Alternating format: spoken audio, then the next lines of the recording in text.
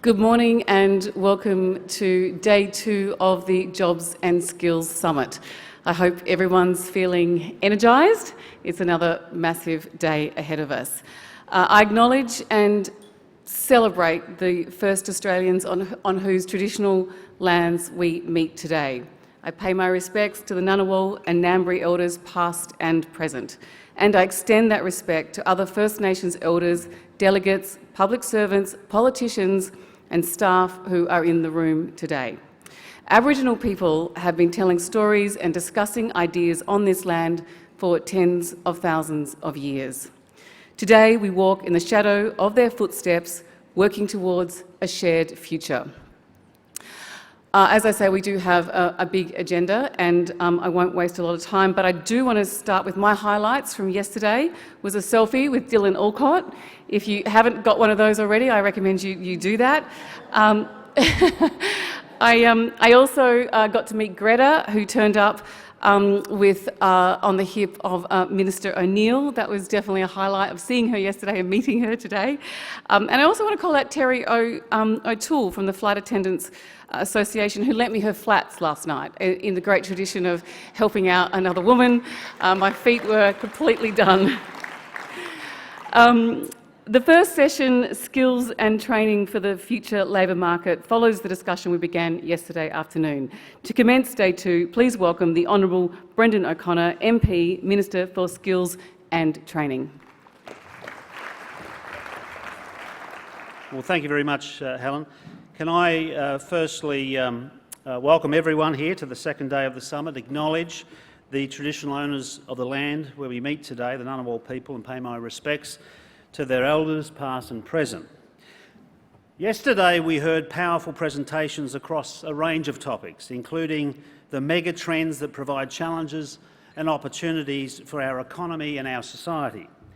This morning we turn our focus to the role of skills and training and how the vet sector can more effectively provide the skills that workers and employers need now and in the future. Common ground and the outcomes already achieved at this summit give cause for optimism that further ground will be made today. The National Cabinet on Wednesday demonstrated that we have begun a new era of Commonwealth state cooperation on skills and training. The announcement of over $1 billion co-funded for National Skills Agreement that will deliver 180,000 fee-free TAFE places in 2023 was a good start. A further commitment by all governments to guiding principles that will underpin a 5-year National Skills Agreement from 2024 has the potential to deliver lasting national reform. At the same time as 9 governments were doing this, the BCA, AI Group, ACCI and the ACTU developed for this summit the Statement of Common Interests on Skills and Training. Even though the two processes were entirely different, there is remarkable similarity in the principles and aims for VET agreed to by the Australian government leaders and those agreed to by the ACTU and employer groups. It is in the national interest for the VET sector to be supported by cooperation and agreements of this magnitude. It is my pleasure to welcome our wise and diverse group of panellists for our discussion on skills and training for the future labour market, and in the interest of time I have asked each panellist to introduce themselves and open with a short statement of views. Yep. Good morning everyone. I'm Jennifer Westacott, the Chief Executive of the Business Council of Australia, and as all of my colleagues have done, and as a profound mark of respect, I acknowledge the traditional owners of the land we're meeting on today and pay my respects to elders past, present and emerging. There were 2 highlights from yesterday. We achieved great success in making women's participation a core economic issue, not a topic you have after lunch on day 2 of a summit. And secondly, every discussion went back to skills. So today it's time for action. Catherine Livingstone yesterday put a fabulous framework which I think allows us to think about this in those 3 horizons: jobs, skills and competencies which build the skills of the future. The other takeout from yesterday is everything we do in skills, every dollar we spend, every decision we make has to help us get ahead of the mega trends we discussed. So I start with competencies, the things that build the skills of the future. I'm not going to get into the school system because that would take a 5-day summit, but there are 2 or 3 things that we could do on competencies. Catherine said early childhood, let's get on with that. But we could intervene in the pathways that young people take, how they leave school, the competencies they leave with, so they're not just getting a mark, they're leaving with a set of recognised competencies. And of course we could completely transform careers advice. Now let me quickly turn to the skills system. We need to revitalise and refresh and properly fund the VET and TAFE system. Fantastic to see the announcement yesterday, 180,000 extra places, new skills agreement, but we need to move quickly to transform that money into transforming the system. And that transformation has to be about a tertiary system where we remove the cultural and funding biases that push people disproportionately into the university system or into a pathway that's not right for them. We need to make the system more interoperable. By that I mean interoperable between VET and higher ed, interoperable between learners and employers, driven by learners and employers, and interoperable between institutional learning and workplace learning. Workplace learning needs to be part of the qualifications framework, part of the actual way we train and skill people. It has to be recognised, there has to be standards, and we have to make sure it's portable. And where it's credentialed, where it has integrity, it potentially should be able to be used by other people. For example, Microsoft and IBM both do digital apprentices. Why can't that be available to a wider group of people? Next thing is micro-credentials, getting the skills we need when we need them, not waiting 3 years. We need a framework for micro-credentials, making sure they're credible, meaningful, portable, they can be stacked. They're a supplement to the qualification system, not a replacement model. Workplace learning needs to be part of the micro-credential framework. On top of all of that, we need to think about the apprenticeship system, modernisation of it, making sure we're looking at things like digital apprentices, making sure we're expanding beyond the traditional sectors and incentivising completion rates as much as we are incentivising starts. And then all of that requires us to have a digitised system where we can record what people have learned, they can kind of keep that record, it's against a set of standards, an employer can see a candidate's set of credentials, and people can build up this body of evidence about what are their competencies, their capabilities, the skills, not just the qualifications they have. Final couple of points. We talk a lot about gender yesterday, and we've got some specific ideas about gender, skills guarantee for older women workers, making sure we target digital apprentices, broaden the apprenticeship scheme. But make no mistake, fixing women's participation isn't about carving out a few courses for women. It's about a fundamental premise that the skills system has to be designed to address the skill gaps and close the access problems for women across many sectors. And then, crucial point that ACCI, the ACTU and AIG have called for is that we have to revisit foundation skills. You can't continue to deny the fact that many people who are not working to their potential or who are long-term unemployed simply don't have the basic skills of reading, writing, spelling, numeracy and digital. So asking those people to upskill is simply not realistic. We have to go back to a proper foundation skills model. What are we willing to do as business to take the Treasurer's challenge? Firstly, we at the BCA want to work with other business groups to design an industry skills guarantee. We would commit to stepping up and doing more on training, voluntary reporting on the training we were doing, sharing our work-based training so that they could form the basis of other micro-credentials, and then commit to sharing leading-edge courses, and then work with Jobs and Skills Australia about the skills that we need. Secondly, we want to work with government to design a trusted trainer program. We have to recognise and give credit to the many employers in this room who are at the leading edge of the pack. Strengthen the connection between training and skilled migration, see them as complements, not substitutes, remembering that well-managed permanent migration adds to the skill base, creates other jobs, and then employers who are leading become trusted trainers. They get faster, easier access, less costly to skilled migration, which supplements and allows them to expand and grow.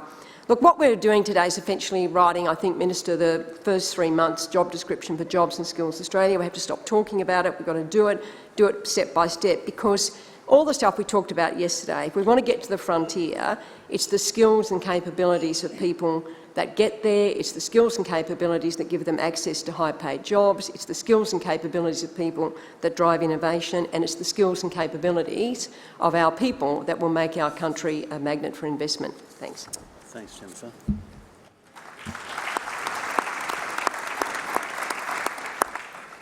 Thank you. Good morning, delegates. Karina Haythorpe, Federal President of the Australian Education Union. I'd like to acknowledge that it's a privilege to walk together and to learn together on Ngunnawal and Ngambri country and pay my respects to the elders past and present, and also acknowledge the elders of all Aboriginal and Torres Strait Islander people who are here with us today. Prime Minister, your announcement yesterday of a $1.1 billion package for TAFE sent a strong message to Australia about the importance of TAFE with respect to jobs and skills, and it was heard by our members, the TAFE teaching workforce, and certainly by the students of Australia. Building and investing in the skills and capacity of our national labour market is critical to creating greater economic and social opportunity in Australia, yet it's been 9 long years for TAFE.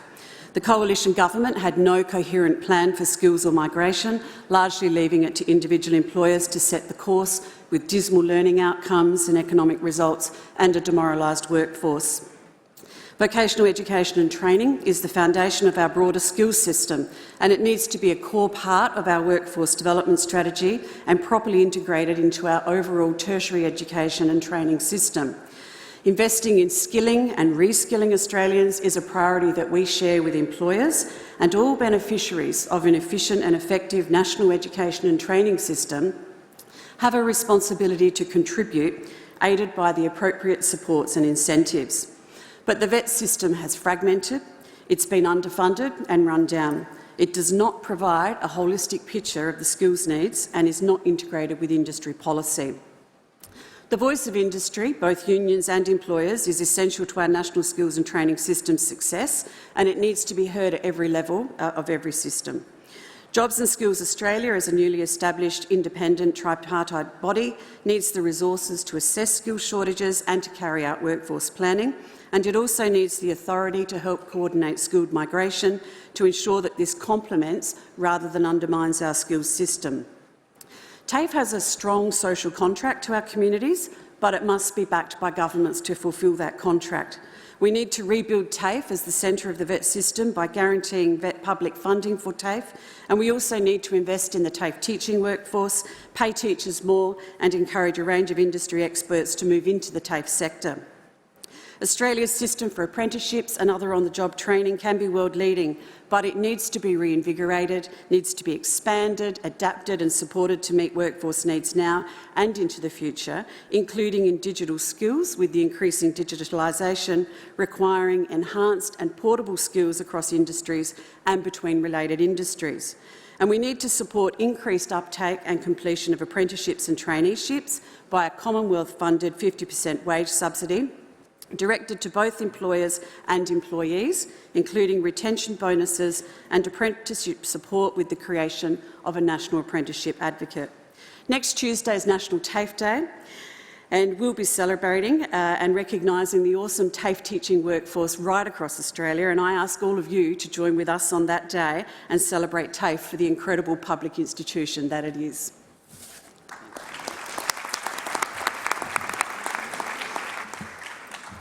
It's great to follow those comments. My name is Mary Ferrone. I'm Chief Executive of a large TAFE in Victoria, Holmes Glen Institute, and also Chair of TAFE Directors Australia. And I too would respectfully acknowledge the traditional owners of the lands on which we meet. Firstly, great opportunity to be here today, so thank you, and a great thanks to Prime Minister and the state and territory governments for the free TAFE announcement yesterday. TAFEs deliver from over 550 sites and deliver the majority of high-volume, complex qualifications and deliver more to underrepresented and marginalised cohorts.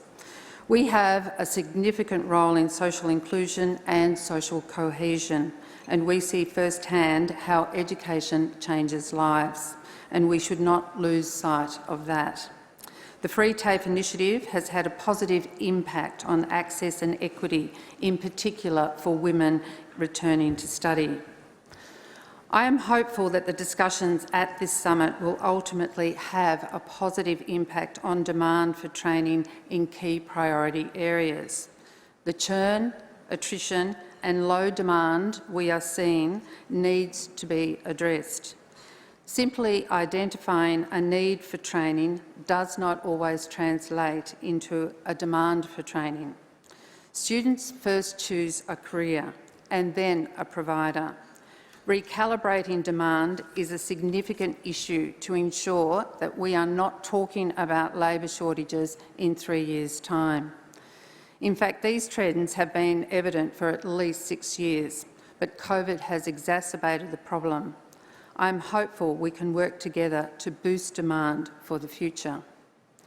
The other major issue for us is the VET system and product architecture and whether it is fit for purpose in 2022 and beyond. It was established 25 years ago. It is considered to be too rigid, too complex and inflexible and not focused sufficiently on transferable skills for current workplaces and to address future industries and emerging needs. We are proposing an overhaul of the system and a role for TAFE and VET providers in the future design of the system and products, including the role of micro-credentials, which are useful in upskilling and reskilling and should augment qualifications, not replace them. Our future is in partnering with industries. We have some great examples in TAFE, and we need to further maximise opportunities to share knowledge and skills, facilities, and have access to cutting-edge technology and access to industry experts. Our biggest challenges are recruitment of staff, in particular teachers, our ability to contextualise solutions for employers at a local level, and access to practical and clinical placements to grow our student numbers. Another challenge for us is providing wraparound services to our students, including mentoring and wellbeing. So what we're seeing is a significant number of students coming into the TAFE who have mental health issues and have difficulties in their workplaces. So how do we support them? The VET sector is crucial to providing a skilled workforce for the future and should be seen to complement higher education and vice versa. When one sneezes, the other gets a cold. Let's ensure the two sectors work together to develop skilled workers for the future.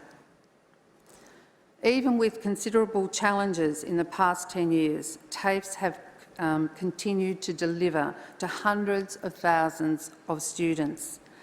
Let's not let the narrative of the system issues diminish VET even further. We need to be seen as an equal pathway to jobs and careers as higher education is. Thank you.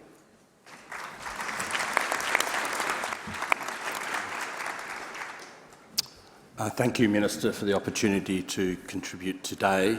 My name is Innes Willox. I'm the Chief Executive of the National Employer Association, the Australian Industry Group. As has been referred to, a golden thread that ran through all of yesterday's discussion, all the discussion around the jobs of the future, around gender equality, around workplace relations, the golden thread was the need for skills, a proper skills base and a proper program of skills development. The reality is that our future depends on a highly skilled workforce. We have no option but to focus on skills in a significant and focused way.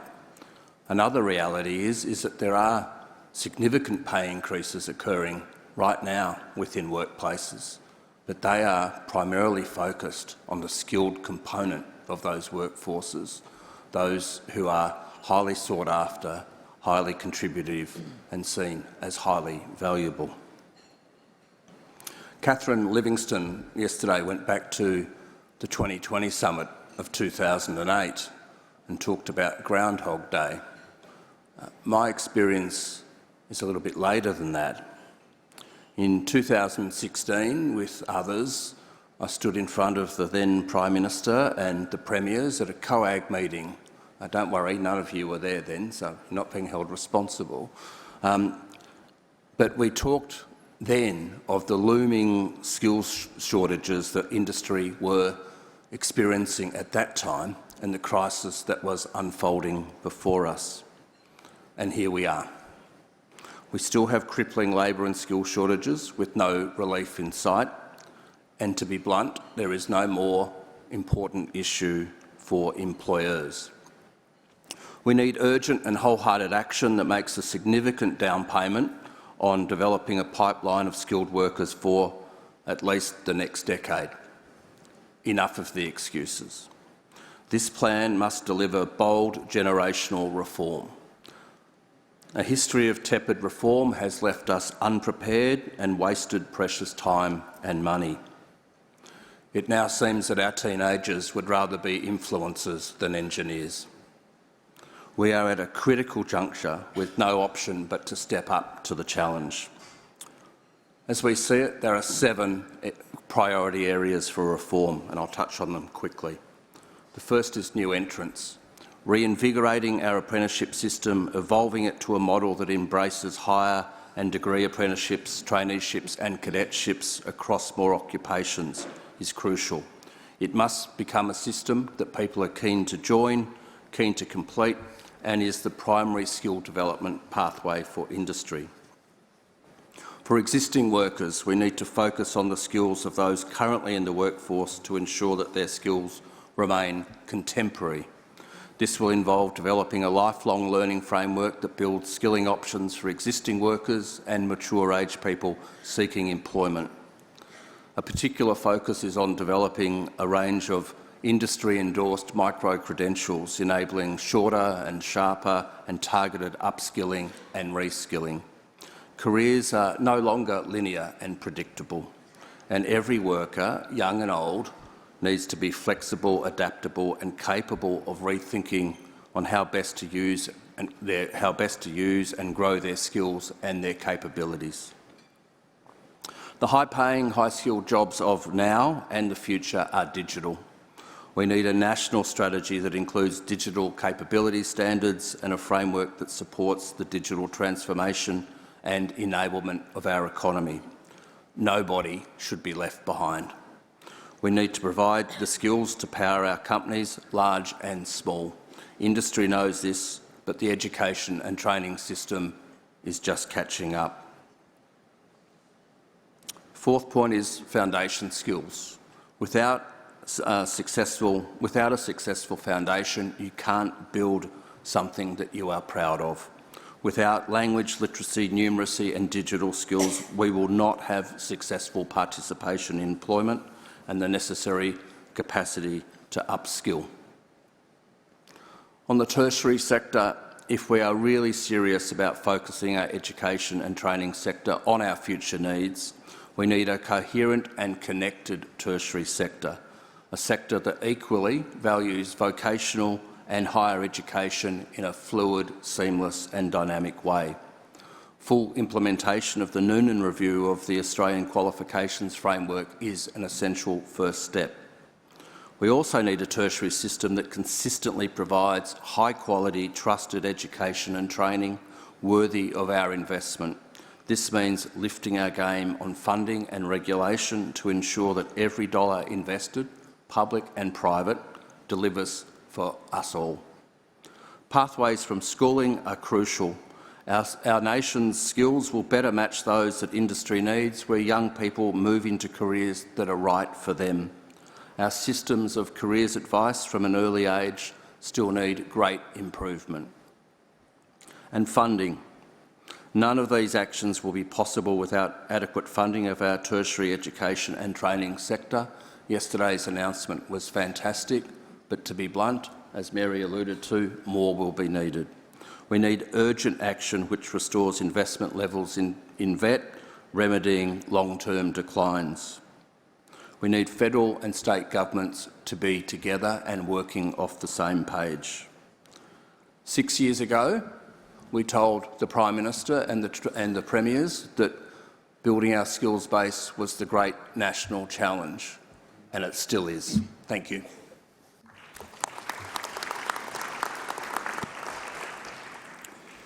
My name is Duncan Bentley. I'm Vice-Chancellor and President of Federation University Australia, Victoria's regional university, and I'd like to begin by acknowledging the traditional owners and pay my respects to elders past, present and emerging.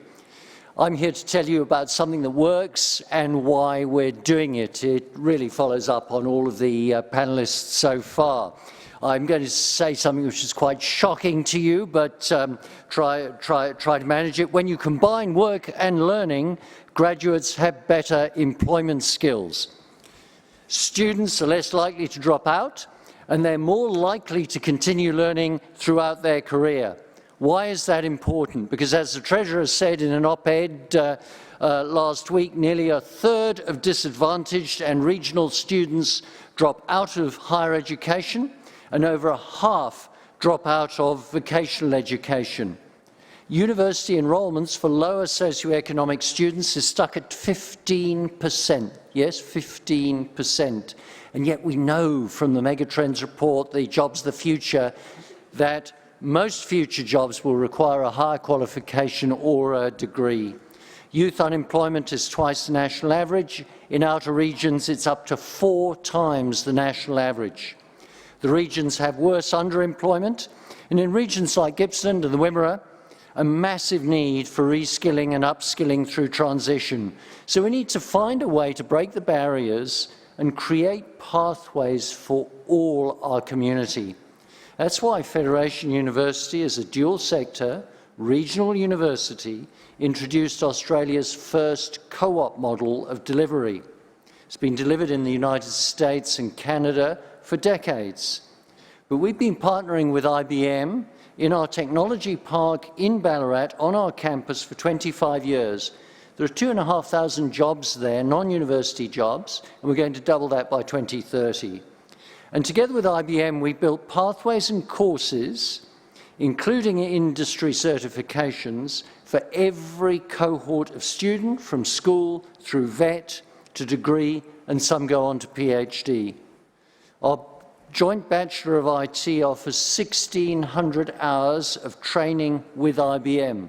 Well, not surprisingly, IBM hires 75% of the graduates. Do you know that 7 years later, 70% of them are still with IBM in global careers? The other students are snapped up by SMEs in the technology park or in Ballarat. 90% work in the regions. Federation and IBM have shown that co-design, co-creation and co-delivery in the workplace works. We are now scaling it to all students across every discipline and sector.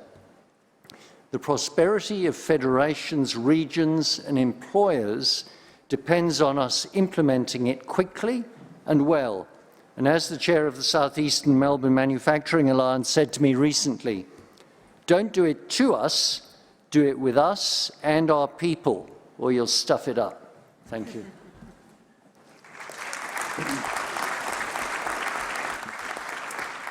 Well, before I ask participants from the floor to ask questions of the panellists, I just want to ask a couple myself. Can I first ask you, Jennifer, that in relation to the joint statement that was released by the BCA, ACCI Group and the ACTU,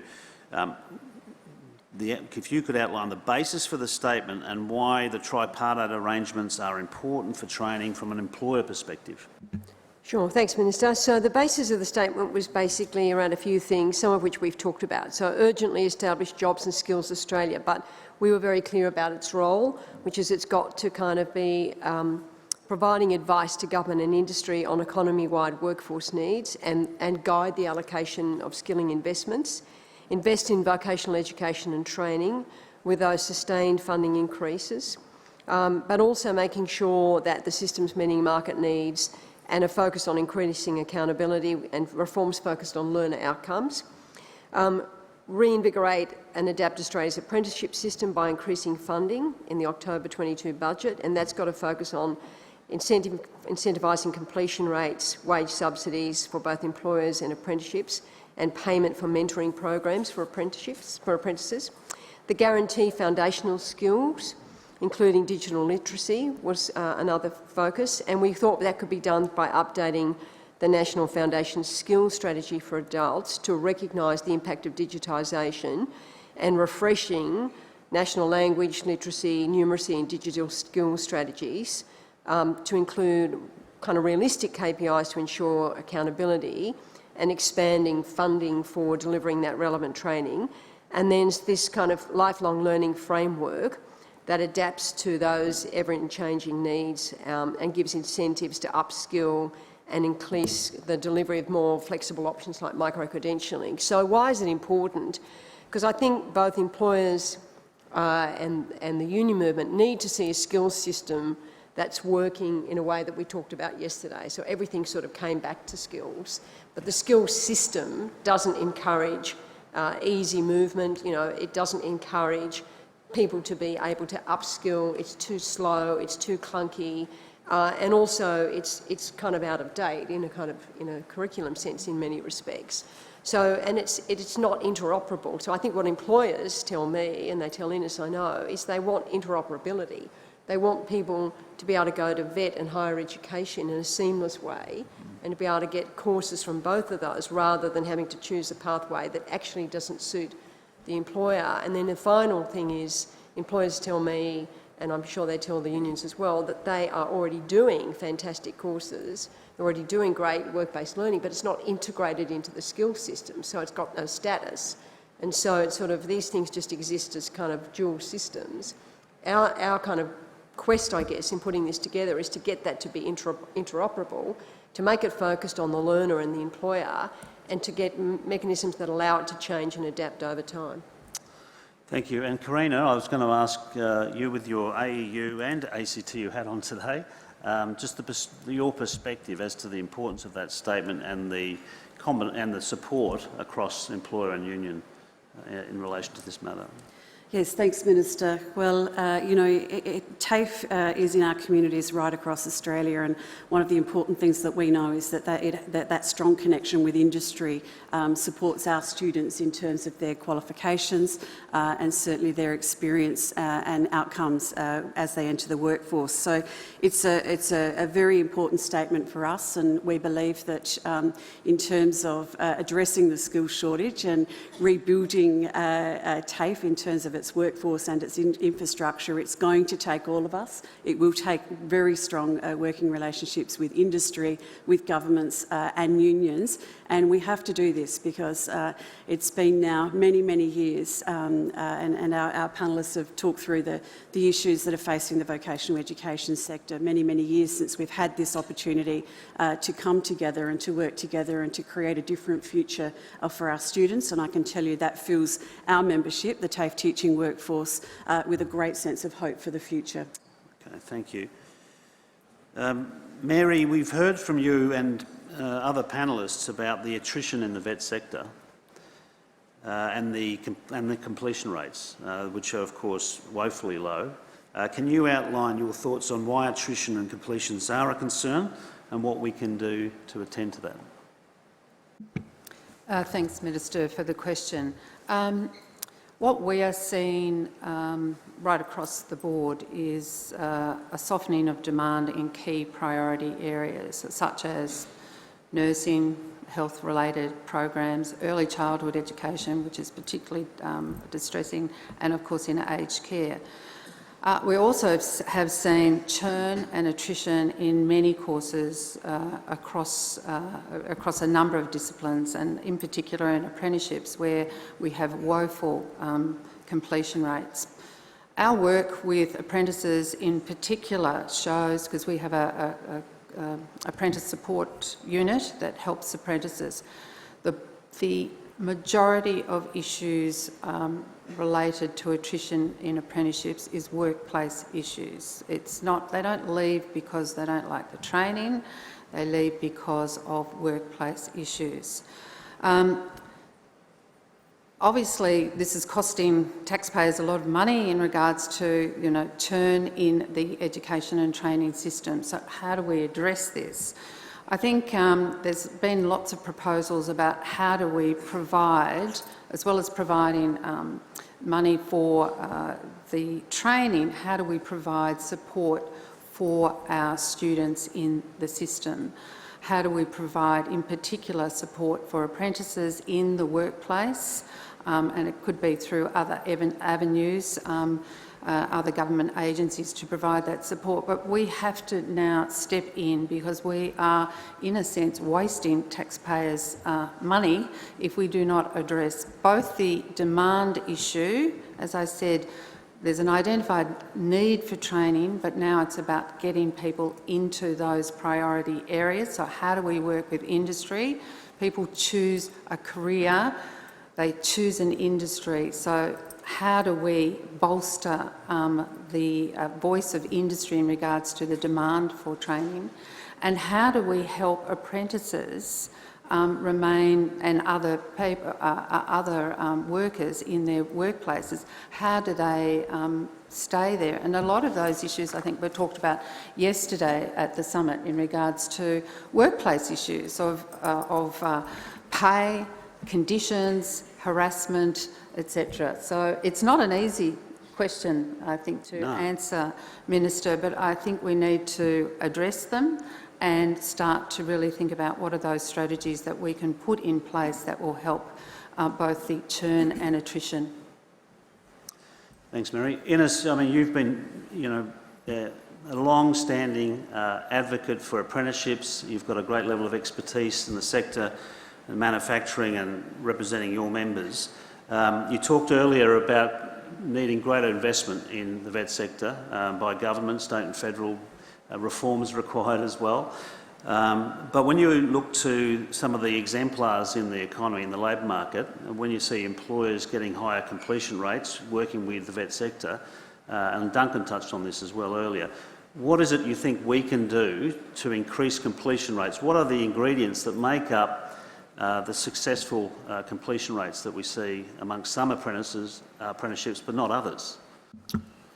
Thanks, Minister. I think it's a really core question. We're seeing completion rates in some parts of the apprenticeship system at below 50%. So that indicates to us that there's a problem both around the style and the substance of the program.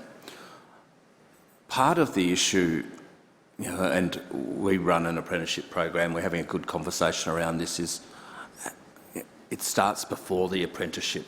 Even how do you get the people who are considering an apprenticeship to be aware of what is expected of them, and how they can contribute more quickly into workplaces is another conversation. So they're productive and they feel productive from the start. One of the big problems we have is that we have over 100 vacancies in our apprenticeship system at the moment. So it's getting people interested, getting them focused on it, and this is where it comes back to that issue around schooling, career pathways and the like. I think that's where a lot of focus can be, so that people just don't stumble into this or feel that it's the last best option, that it is a real career pathway. It is exciting. It does make things. It does contribute to the economy. It is highly skilled and increasingly highly skilled.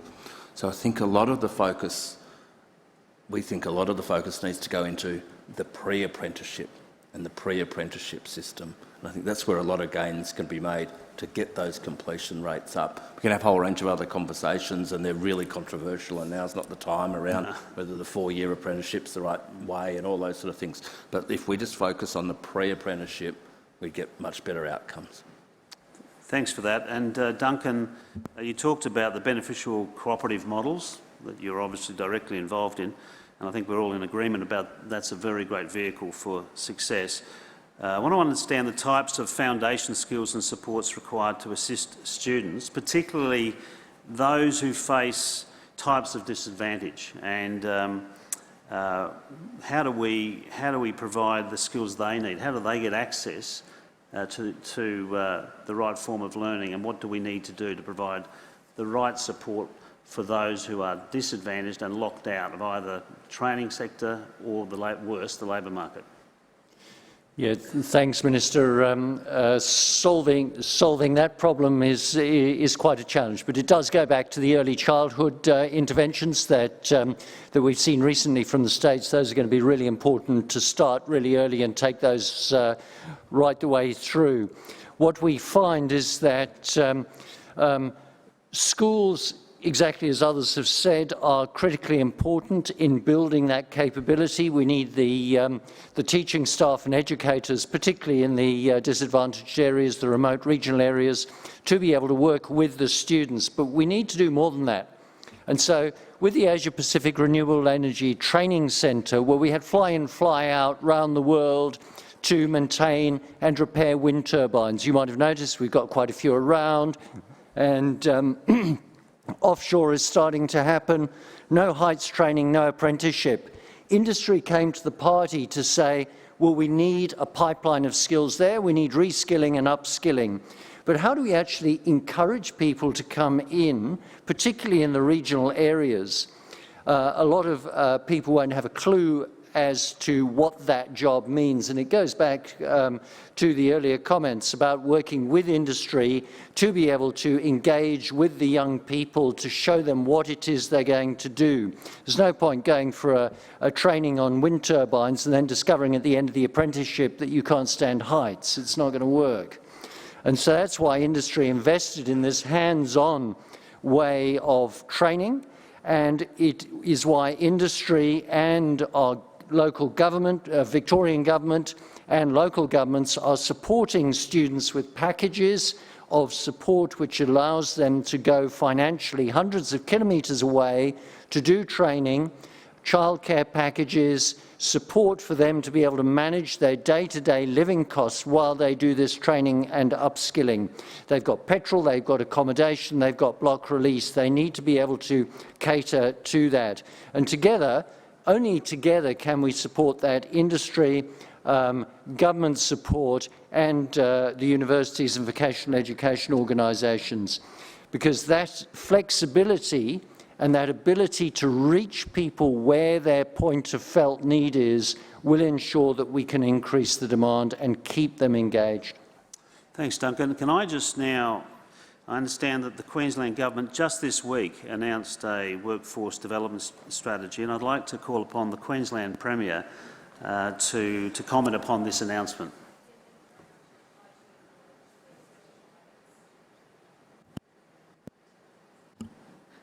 Can I also acknowledge the traditional owners of the land on which we gather today? Thank you, Minister. And that's right, this week we actually launched our own workforce strategy, where we actually recognise that Queensland needs 280,000 new workers by 2024-25. And I think just listening to what everyone's been saying here today, everyone's identifying the problem, but what's the solution? And I just thought I'd give a practical example of some things we're doing in Queensland. So first of all, we actually mapped regional Queensland and all of Queensland and worked out what are the skills and training that are needed to match with industry over the coming 10 years. So for example, in Maryborough, where we're building trains and investing in a train manufacturing centre, we are linking in with the local high schools and the local TAFE to make sure that there's a clear pathway for students. Likewise, with hydrogen in Gladstone and Townsville, the same thing is happening, linking the schools with the industries that are needed. In Ipswich, where we're building the boxes, we know there's a huge supply chain that is needed for defence, so we've mapped that with industry. So I think if you break it down, there are going to be different needs in different communities. One other need we recognised quite clearly was that in regional Queensland, healthcare is a really big issue, trying to attract our nurses and doctors to go out to more rural and regional areas. And one idea that came up to us, which I raised at National Cabinet the other day, was that if our retired nurses were able to come back into the workforce and not have their pension impacted for a very short period of time of 1 to 2 years, we could have an extra 2,000 healthcare professionals across Queensland tomorrow. So I think that's something that we can work with the Commonwealth on. Finally, can I just say that we've had free TAFE for under 25s in core courses, which has worked very well. and we've had over 200,000 people that have actually been able to be trained in Queensland. Our school-based apprenticeships are very good. We're investing in trade training centres as well. But also, too, there's a role here where industry and unions have actually been working together with government to identify those training centres which can facilitate the jobs that are needed. So I think the practical solutions need to be looked at, and it's going to be very different across our nation as to what those skills are. And finally, can I just comment on this? I know we're coming up next to talking about skilled migration.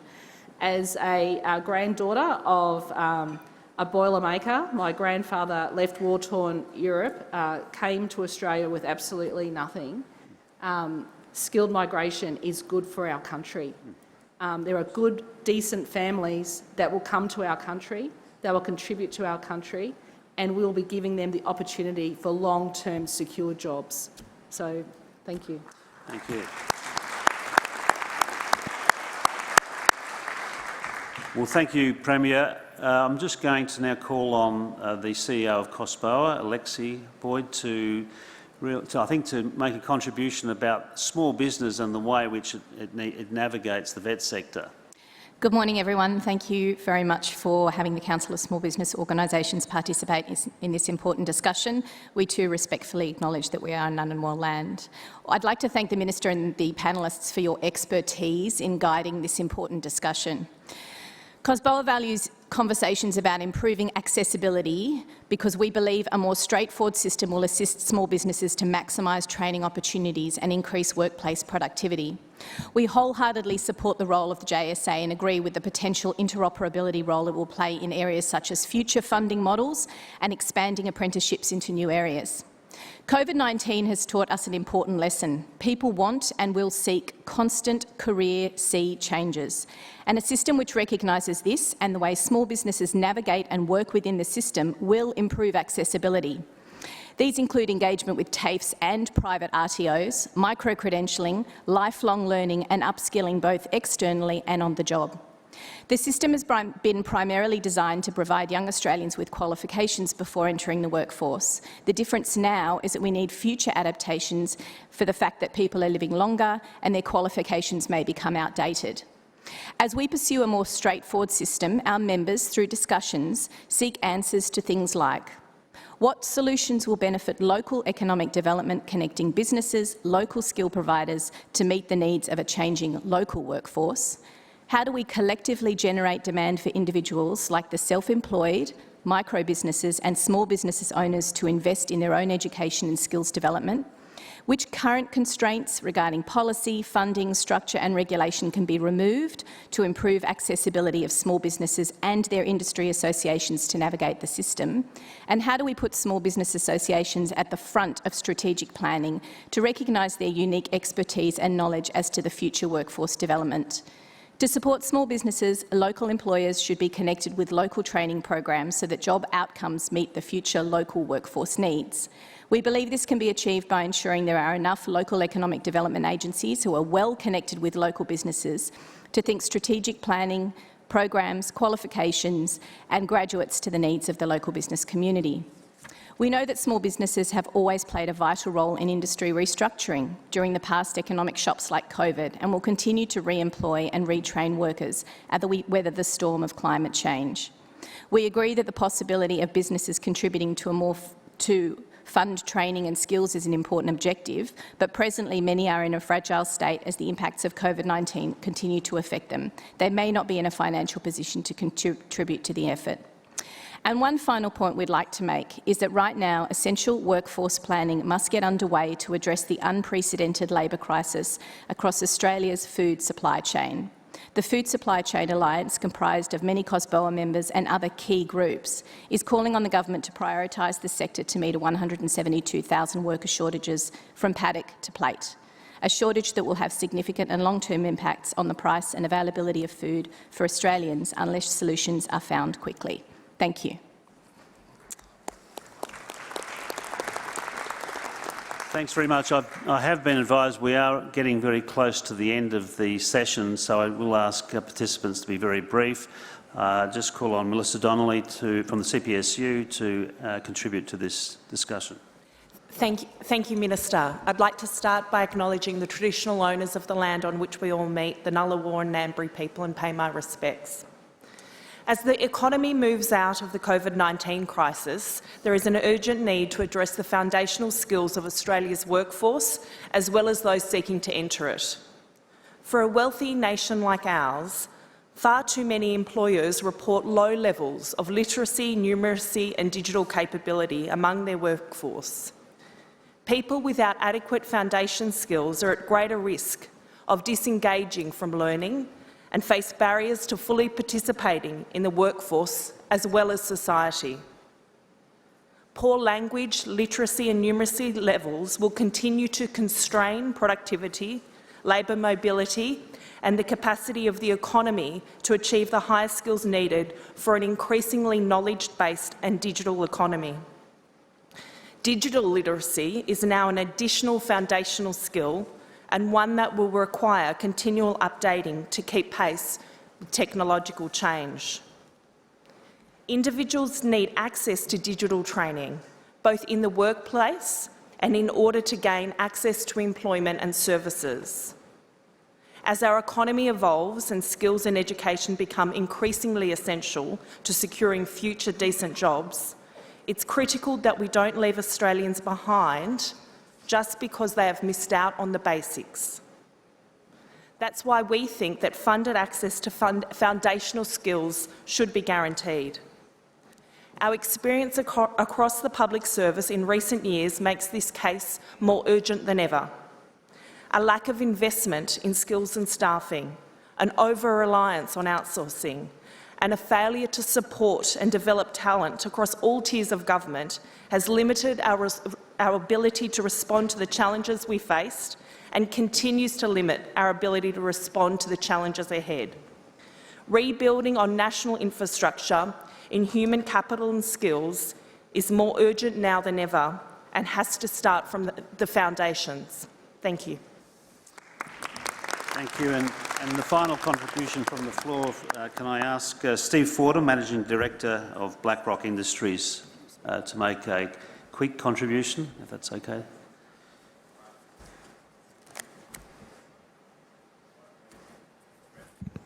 It's gone. Before I do start today, I'd like to acknowledge the traditional lands we stand on today and pay my respects to all elders past, present and emerging elders today and tomorrow. Being invited today, I thought it's a great opportunity, but I think listening to everyone, I think the pathway forward is a common sense approach. We've talked about female unemployment, women back into the workforce, disability, the gap for Indigenous people into our industries and unskilled labour. This is not a short-term problem that's come up. This is a problem that's been going on for a very, very long time. Today is about solutions, though. I think a few solutions that I've sort of come across is kids. We're focusing on kids in year 11 and 12 for education to get them into career paths. We should be focusing on them in year 7. We have National Book Week. Why not National Job Weeks? Bring large industries into the schools, start encouraging people to create a career path and a way in which they go forward. Guidance counsellors. Putting guidance counsellors into schools so we can turn around and actually help kids find the trajectory of what education purposes they need for the skill sets in which they're going to go forward. 50% subsidies for apprentices and trainees. It was an initiative that was brought in and it's come up quite irregular. I think it would be something great. I'd love to see that for mums going back into the workforce as well. Crazy, out-of-the-box thinking, prisons. Big issue that we have across every state. I'd love to see our prisons be turned into trade colleges. Anyone that does under a 3-year sentence does a traineeship. Anyone that does over 4, an apprenticeship. This will help skill a workforce that is untapped and help us create a recidivism rate that we can drop and help save money for the taxpayer and do something good going forward. The other big one that I'd like to bring up today is the Hunter Valley. And we've been talking about climate change and all the issues. But from a local resident, our issue is not just the climate war, but it's the job war that's happening on our industry. Our industry has been seen as a long time for the Hunter Valley as Muswellbrook is District 12 in the Hunger Games. We contribute billions and billions of dollars into this economy and none of it stays into the local area. We got a bypass that's just got approved recently. It's been in the works since before I was born. We need to start looking at ways in which we can turn around and wean money back into our local economy and create diversity. But what I'd like to see, if we're going to start weaning ourselves off coal, we should start weaning ourselves off our mining royalties and put the money back into the Hunter Valley. We want jobs. We want to be able to go forward into this industry. We know there's a gap, but we don't want to be left behind. We keep talking about every election that we even had the last federal election. It was the war on jobs and coal. It's a war on our industry. It's a war on our pathway going forward. I recently had to move to Newcastle just so we could have a baby in a hospital because we can't get a doctor at our local hospital. We need to start looking for ways forward. We need to create some realistic approaches, but we need to start going advance. And my last little point is we look at our sigil is the kangaroo and the emu. They're two animals that do not go backwards. They can only walk forwards. And that's what we need to do. Thank you.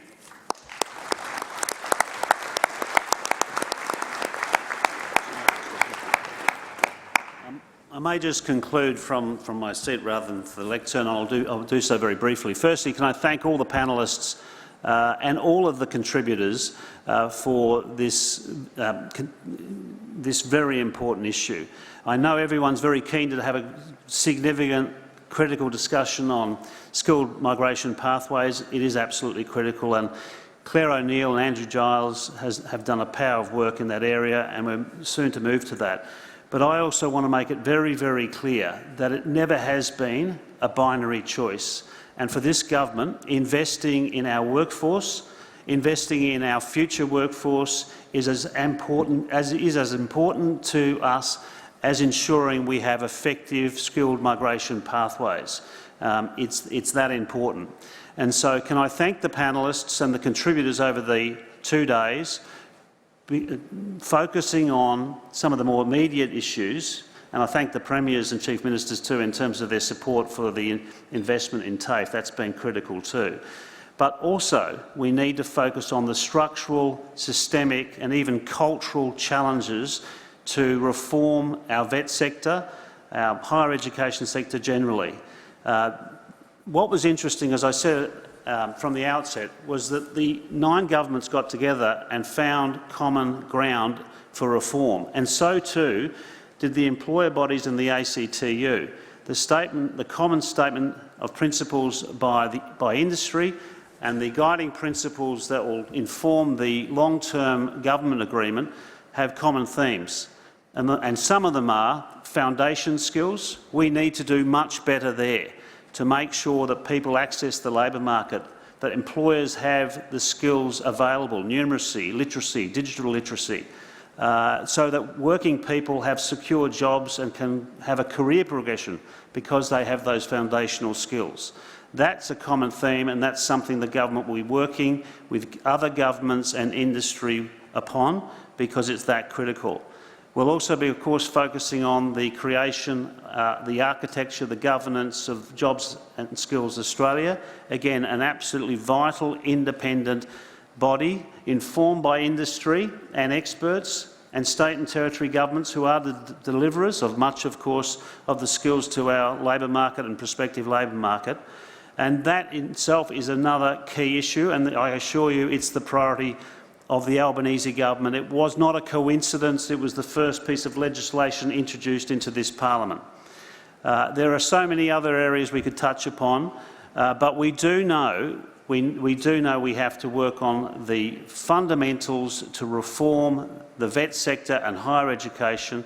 I know Jason Clare is focused on that, focused on ensuring, for example, we have the teachers and trainers to skill our workforce. If you talk about a skill shortage in our economy, you have to start by ensuring we have the skills in the vet and higher education sector to teach and train the future workforce and retrain the existing workforce. And Jason Clare and I will be working together.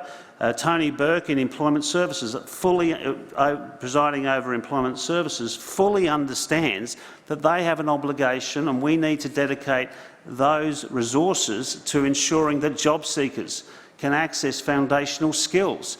And of course the states and territories are absolutely vital. The school sector, that they of course deliver. So when we talk about foundational skills, it's not an employer requirement or the obligation on an employer.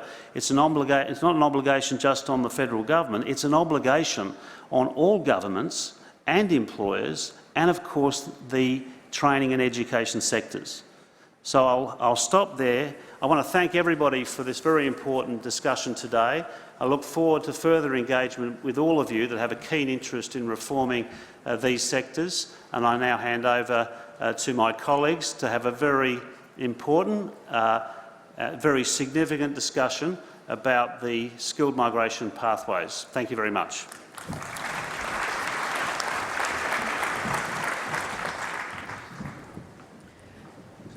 Thank you, Minister, and excuse me, and the panel.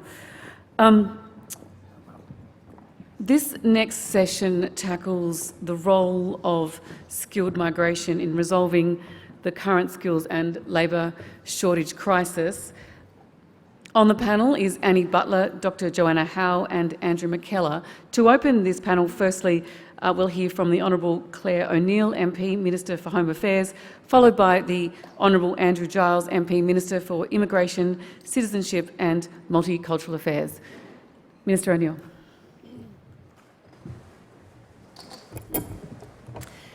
Thank you, Helen. Good morning, everyone, and it is absolutely wonderful to be here with you. As Australians, we are so lucky to share our country with the oldest living culture in the world, one that has been thriving for 60,000 years. That history is a reminder to us that every challenge can be overcome. To have the blessing of the Ngunnawal and Ngambri people to have the discussion here today is a great gift, and I want to thank them for it. Migration has been one of the most discussed topics leading up to the summit, and we have an exciting 95 meaty minutes of discussion ahead with some really significant outcomes on the table. So how are we going to address this complex topic? First, our current skills crisis. We start with a panel of incredible experts to speak about some urgent, necessary reforms that will help us address the current situation. Then we're going to open up to a broader discussion. The saying goes, never waste a crisis. Well, COVID is presenting us on a platter an opportunity to reform our immigration system that we will never get back, and I want us to take it. Today, we want to hear from you about what a migration system to serve Australia's future would look like. So let me just start with some very brief context about how we are thinking about the skills issue in Australia at the moment.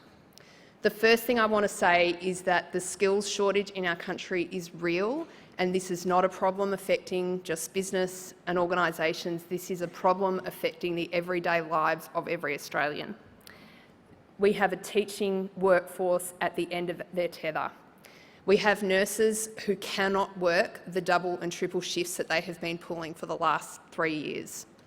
We have got an agriculture workforce where farmers are having to leave fruit on vines rotting because there is no one to pick them. We've got flights being cancelled because there aren't enough ground staff, and we've got funerals being delayed because people can't go through with a funeral service. So this is real, and it's affecting all of us. The second thing is that our focus as a government is always going to be Australian jobs first. And that's why so much of the discussion at the summit so far has talked about how we can use this incredible opportunity of low unemployment and a skills shortage to bring marginalised groups into the workforce, some of whom have been locked out for a very long time, and we have a chance to change that. But the impact of COVID has been so severe that even if we do all of those things, we are still going to be thousands and thousands of workers short of where we need, at least in the short term. Over the past few weeks, the size of this year's permanent skilled migration program has been a subject of furious discussion amongst the people in this room and indeed many outside of it. There isn't anything in this room that has universal support, but an area where almost everyone agrees is that we do need to lift the permanent migration numbers for this year. I want to emphasise that one of Labor's priorities in immigration is moving away from the focus on short-term migration to permanency and citizenship and nation building. So one of the responses today that we're announcing in response to the skills crisis is that the permanent skilled migration rate for 2022, which had been set at 160,000, the government will now increase that number to 195,000 this financial year. So what does that mean? What it means is thousands more workers, thousands more nurses coming into the country, thousands more engineers so desperately needed coming into the country in this financial year. I note that David Littleproud is here. This is important, David, for the regions. This will mean 34,000 places in the regions for this year, 9,000 more than would have occurred otherwise. To our state and territory premiers, I know this has been a big discussion with you, with our Prime Minister, and I can tell you that a big part of this program will be a lift under the state and territory allocations. So we'll move from what was 11,000 places allocated to you last year to 31,000 this year. Now, we've made that decision because of the discussion and the input of the people in this room. That's your voice being reflected in government decision-making. So I want to hand now to Andrew Giles to speak about another change that we're proposing to make, and then we're going to hear from some of our amazing panellists. Thanks, everyone.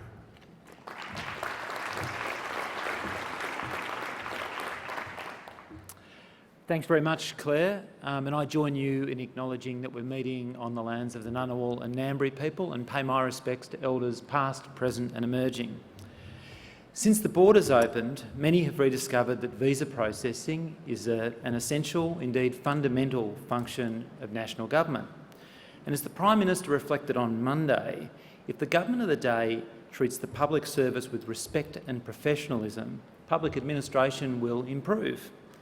This is of course true of visa processing, an aspect of public administration too long neglected, with far-reaching consequences for our economy and for our society. Australia's visa system rests heavily on the shoulders of hundreds of people around the country. This system, these people, represent the foundation on which so many of the aspirations we are discussing here rest. Since I became the Minister for Immigration, I've met with visa processing staff around the country to thank them for the critical work they are doing and to discuss the task that lies ahead. There were almost 1 million visas waiting for this government at the election. Today that number is 900,000. We understand that when people wait and wait, the uncertainty can become unmanageable. Since I became the Minister, I've heard hundreds of stories of people waiting for their application to be progressed, partners separated, not knowing when they would see each other again, businesses unable to plan an investment decision because they don't know when their applications will be finalised. This is not good enough and reflects a visa system that has been in crisis. This government is getting on with the job of ending this crisis. Since the election, an additional 180 staff are working on visa processing, and right now an additional 190 staff are being onboarded, with up to 200 working regular overtime. Because visa processing is critical to an effective migration system for individuals, including workers, and for businesses. Now, the whole point of a temporary skilled visa is to facilitate workers into high-wage jobs quickly, but this has been frustrated by a delay. Now, the median number of days it takes for a person coming to Australia on a temporary skilled visa is down, from 53 days in May to 42 in July. The median time taken to approve new businesses for sponsorship has halved, from 37 days to 18. The border closure also wreaked havoc on Australia's higher education sector and for many of our regions. Again, repair work is well underway. In May, students outside of Australia had to wait an average of 40 days for their visas. Now the figure's down to 31. Importantly, over half of working holiday visas for young people overseas are now finalised in less than 1 day. The actions we are taking are making a difference, but we recognise there is more to do. And we will do more to clear this backlog and set up our visa system to meet the challenges of the future. We will invest $36.1 million in visa processing to surge staff capacity by 500 over the next 9 months. In addition to clearing the backlog, this will help deliver the permanent migration program that my friend Minister O'Neill just spoke to. The backlog will be cleared. Waiting times will continue to come down. We will address this crisis while looking to position Australia to realise our potential as a reconciled nation that harnesses the great strength that is our diversity. Because this is the beginning, not the end. Immigration is about nation building. And central to this is the manner in which people are welcomed after they've made the decision to make Australia their home, whether for a period of time or for the rest of their lives. We want, indeed we need, people to choose Australia. And our processes and our policies must work together to support that choice. Getting this right in the national interest is my focus. Listening to and working with the people in this room and the millions of Australians who are our migration story. Thank you.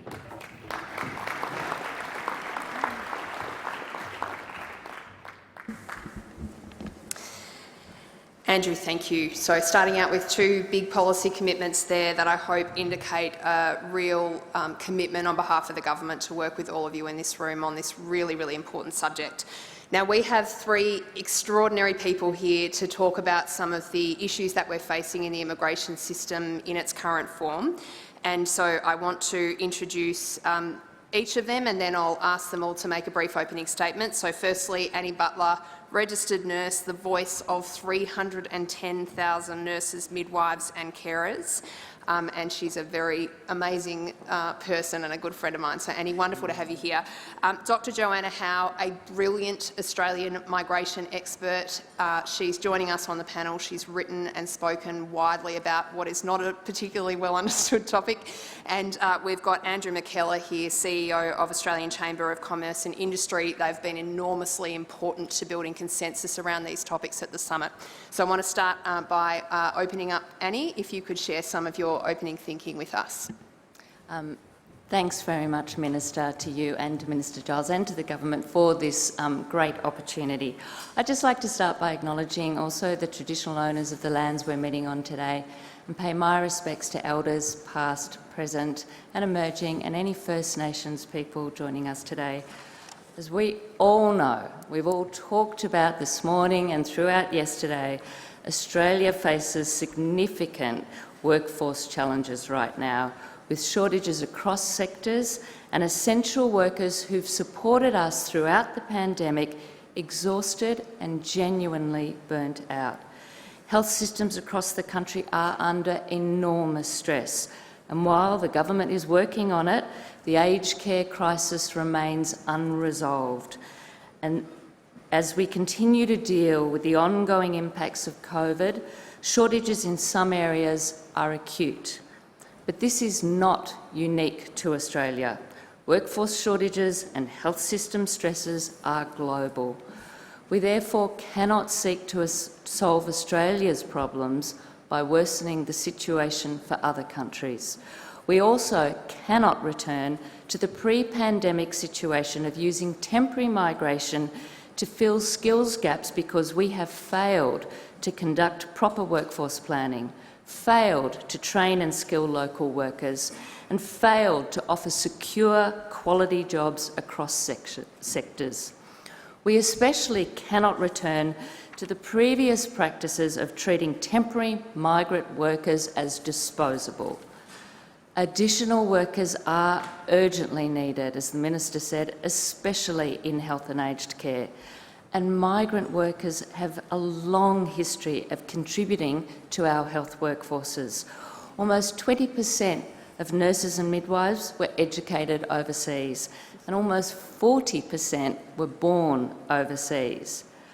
But to ensure we have the skilled workforces we need, we must plan appropriately, train our local workforces, then encourage overseas skills through permanent migration programs supported by industry-wide sponsorships, access to affordable housing, childcare and healthcare, and genuine secure futures as vital contributors to Australian society. Thank you.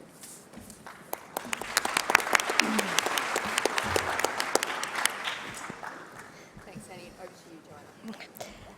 So the labour migration system in Australia is fundamentally broken.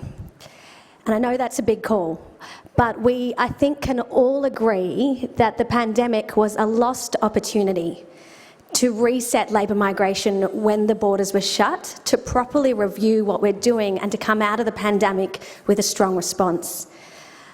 I think we know it's not working when we have employers who say they're crying out for workers, so labour shortages are endemic.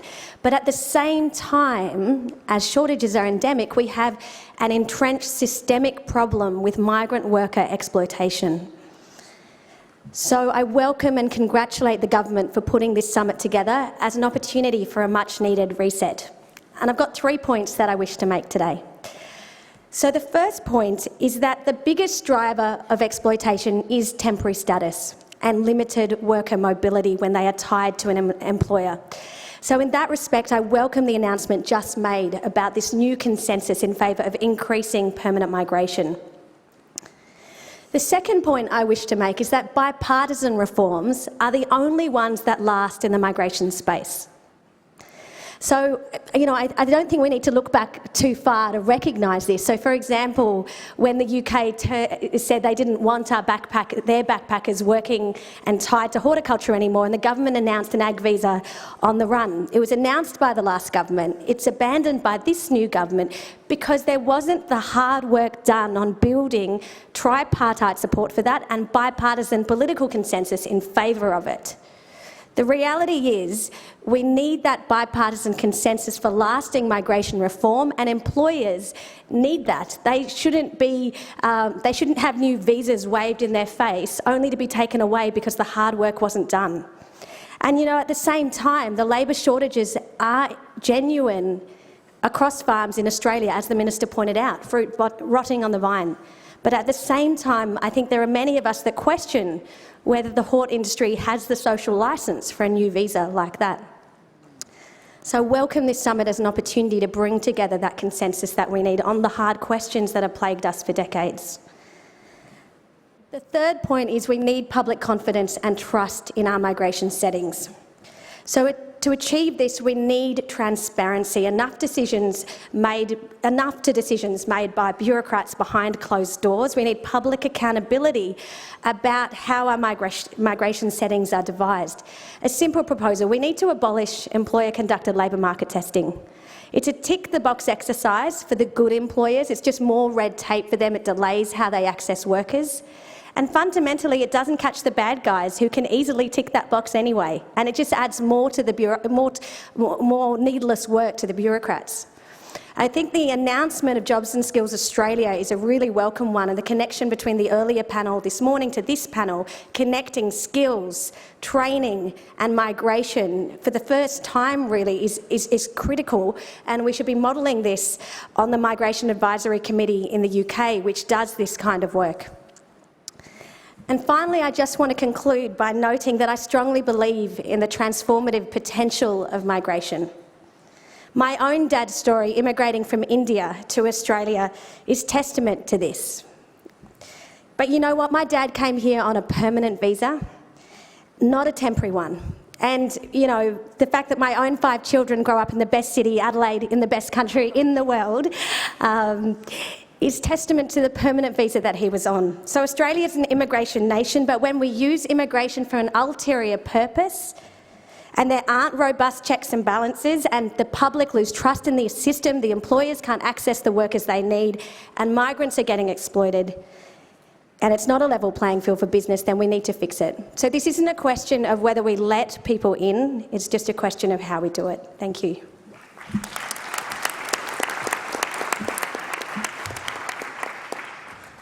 That was great, Jo. Thank you so much. And what is it about South Australians? It's like a cult over there, I don't get. Andrew, over to you.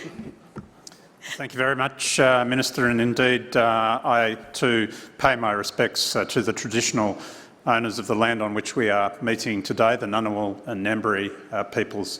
And indeed, look, I think it's great to see that there's a consensus emerging, and I think some real breakthroughs being achieved. I very much welcome what I heard from Minister O'Neill and also Minister Giles. I think the announcement today to move to increase the permanent migration program to 195,000 places is a significant step forward, a very good decision by the government, and also the measures to address visa backlog. These are important steps, so I think this is very encouraging to hear.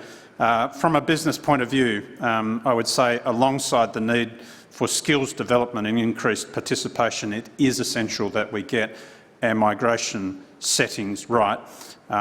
They have been very much complex and they're not meeting, it's clear they're not meeting the urgent skill needs that we have. I think we do have to recognise all of the legitimate skill needs that are there, and some of these do not show up in the National Skills Shortage Analysis, and there are many examples that I could go to in that regard. I think it's important that employer-sponsored temporary and permanent migration needs to return to the sorts of settings that we had prior to 2017, which allowed sponsorship of all skilled occupations. So I think if we can take a step forward or take a step to those arrangements, increase the flexibility, then that will serve the needs of the economy much more flexibly. Employer-sponsored migration in Australia is the most successful form of migration for Australia as well as the migrant, and I think that's something that we've got to try and get the system back to. I want to address just a couple of points, quite specific points, quite quickly. The first of those is to talk about the temporary skilled migration income threshold, the acronym, the TSMIT. So a couple of points that I just note here. This TSMIT, this income threshold, has a couple of key roles, not just ensuring that there is a minimum income, but also it's an eligibility barrier. Any occupation below that threshold, which is currently $53,900 a year, is not eligible. So even though there's a sort of a dominance of higher paid occupations at the moment in the temporary migration program, this does not make the need to fill skilled roles, which have a market rate at the lower end, any less important. I would say that the program is built on the requirement to pay market salaries, and that's how it should be, so as to be fair for everyone. 3/4 of the current entrants are in fact for professionals and managers with a salary over $100,000. So I think it's misleading if there's suggestions that the program's dominated by exploitation of guest workers. I think there's an acknowledgement by business. This threshold hasn't been increased for a long while. We think it can go up. I've seen suggestions that it should go up to as much as 90,000. I think that would be excessive, and I think the risk with that is that we would carve out and restrict the eligibility for a whole range of areas where migration is important, in aged care, areas like cooks, cafe and accommodation managers, mechanics, hairdressers, to name a few. The impact on the regions as well, I think we've got to bear that in mind. So I think some flexibility there, but it's certainly an issue that business acknowledges is on the table. Another very quick point on labour market testing, very much welcomed Joanna's comments on that. I think this is an important, realistic perspective to have in mind. We do see labour market testing as being a significant restriction for many employers who are seeking to bring people into the country at the moment. And honestly, when we have an unemployment rate at the moment of 3.4%, and in fact the number of registered unemployed is less than the number of job vacancies that we have in the economy for the first time in our history, I think to be tying people up in knots with that is something that we'd urge caution on. So look, I might just wrap up with 3 or 4 very quick summary points. We would say that we should ensure that the TSMIT, the income threshold, stays at a level that does not exclude much-needed occupations. Let's show some flexibility there. Strongly welcome the announcement today in terms of the permanent migration intake. I think that's great news. Let's allow sponsorship for all skilled occupations in the temporary skilled migration program, and ensuring a pathway to permanency. We think this is fundamentally important. We need to better match the skills we are delivering to international students with our economy's skills shortages, and then to maximise their pathways to permanent migration via stronger, more competitive post-study work rights. And finally, let's sort out the complexity and mess that is leading to huge delays in processing, and we've heard the Minister making some, I think, very positive statements in that regard. So, look, thank you, Ministers.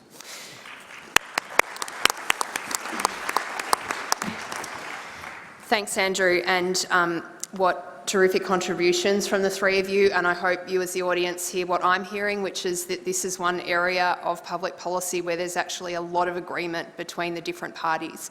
So we want to ask a couple of questions off the top to just explore some of those areas of agreement, get to some of the areas of difference, and then we've got some great contributions coming from the floor. So, Joe, I want to start with you. One of the areas where there does seem to be quite a lot of agreement is that we have focused too much as a country on temporary migration, but everyone seems to agree that permanent migration is actually much more of an important piece of the puzzle. How did we end up here when the expert advice is all telling us that the way the system's designed is kind of backwards? Yeah, very good question. And I think if we look back at the inception of the 457 visa in 1996, there was bipartisan support. It was introduced by the Keating government. The Howard government was then elected, and they carried that through. And ultimately, it's been a fairly enduring reform in that it was abolished by Turnbull but replaced with the 482. So, you know, we've had an enduring temporary skill visa. But what we've seen is that visa was designed originally as a discrete solution to labour market needs, and it blew up and became the mainstay. And we've also seen sort of the side door thrown open through international students and backpackers as well. And so the temporary migrant workforce is actually a very significant labour market contributor in this country, and it was never intended to be that way.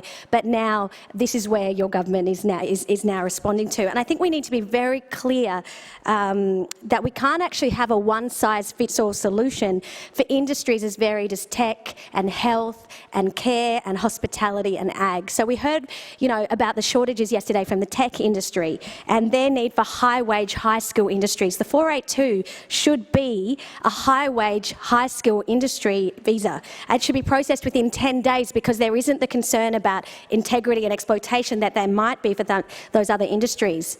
But what we need to recognise is that in industries like care and hospitality and hort, we should not be relying on a revolving door of temporary migrants because locals don't want to work there, because the fundamental problem for the revolving door is low wages, low conditions and poor job quality.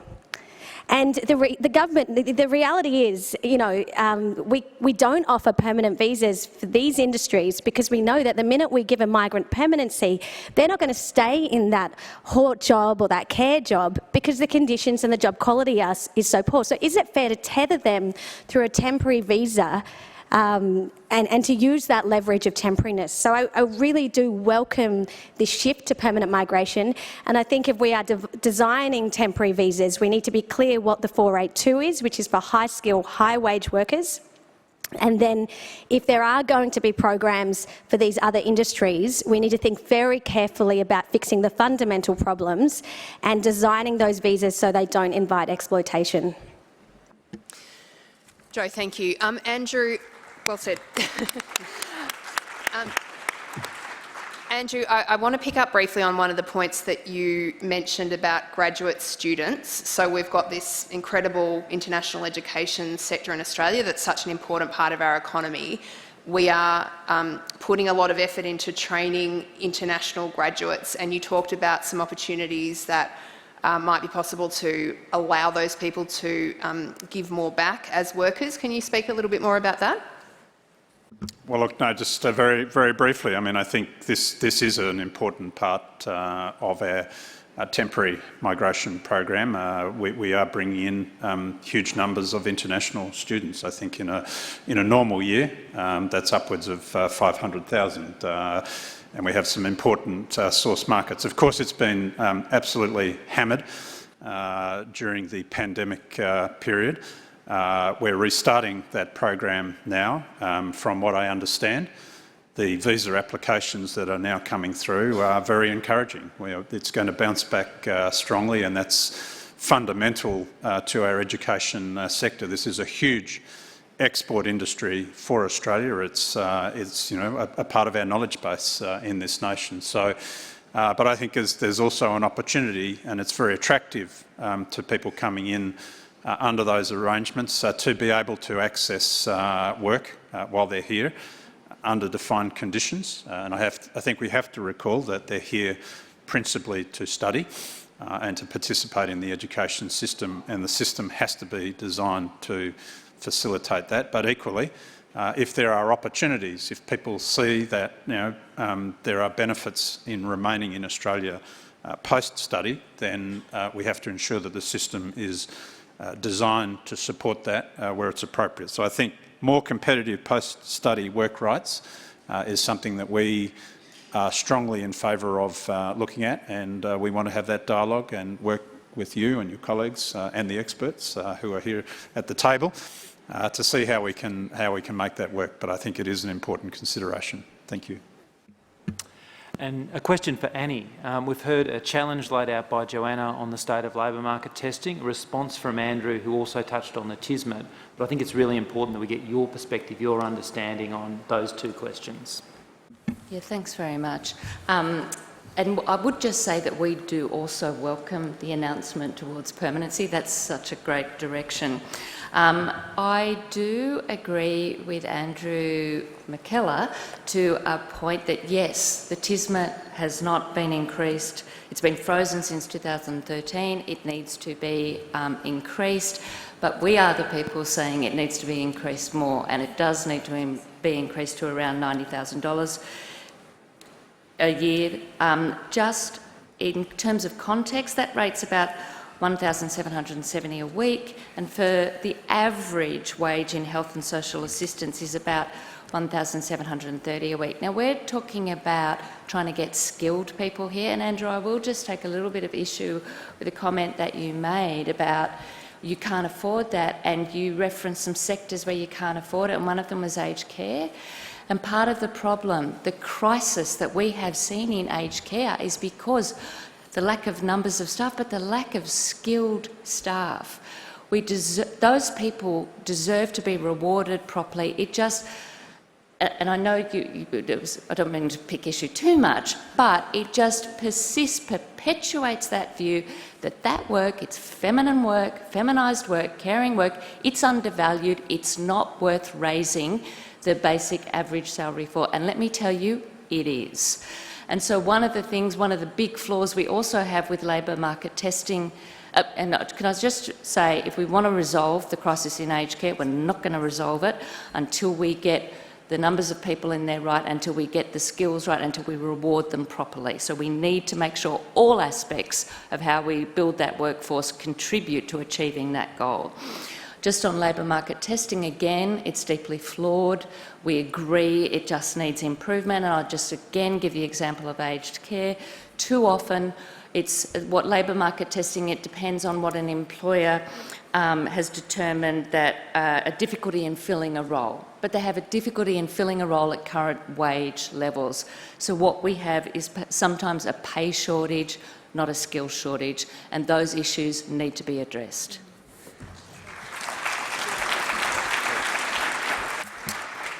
Very briefly, Andrew, any reply? Well, look, I think hopefully we're pushing in the same direction here. I think we do need to do that analysis around where this should be set. We agree. As I said in my comments, it's been where it is at the current level, $53,900 for a long period of time. There was a report that was done a few years ago, 2016 I recall. The author is just sitting over here, present in the room.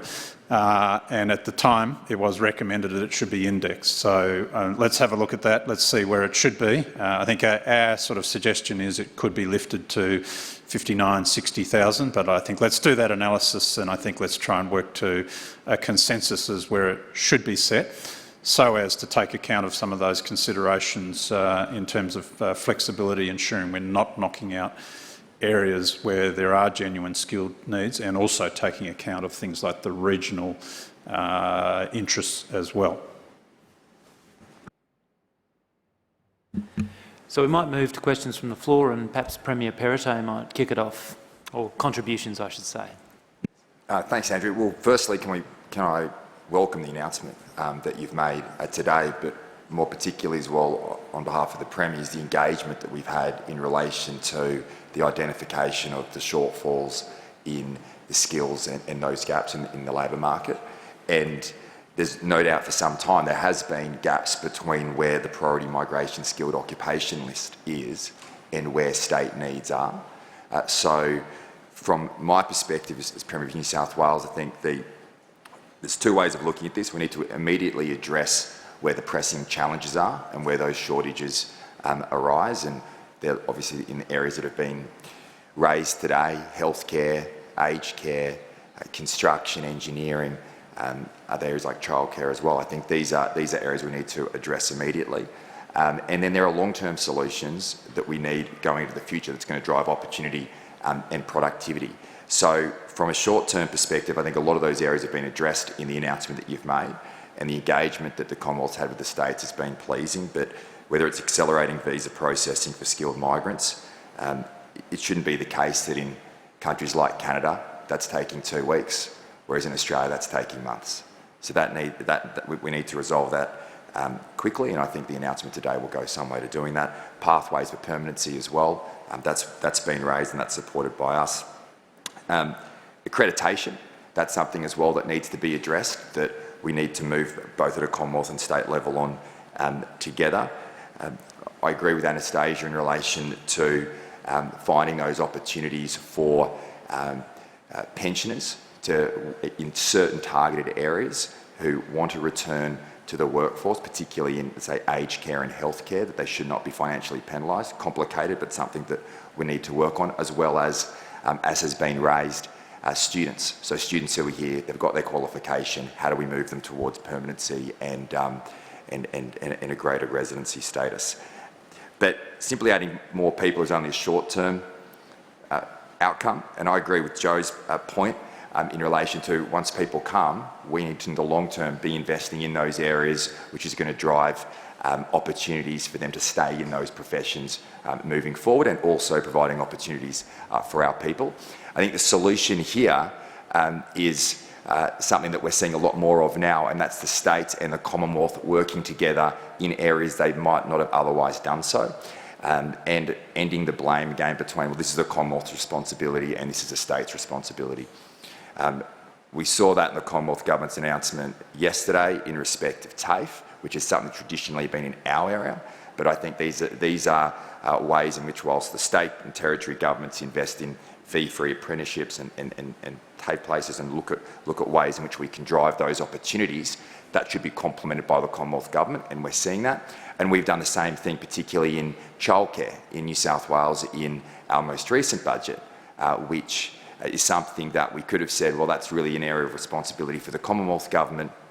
We've put a $5 billion package together to help drive greater childcare, particularly in where we have childcare deserts. That's a benefit for our state because it's going to drive women participation, but also economic opportunity for New South Wales. So these are the areas, I think, going forward, rather than saying that's in the domain of the Commonwealth, this is in the domain of states. If we can work together on driving those investments, that's going to provide greater opportunity and productivity in the future. Thanks, Premier. Really constructive response, entirely in keeping with the purpose of this summit, something that a challenge that we can really work with. I might throw now to Abul Rizvi for his contribution from the floor. Thanks, Andrew.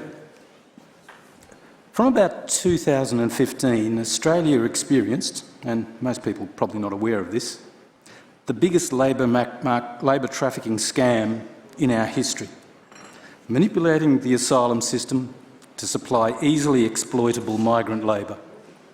As a result, we now have around 100,000 people in the asylum system, the vast majority of whom will be refused protection but will not go home. We've also been expanding low-skilled guest worker visas, particularly for farm labour. Due to appalling treatment, thousands of Pacific Island farm workers have run away from their employers. Thousands have applied for asylum to maintain their lawful status, but are being refused. This is very similar to the situation in North America and Europe for the past 30 to 40 years, where there are millions of appallingly exploited migrant workers, some on visas, but many now undocumented after unsuccessfully applying for asylum. They live permanently in the shadows of society. In June and July this year, Australia received by far the highest level of offshore student visa applications than for any previous June or July in our history. We are headed towards the biggest surge in offshore student visa applications ever. Students may contribute more to population growth in 2022 than either permanent migration, and that includes the recently announced increase, permanent migration, or even natural increase. That is being driven by the fact that we offer the most generous student visa work rights of any comparable country. In the medium to long term, that could be a disaster for many students who may struggle to secure skilled jobs and a pathway to permanent residence. They will be stuck in immigration limbo, particularly if there's an economic downturn in 2023-24. They too will be vulnerable to exploitation and abuse. The government has said it does not want Australia to become a low-skilled guest worker society. That is a noble ambition, but I'm afraid that train left the station 10 years ago. Like North America and Europe, we are now barrelling towards becoming a fully fledged low-skilled guest worker society. And like North America and Europe, we have utterly failed to put in place adequate arrangements to protect those workers. For a proud migrant nation, we should be ashamed. We can and should strengthen laws and funding to address exploitation and abuse. But unless we give unions a strong formal role in protecting migrant workers, I can guarantee you we will fail. That is because only unions have the footprint and the capacity to gain trust of the workers to be able to provide adequate support and protection. Will this summit have the courage to recognise that?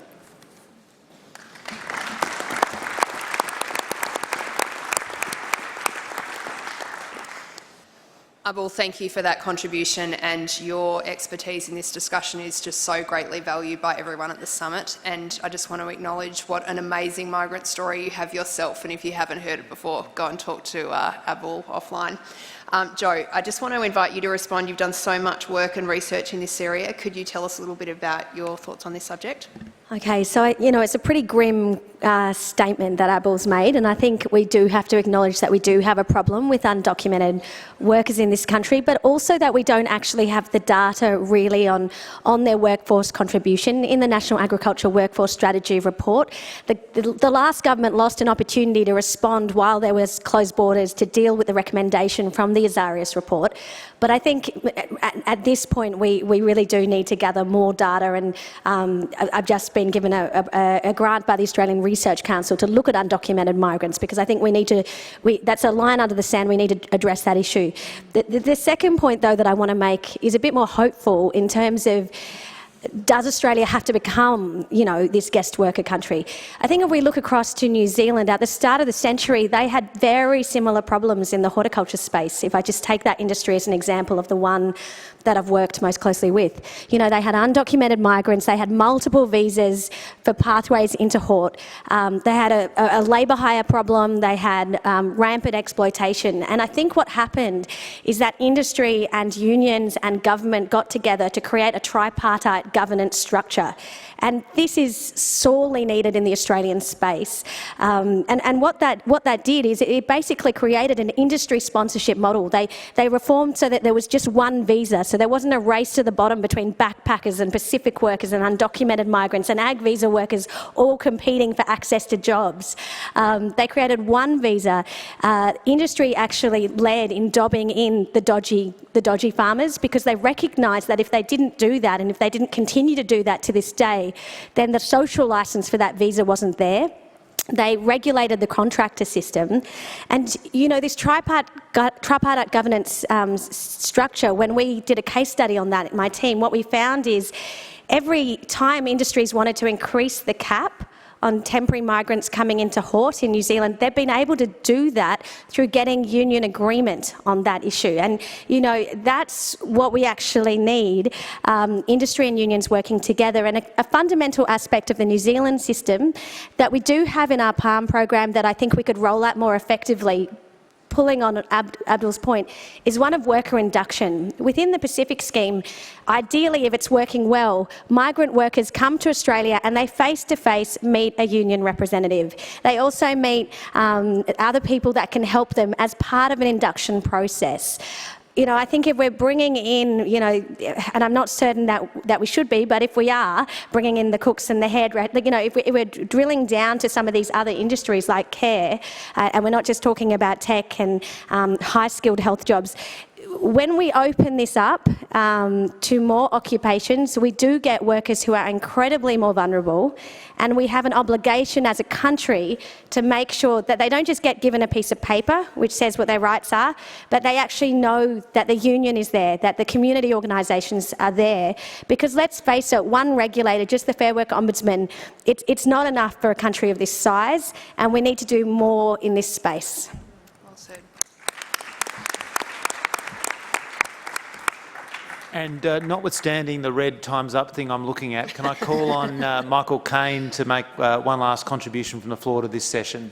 Thanks very much. I acknowledge the traditional owners of the land on which we meet. I've got a short 2-minute story and a single proposal on behalf of unions, but before I make that, can I just back what Joe's just said? There are actually 3 Azarius reports that are before the summit. They contain a number of transforming practical proposals beyond those mentioned by John yesterday, and we've seen some great new proposals from the summit, but we shouldn't overlook that existing excellent work. Ours is the story of Nora. In 2012, she came to Australia from Nepal on a temporary visa. She'd left her family, including young kids, to earn some money, to gain some skills. She took a job as a cleaner in aged care and disability services. For the first 4 years of her job, she was paid $14 an hour, about 25% less than the award. She started work at 7, she finished at 4, 7 days a week. No super, no overtime, no penalty rates, no paid leave. She was never paid for a sick day, and she couldn't visit her family. Clearly, she didn't have the leave, she didn't have the funds. The treatment of Nora was individually appalling and collectively destructive in undermining community standards. It's an unfortunate truth that too many workers on temporary visas suffer in this way. But also bear in mind that she is in the care sector where low pay, overwork and lack of job security are already the norm. And that's why workers are leaving the sector in numbers at the same time as demand for those services is exploding, as we heard yesterday. But going back to treating temporary migrant workers like Nora was treated, that's not the answer to that demand. The solution has to be to make the care economy a great place to work, secure jobs, better pay, proper investment in skills and career development. That said, skilled migration could play an interim role in meeting that demand. But to do this properly, we are proposing an end to employer sponsorship of visa workers. It's a recipe for exploitation when an employer can control you and your paycheck because it effectively controls your passport. Instead, we're putting forward the idea of industry sponsorship. Here, visa workers would be free to move between employers across a particular industry. Where Jobs and Skills Australia, not a single employer, had identified a genuine skills shortage. Where Jobs and Skills Australia, not a single employer, had determined workers resident in Australia didn't yet have the skills to fill that gap. After all, shortages exist across industries and regions, not just for a particular employer. Now, we acknowledge the detail will have to be worked through, but the principle is a compelling one. Giving a worker like Nora the power to leave an exploitative employer without threatening her right to stay in this great country.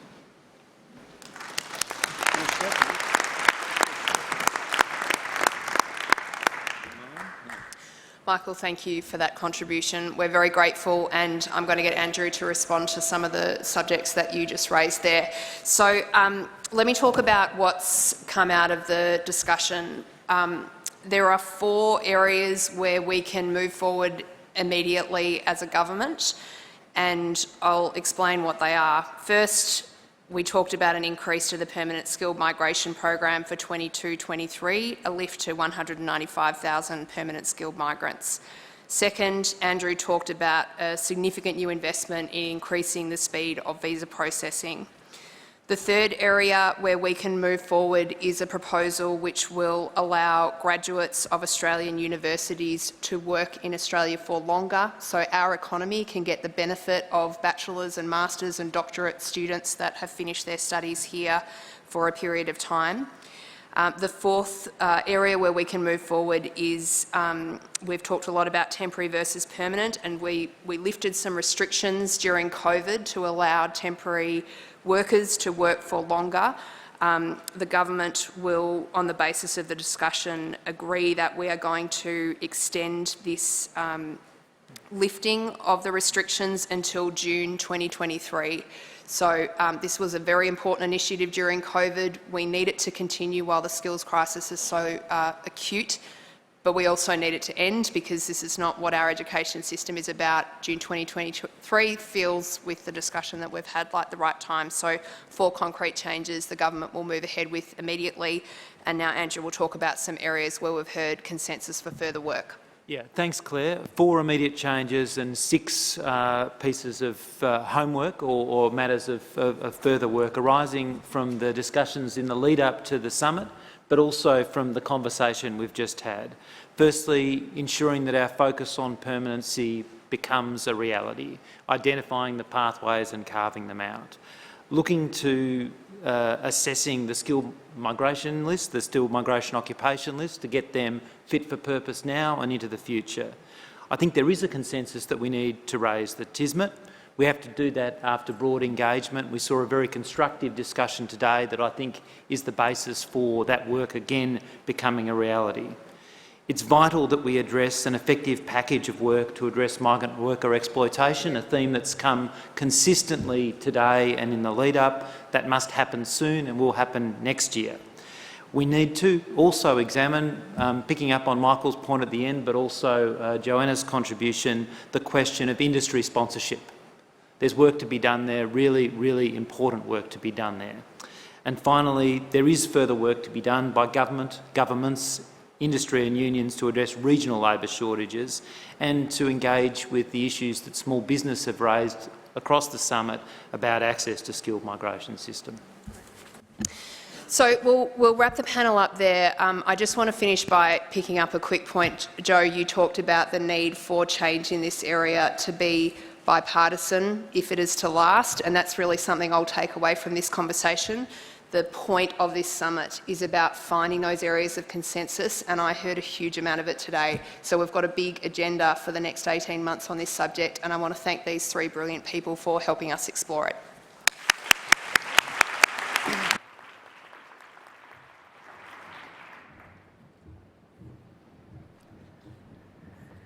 Thank you to both ministers and to the panellists, Annie, Joe and Andrew.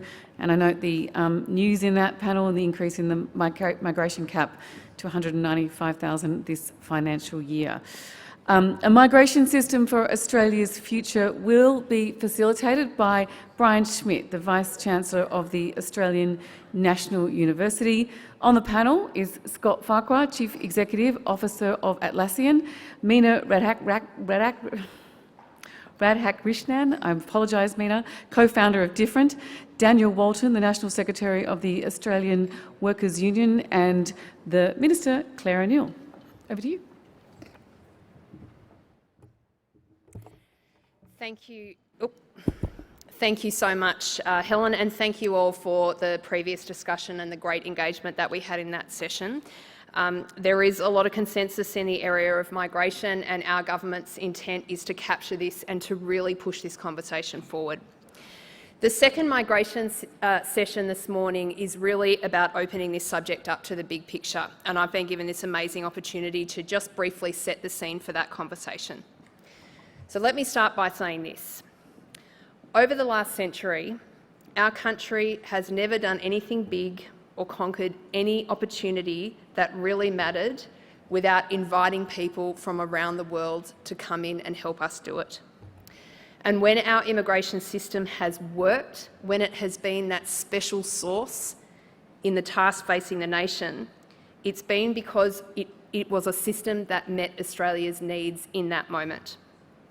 Think about the Second World War, the Populate or Perish. That program set the foundation for national reconstruction. It formed the basis of the union movement for that period in our history, and it provided the cornerstone of national security after the Second World War. Think of the transition to multiculturalism in the 1970s, when Gough Whitlam buried the White Australia policy.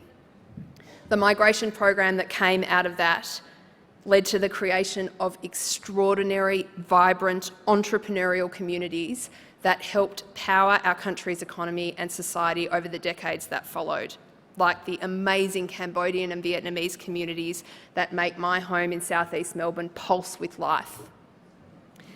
But for the last decade, our immigration program has been on continental drift. It has no strategy. We make it easy for temporary migrants to come here, but very hard for highly skilled permanent migrants. We've got the whole thing backwards.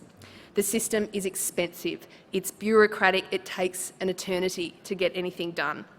There is no proper feedback between the migration and the training systems, so that areas of skills shortage come onto that shortage list and they never come off again. What a missed opportunity for the young people around this country.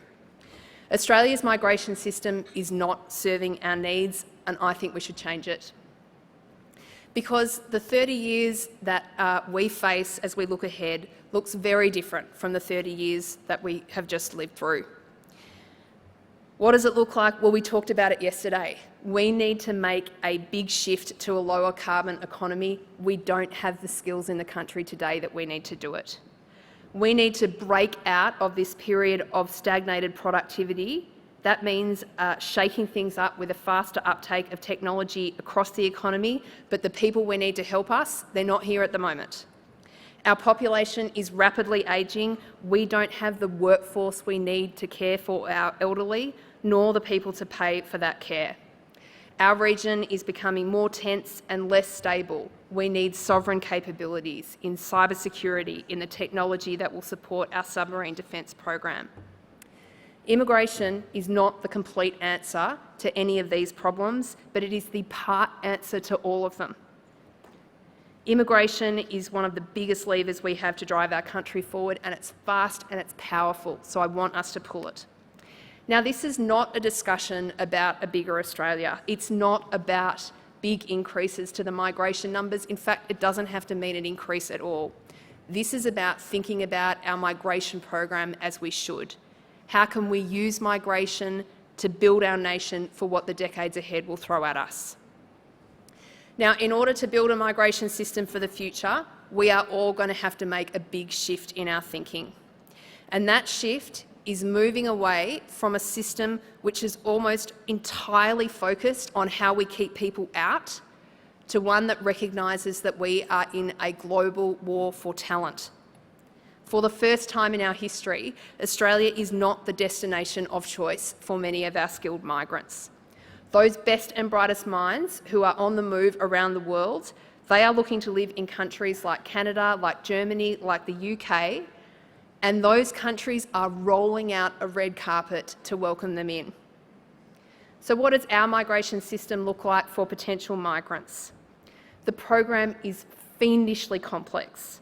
There are more than 70 different visa categories, each with their own criteria, their own set of subcategories and sub-criteria. There are hundreds of labour agreements and multiple skilled occupation lists, and we've got an outdated visa processing system that is anything but fit for purpose. So people who may actually want to live here can spend years filling out forms at incredible expense and then only be allowed to stay for a short while. For the workers that do make it here, there's no guarantee that they will be looked after. And in the previous session, we heard some real-life examples of a serious problem that we have with worker exploitation, and that's got to be addressed. It's time for a dose of humility and a reassessment of our national self-image. Now, we're all here today because we want to put a line under a decade where we just did not move our country forward. And if we want to go back to being that smart, bold, clever country that thinks strategically about who it invites to become Australians and helps them build a life here, we are going to have to roll up our sleeves and get in the global game for talent. We've got to get into the fray. Unless we do that, we will not be able to sustain the years of seemingly endless growth that we have all become used to. Because those days of easy dividends, they are behind us. We are all going to have to work so much harder to give our children the great gift of prosperity. So where are the big opportunities? Let me share some of my ideas. A migration program with a strategy, one that's designed to help us thrive in the coming decades and to grow jobs for all Australians. A simple, fast program that's easy for businesses, big and small, and for migrants to use. A system where our training and migration systems are seamlessly connected so that skills shortages feed right back into the career advice that we are giving to young people in this country. A process where workers get protected and valued, and one that unlocks the potential of all migrants, including refugees and the many men and women who come here as partner or secondary visa holders. And one that helps us prepare for the big challenges we face: climate change, technological shifts, our ageing population, and the need to think about sovereign capabilities, in particular in my portfolio responsibility of cybersecurity. In the coming weeks, the Albanese government will ask 3 eminent Australians, supported by a team of brilliant thinkers, to consider how we can rebuild our immigration system in Australia's national interest. And I want to come now to our panel and to the discussion with you in the room, because now it's over to you. We have a genuine chance to talk about this, and we have 4 brilliant people here right on the stage to discuss some of the ways in which this program can be made so much better. So to our panel, to our delegates here, the eminent Australians who will review this system, they will do so on the basis of the conversation we have in the room right now. Tell us what you think the immigration of the system of the future looks like, and we will use this discussion to build the terms of reference for their work. So thank you, everyone, and it's my great pleasure to hand over to Professor Brian Schmidt, a Nobel Prize winner and someone who we are very, very lucky decided to make Australia their home.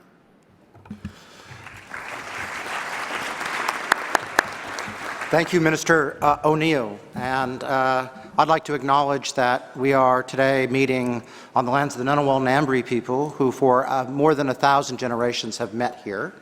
And it is a privilege to be able to meet here today and discuss such weighty issues. So 29 years ago, me as an American and my wife as an Australian graduated with PhDs from Harvard. And our goal in life was to find a place where we could live, happily raise a family, presumably living in the same place, and pursue our respective careers of astronomy and economics. In the end, it was the ability to get a high-quality job and being able to reliably get living and working rights for both of us that made the decision for us to move to Australia. It was our choice over the United States, Canada, the UK, and Europe, because it was the best place for us. As Vice-Chancellor of the Australian National University, ANU, I need to recruit the best and brightest from around the world. The low-friction environment I experienced is sadly no longer experienced by most of our incoming staff. For example, a few months ago, the average wait time for us to get a staff member a visa after we have offered them a job for example, India, was 21 months. And that was typically for a 3-year job. Mine took 4 days. Needless to say, we lost most of those staff to places overseas. The people we lost were skilled in areas of national importance, in quantum physics, in cyber, in security studies, in biomedical, computer science, just to name a few. It makes a huge difference if you want to attract top talent.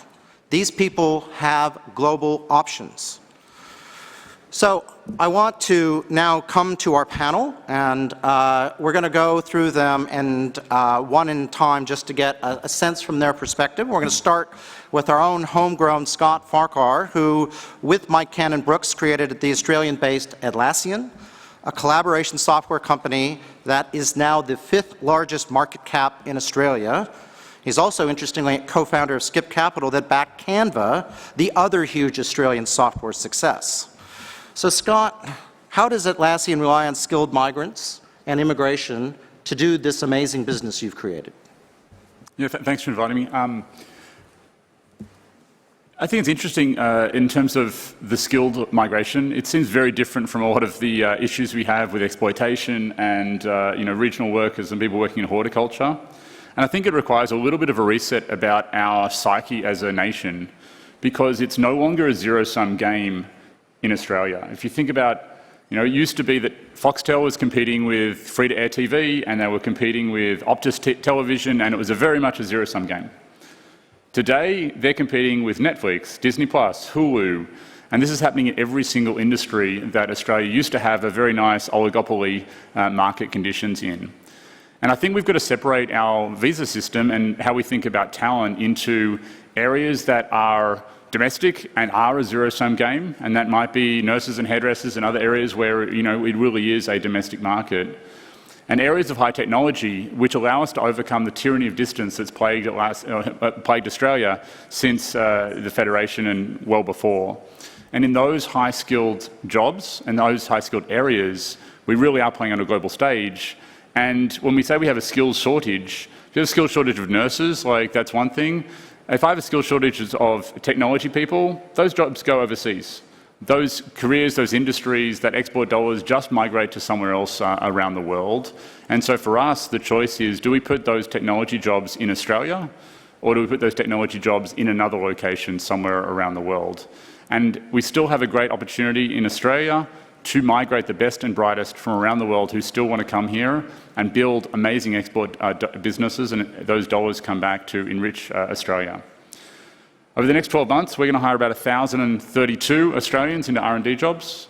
We hope to hire them all around Australia because we allow people to work from anywhere, so that's regional areas from, and as well as capital cities. But again, if we can't find those jobs here, they will go overseas to other locations. And when we think about our visa system, it should reflect that. We should be falling over ourselves to bring the best and brightest over from overseas to come build our export markets here.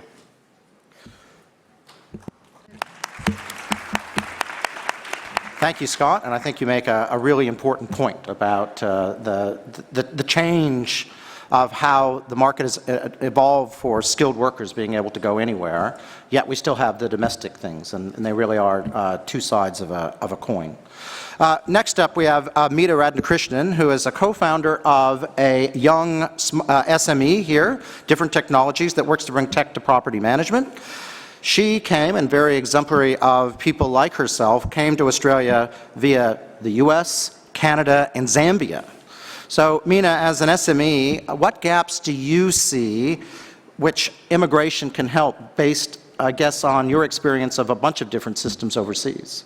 Yeah, I think as the co-founder of a tech startup, I have similar needs as Scott, but a very different impact when that comes. So when Scott can't find a software engineer, he'll hire a software engineer in the US. When I can't find a software engineer, my business is going to fail because I need to bring that person on board. And so I think the really important part of it when I think about skilled migration and why it matters so much for us is just the ability for us to bring together skilled migration and also job creation in Australia. They're very complementary. In one of the sessions earlier today, a constant theme that came up was around learning, training, teaching, support, and that is incredibly important. And I guess the question I really want to ask here, and I think the answer will be obvious to everyone, is does the need for training, teaching, and support go away when you leave school and go into a professional career? It doesn't. We all know that. Who provides that? That's managers. I think there's a very common saying that people don't leave jobs, they leave managers, right? And that is so true because it is the support and the people who are around you who help enable you to get to that next level of your career. And as much as we need, our goal with the TCA and this agreement also that I think we struck with the ACTU is to get 1.2 million tech jobs by 2030. We need 650,000 more people to do that over the next 8 years. We can't do that in Australia. It's not possible. Even if we could, who's going to manage them? Who's going to supervise them? Who's going to create a great experience for them so that they not only come to tech, stay in high-skilled, high-paid, secure jobs, but stay there, that they continue to be in that. And that's why I think we need people who are going to come and do that. Technology in Australia is a growing but nascent sector. And so we need to find people, I think, who have that experience from other parts of the world, bring them here, make Australia the place for them to be, help them take in all of these people who are getting reskilled, getting retrained, coming into tech jobs, and actually enable them to keep growing and building that next level. Thank you, Meena, and I think it's interesting to see that some of the things you're facing as an SME are a little different than what Atlassian faces. You don't have a global workforce to kind of move things in and out, so you have these different constraints, but the ecosystem of talent and capability is going to be really important to support in the long term of our migration system. Now, this is overlaid, of course, with a whole other set of needs within the economy. And so Daniel Walton is National Secretary of the Australian Workers' Union, Vice President of the Australian Council of Trade Unions. So Daniel, as a union leader, how do you see these high-tech needs linking in to the areas that, for example, your union represents? Thanks very much, and I'd also like to start off by acknowledging the traditional owners of the land in which we meet. Certainly, most of our members don't operate in and around the technology space, and I don't think many of them would find themselves working at Atlassian anytime soon, but I think it's certainly a growing part of our economy. I think it's important just to have a look and pause the conversation that we have around migration at the moment. The main aim of migration was to try and bring over super skilled workers to create enormous value for our country in roles that could not otherwise be filled by Australians. Now, we fundamentally have lost our way on that proposition, and what we find at the moment is more and more temporary migration being used as a way to paper over the gaps of actually training and developing locals to be able to undertake those roles. And as you mentioned before, if you look at migration, the other side of the coin, as you mentioned, is skills. And unfortunately, we've got this perverse incentive where in some skills and occupations, it is cheaper and easier to bring over a worker on a temporary basis than it is to train and develop a worker. So we have to go back to our origins. We have to go back to identify the purpose of our migration systems. That is, that they are more permanent in nature, that they are for highly skilled roles, but also that there is an absolute requirement for business to train and develop people to be ready for those jobs of the future. I think if we just close our mind to that and simply look to cast a net around the world, we will continue to have this constant cycle with this demand for roles that aren't being filled whilst we're not providing any training for their future. And I think the point that was raised before, I think Claire O'Neill might have mentioned it, it's incredibly different, the environment we operate in now. We, as a country, like to assume that everyone wants to come to Australia, that we are a great place that will attract the best labour from around the world, but that has changed. We are in a very tight international market competing with workers from around the world, and unfortunately our record of treating migrant workers who come here is not a great one. And many business leaders in this room will attest that some of the experiences that have happened make it difficult to attract people to our country. So I think if we want to have a look in terms of fixing the problems, we need to realise we've got to clean up the system if we're going to start identifying how we attract the best, most talented people to come and work into our country, but not at the expense of local jobs and local wages and local conditions of workers. Thank you, Daniel. So, taking from your point is that it's not all high-tech, which is maybe a simpler place to fix than most, but we do have some foundational things we need to think about that underpin the future of migration. And I take that having a plan of training and skills development of Australians has to be there to try to I guess, minimize the need to rely on immigration in those areas. I take that as one thing. And two, there has to be what I will describe as an ethical overlay about how we do treat the people who come here. So I think those are maybe two parts that I'm getting from there that I don't think will be controversial, that should overlay any future look at the long-term migration. So what we've heard here from our two tech entrepreneurs is there are opportunities, though, to drive highly productive industries in Australia. But there's also some overlays that you have, Minister, around sovereign capability. And those things are somewhat at odds, as, between being, as Scott described, as a zero-sum game, because, if you have a sovereign capability, you kind of are trying to do it for the lowest possible cost, presumably, versus these export industries that go out. And I guess it would be interesting to get your sense of the constraints you see on sovereign capability with respect to migration. I note that a lot of things that are sovereign, our students, for example, are not even allowed to apply for because they have to be Australian jobs, even though we have skill shortages in those areas. Thank you. One of my other portfolios is responsibility for cybersecurity. So this is a very key issue in my everyday work. I think we are making a big shift in thinking post-COVID. We had moved to a kind of way of thinking about the globe where everything's optimised within an inch of its life, and COVID really showed us that that sort of system's got real issues. We need to think about how we're going to survive as a country if supply chains get shut off and these things that really would never have been contemplated 30 or 40 years ago. So this is very much a part of my work. And I just make the point with sovereign capabilities, this hasn't been thought about as part of our migration program before. And what I want us to really think about as a room is what challenges lie in our future and how we can use the immigration system to meet those challenges. The sovereign capabilities point is important because we cannot grow the skills that we need, for example, in cyber. We can at that entry level, and we will do a lot, I think, as a government about that problem. But one of the biggest gaps is for people who have got, 15 to 18 years of experience in tech. We can't make that happen in a year. We are going to need to find a way to make these positions really attractive, and some of the ideas that Scott and Mina have put forward I think are really important. So really this sovereign capabilities discussion is big because it demonstrates the shift in thinking we've got to make towards a much more strategic program.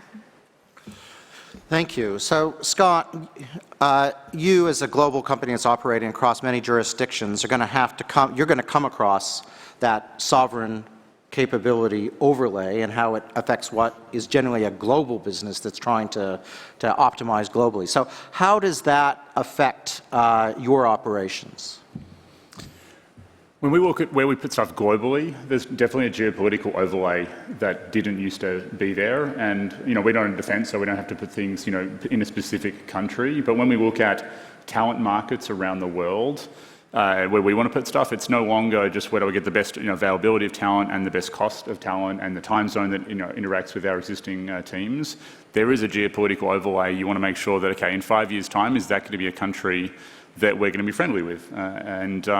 I think that also plays to Australia's strengths as well, though, now, because it now opens up, perhaps we're not the cheapest or, lowest cost labour place in the world, but for many of our allies, we are a very friendly place to put labour, and so there's opportunities there as this geopolitical landscape shifts. Great. Mina, so you have operated in two of our close allies, the US and Canada, and I guess do you have any reflections about how you find operating in Australia compared to those places and how it, again, feeds into immigration? And so a little bit of compare and contrast would, I think, be useful. Yeah, I think for me this experience is really personal. I've been an immigrant, it feels like 3 times over. My family's from India originally. We moved to Zambia, where I was born. We immigrated to Canada, came to the United States for university, I immigrated to Australia. So I've really been through this. I know what it feels like. And when I think about the comparison around it, I think one of the things we shouldn't forget about immigration and high-skilled, high-paid workers, it's not some abstract notion, right? It's people at the end of the day. That's what it all comes back to. And when it comes to people, like the best way to get the most out of people, which is what I think every country needs to be able to improve, is to make them feel like they belong, like they have a place where they're home. And I felt that in Canada. I remember coming there for the first time and feeling welcomed, And I think that that's the kind of environment that we want to try and create, like here in Australia, and just simple things like how hard it is to fill out forms to come to a place, to be there. The fact that it takes 3 months, like I came here on a marital visa, my husband's Australian. And I remember like sitting there filling out these forms, trying to prove that our marriage was real. I'm like, how do I prove that our marriage is real? Went to Facebook and took pictures of like screenshots so I could be like, look, they're real people at the wedding, they came, this was something there. I welcome these things that we've introduced, right? Like more visas, faster processing times, 10-day processing times, ensuring it. And I think that that's a critical path to it. But for me, as I think about from these different places, what has made me feel welcome is that they want me to be here. They're willing to roll out the red carpet, make it easy for me to come, make those steps simple. And another, I think, big thing is that they recognize worth and value. So, for example, I think a really concrete thing is the list of skills that we have is not necessarily matched up with the list of needs that we have. I have a computer science degree. I'm originally a software engineer. You don't want me near production code anymore. I am now, I would consider myself in the world of product management. Product management, what is this job? It doesn't exist as a job. If I was to come here as a permanent resident, I actually wouldn't have a pathway to permanent residency. So I wouldn't be able to come to this country, start a business, create 100 jobs, and become a permanent resident of Australia. And so I think that these are really important things to consider, right? As we compare and contrast what we can learn from other places, it's make people feel welcome, decrease processing times, create more pathways for permanent residency, make people feel like they want to be here, because don't forget, it's not just your job. You come here, you raise family. I have 2 young kids here. I think my son has this Australia cricketing gear already. We belong here, and I think that that's a really important part of what we do. And I am, of course, speaking from the perspective of high-skilled, high-paid, secure jobs, right? That may be different. It's not a one-size-fits-all thing, but I can definitely speak to my experience in this place. So I think you've highlighted, one of the things that has changed, and I think Joanna in the previous session highlighted, is that, there's not a lot of rorting in the really high, highly remunerated positions that, for example, the 3 of us are doing. And I think having a high income threshold as being mooted, at least within these areas, is actually quite nice if we get quick agility to hire people. I think that's something that works across and doesn't really cause you any problems either. Is that a fair assessment? Well, I think so. The part that's been touched on a little bit is the labour market testing. And you've asked pretty much everyone in the room, it's an absolute joke. It just doesn't necessarily exist, doesn't keep up with the times. And if there is a change and Jobs and Skills Australia have got a more active role in processing that, then that would make a big difference. And obviously reviewing the types of roles that we need. The other big part that's missing in this conversation, everyone's talking about we need to process the backlog. Well, how are you going to do it without increasing the number of public servants to be able to undertake that work? I know Jim said yesterday, don't throw up any suggestions that are going to cost money, but I'm sorry, mate. For our friends in the public service here, there is a massive backlog and there's enormous pressure on them to be able to catch up and process. So any decision taken by government has to recognise the fact that we do need to get through an enormous volume of work, and that takes people. Yes, it does mean also improving technology and processes to make that faster, but you're not going to do it without the people there with the capabilities to help.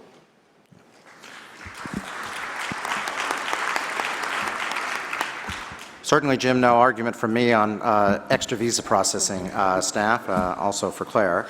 So, I think that what you're hearing here is sort of an agreement that, at least for part of the work, the very high-skilled workforce, that is what I would describe as that global part, the ones who can go anywhere, we maybe need to think a little bit about how we can do that really quickly in something that doesn't involve a 21-month processing time.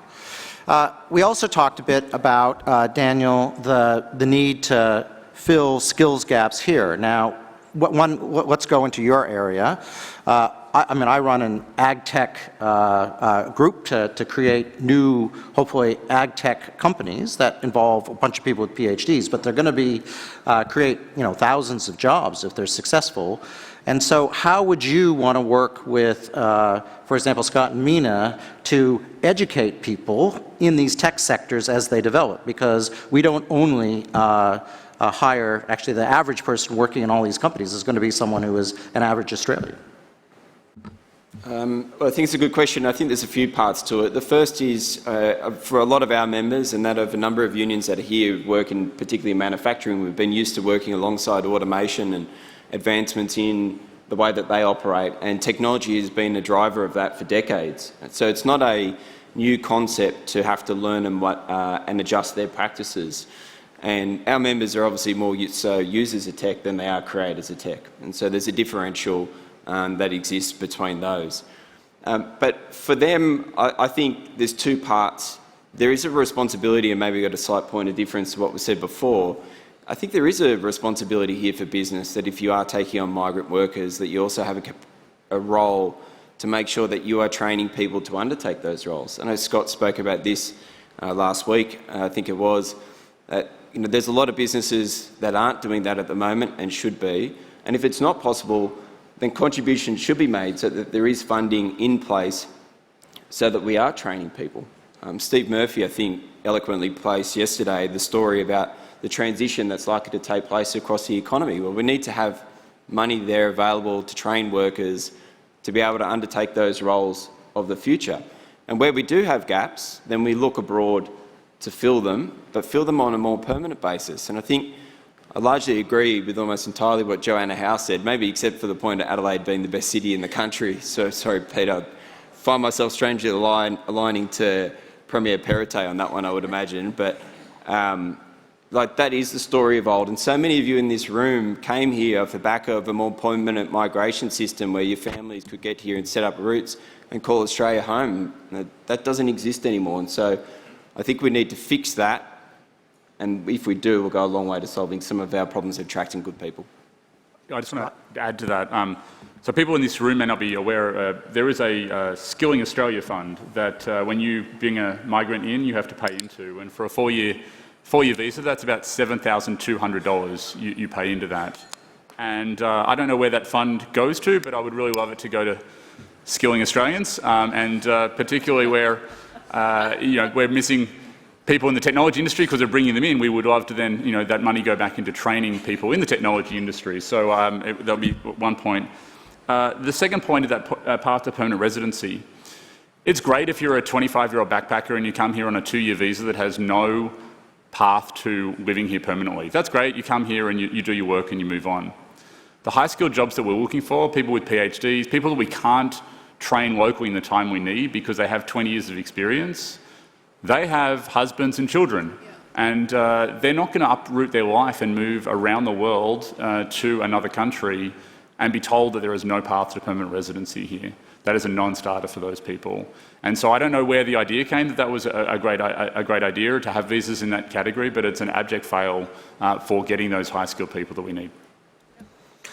Indeed. So, Minister, you talked a bit about driving, I would guess, productivity, what I would describe as prosperity as being sort of underpinning part of one of the things you want to achieve. So there is, I guess, the principle of whether or not we do things sort of bottom up, and we have two entrepreneurs here who have sort of invented their companies from a bottom up. But one would think that if you're going to try to get the most out of it, you're going to want to link the productivity mission to what I would describe as an industry policy, not your area. But how would you go about trying to link those things up so we could actually design a system that gets the most out of what is possible here? Thanks, Brian. We do need to think about this question, because if we're going to reform this system to help us tackle those challenges, some of them are big national problems that the government's inherently involved in solving. The sovereign capabilities point, the future made in Australia, these are important national priorities for Australia and the Australian government. So we do need to shift our thinking about that. I really don't think we can overstate the importance of Jobs and Skills Australia. I know it's so boring for everyone when a new part of bureaucracy is created and it doesn't perhaps sound like such a big deal. It is a huge deal. We have never had in this country a national body that is properly resourced and equipped to answer basic questions like what is the actual skills shortage, shape and size in our country. and it is a big part of why we've never had an immigration system which has any sense of a long-term lens. So I think one of the really important things we did, Brendan O'Connor talked about it before, is create this body. It is going to drive a huge change, I think, in how the migration system and the skills system speak to one another, and it's going to help us provide a genuine fact base for a lot of these difficult questions in the migration system, such as what an actual skills shortage is. Thank you. So one of the things that your review is trying to look at is an optimization for Australia long term. What is I guess you talked around the jobs and skills side of that. We also have demographic issues in this country, and as we say, not everyone is going to be a rocket scientist coming in here, and even I think there's going to have too many rocket scientists. So you have this overlay of skills and driving productivity, but we also have the issue of having demography. If you don't actually make sure it adds up over 30, 40 years, then you can end up with demographic bumps that leave the country in a lurch. So, I guess, is there an appetite for there to be a long-term body, bipartisan input, to make these sort of 10 to 20-year calls that have to happen, rather than the, I would say, kind of ad hoc new visa classes? You said we have 70 visa classes. There's no way to optimize a system with 70 visa classes. It's just going to be chaos. So absolutely, very much appetite for that. And the whole point of this is the lack of strategy in this program. And a big part of the lack of strategy is the fact that it's driven too much bottom up, I think, and there isn't enough thinking about what we actually want to do here. And I think Dan made a really good point earlier. Let's just get back to basics here. Why do we bring people to Australia to help us? Because the system that we've created doesn't meet any of the objectives that I think anyone in this room would answer that question with. So I think there's huge appetite to have that conversation, and it should certainly form part of the review. And so you would say the possibility of having this review try to create what I would describe as a precision system, where you take migration around skills, the demographic issues, humanitarian issues, getting to, for example, those principles of prosperity for Australians, an ethical overlay that we treat everyone well and make sure that everyone is sort of better off by the migration system. That is something you think you would have appetite? Yeah, absolutely. I don't know if I'd describe it as a precision system, because that makes me think of complication. And one of the issues is that we've tried to solve every problem in the labour market by adding a new visa, and that's left us where we are today, which is this totally unwieldy beast that's not working for the country. I think, if I can say, one of the big challenges here is how do we get Atlassian workers in for you and your business, Scott, and they will do so much for our economy. And how do we create a system that also allows us to bring in, for example, aged care workers that the country desperately needs, and make sure that they're protected in their role and valued and loved and welcomed and given that pathway to permanency that we all want them to have. This is the difficulty. We need workers right up here, and we need workers who are perhaps never going to earn the Atlassian salary.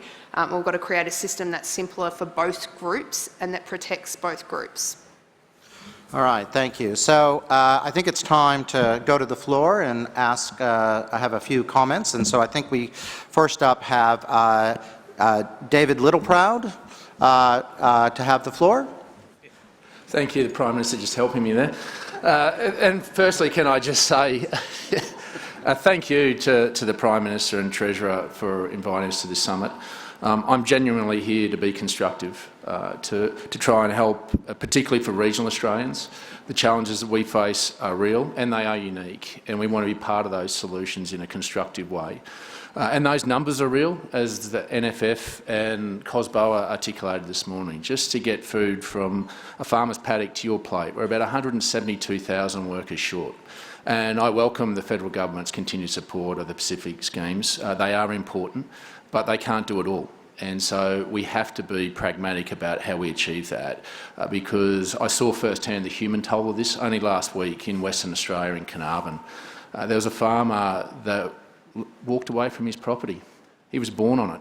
He simply didn't have the confidence to plant a crop and to be able to harvest it. Because there was no people. He didn't have the investment confidence there. And those farmers that are there, are really only planning 50–60% of their capacity. So you're not just going to have a cost of living crisis, you're going to have a food security crisis unless we face this together and be pragmatic about this. And it's not just in the agricultural sector in regional areas, it's also in many of the skills, pubs, mechanics. We need a whole range of it. I've got pubs, even in my own electorate of Barcaldine, the hometown of the Labor Party, where the pubs aren't open for a feed at night. They simply can't get cooks. These are the challenges we're facing. They're far more acute in regional Australia, and that's why I'm here wanting to be part of this solution. And while we put the ag visa, and there's many that have said that it's solely focused at horticulture, it's not. It's more broadly than that. It was to go right through that supply chain from the paddock to the plate. And we need to understand how we're going to fill those 120,000 jobs. Otherwise, we're all going to pay for it. And I think there are pragmatic ways. And the ag visa, let me say from what I've heard today, and a regional skills visa, we're on the same unity ticket on a pathway to permanent residency. I want to see the next generation of migrants come to regional Australia, not pass through. We've had enough of people just coming, picking crops or being part of the processing sector and just coming and going. We want them to live in regional Australia. We actually want them. That's where we've been built so strongly on, has been because of migration. And we think if you allow them, and we think there's been moves by the Fair Work Commission that's making sure that we have that minimum wage, but it also gets rid of the exploitation if they're invested in those communities. Because you know what? In small regional communities, they're going to look after their mob. And if someone gets done over, I can tell you the whole town's going to make sure they get looked after. That's how we operate, and that's the trust. But there are mechanisms that we continue to need to work on, and I'm pragmatic about that. But don't constrain us with that. And I think this is a real opportunity in terms of the migration piece, in understanding that the challenges particularly, and I think we should all acknowledge, for Western Australians, this is far more acute. There's a lot of East Coast politicians here, but we've got to understand Western Australia is feeling this bigger and worse than anyone else, and we've got to appreciate and understand that. But there are pragmatic ways that we can do this together in doing that. But can I also say migration, I don't want to just sit here and think that we're here just for migration.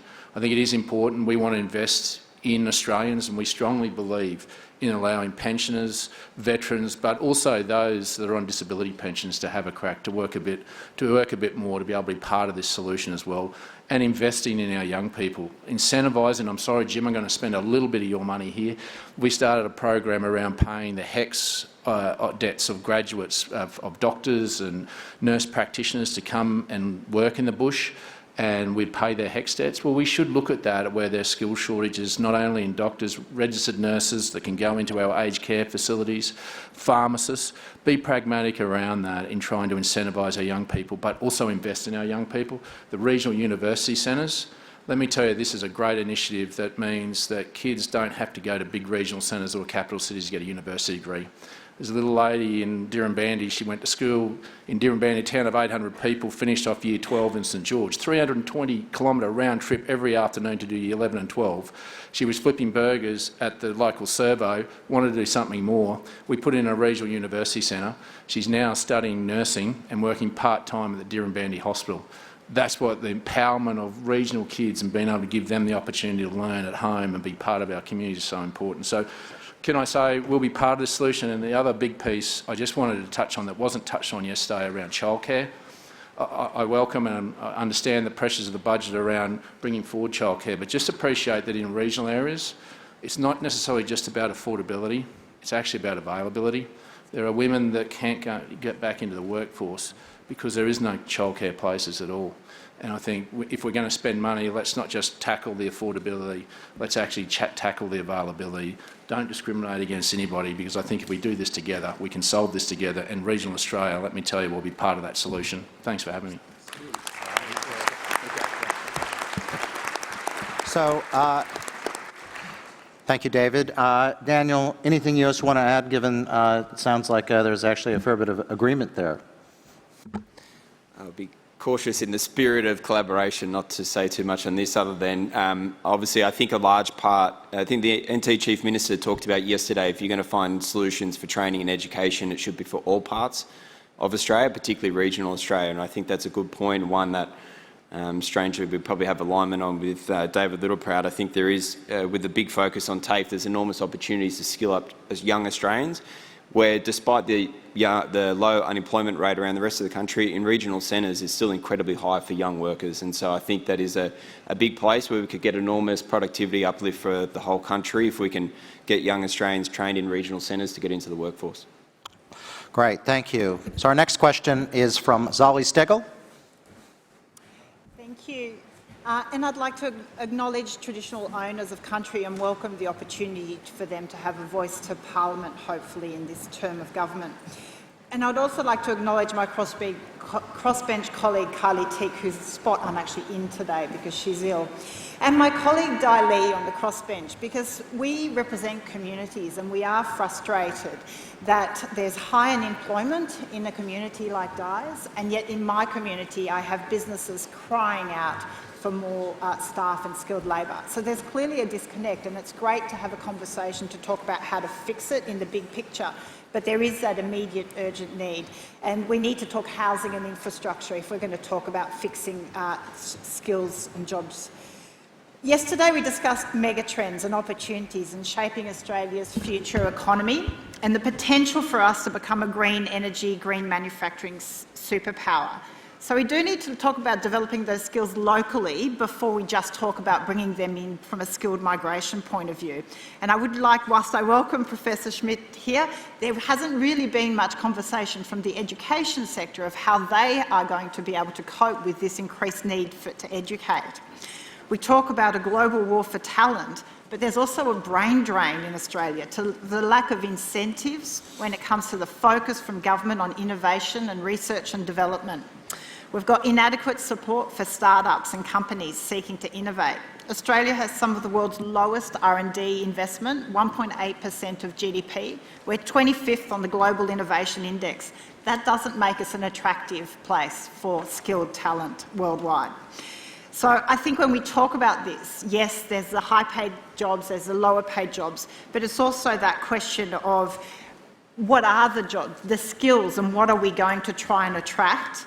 Are we doing everything we can locally before we look to the rest of the world? And how we treat people when they come here is incredibly important, recognising their skills and qualifications. We have too many engineers that are Uber drivers at the moment, and yet we have skill shortages. So it's, I welcome and congratulate the government on this conversation, but I do put to the Minister, it's not just about bringing in skilled migrants, shortening the visas. It is also about what do we do locally. Our youth are incredibly worried about their future and the challenges we have ahead. So what I hope comes out of this session is an action plan and not just a lot of consideration of issues. So I guess, will the Minister put forward an action plan coming out of this, along with the other sessions we've had today? All right, thank you, Zali. So the Minister is going to have a chance to reply. I'm just going to wrap things up for time. What I think you're hearing, Minister, is that there is an appetite across the board to make sure that we are able to drive productivity in the high skills, but anything we do is going to have to be a system, and a system that interacts obviously with domestic needs, the whole issue of sovereign capability, the global marketplace, but also the education and skills agenda. You cannot easily separate the two. And so I think you'll find there's a big appetite for that review of immigration, provided it is able to stick to those principles, underlying principles of what we want is a prosperous Australia that's ethical and fits the demography, but also doesn't forget the education and skills agenda as it creates the immigration program. So on that, we'll hand back to you and Brendan, I believe. Brian, that was a fabulous conversation and brilliantly run by you, and you've picked up some threads of really important commonality and difference too between the panellists there. So let me wrap up where I think we've got to. So Zali, you asked about an action plan. We've announced this morning 4 big changes to the migration settings that will occur immediately. We've got 6 areas where there's an agreement to do some urgent further work, And coming out of the discussion here, we are about to initiate a major review into our migration program. That is not going to be an endless exercise that tells us the answers in 3 years' time. We're going to have to renovate the plane while it's in the air because our migration system is back up and running. But my focus here is for us to make big improvements fast. That's always where I'm going. And I'm hopeful that we can do that by working together. So a few things I just want to mention. Brian, you opened by talking about your migrant journey to Australia, and I'm sure a lot of us are sitting here thinking, would the young Brian Schmidt of today ever have made it here? And if the answer to that question is no, then we are definitely doing something terribly wrong and we do need to fix it. Scott, you talked about the amazing job-creating potential of companies like Atlassian and the fact that if you're not getting skills you need, those jobs are going offshore, and that is a tragedy and we need to address it immediately, and I do think that's a really urgent priority. And Mina, I think your point about the fact that, you know, there's a big business end to this conversation, but for you, if you can't get the skills that you need, it's life or death for your business in a matter of weeks, not something you can wait a year to get addressed. Dan, you talked about some really important points about how fundamentally wrong we're getting things, but I think your points about exploitation are really important. This is about how we treat people when they're here, and I think globally our reputation's taken a bit of a hit on some decisions that have been made recently, and so we do need to address that. And the technical aspects are important. You know, Mina, when you're sitting there filling in forms and paying money and, you know, endlessly kind of waiting for answers, it doesn't make you feel like Australia wants you here, and we do. So we need to sort that out. Finally, I just want to finish on David Littleproud's point about consensus and bipartisanship, and this came back to what Joe talked about earlier. This has got to be a national project. It's not going to belong to any political party, and we've got different parties represented in the room here, different crossbenchers. We want to work with you to get this right with the rest of the communities that are represented here. So I really look forward to coming back to you and reporting back on what we're finding through the discussions that we're having. Thanks. That's it.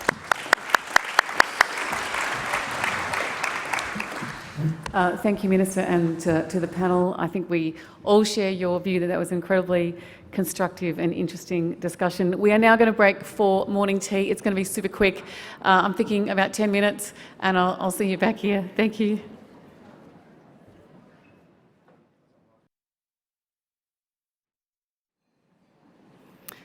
Thank you, everybody, for joining us for this important session this morning. I believe this panel could be one of the highlights of the 2 days. I want to introduce the panellists, Shama Hussain, Nathan Corrales, Diana McMurtry and Stephanie Agnew. That said, some of the content being discussed in this next session might be difficult for some people to listen to. Our panellists may discuss or refer to family violence and abuse, self-harm and suicide, mental ill health and other potentially distressing material. Should you need to speak with Access support after this session, we have arranged exclusive access to a counsellor. Details on how to access this support is included in the event info section of your participant app. And with that, I would like to introduce the Minister, the Honourable Amanda Rishworth, the Minister for Social Services, to introduce the panel. Thank you. Well, thank you very much, and I'm really pleased to be doing a short introduction to this stream of the Jobs and Skills Summit, which is lifting participation and reducing barriers to employment. And I am so grateful. This is a really important discussion. Before I start, though, I would like to acknowledge that we're on the lands of the Ngunnawal people and pay my respects to elders past, present and emerging. And I think these next 3 sessions on lifting participation and reducing barriers to employment present us all with enormous opportunity to give all people who want to work the opportunity to do so. No matter their background or the realities of their lives, if we are creative in the approaches and we reimagine solutions, Australia can tap into this unused human capital and reap the benefits. Now, we all know the labour market is performing strongly. At 3.4% unemployment, it's the lowest since the 70s. But it's important to recognise not everyone is getting that opportunity of employment. So we're here together today to identify what is driving these inequalities and what are the solutions that can break down these barriers. Now, today's sessions have been informed by roundtables held by myself and other ministers, Minister Burney, Minister Shorten, Minister Giles and Minister Burke. And already at this summit, there has been significant discussion about training, increased skilled migration and solutions to workforce shortages. And there are very many viable solutions. But if we're truly to unlock the full potential of our country and address labour shortages, then we do need to take seriously that there are many who continue to be excluded from the labour force but want to join it. These are our older Australians, our First Nations people, those who live with a disability, single parents and women.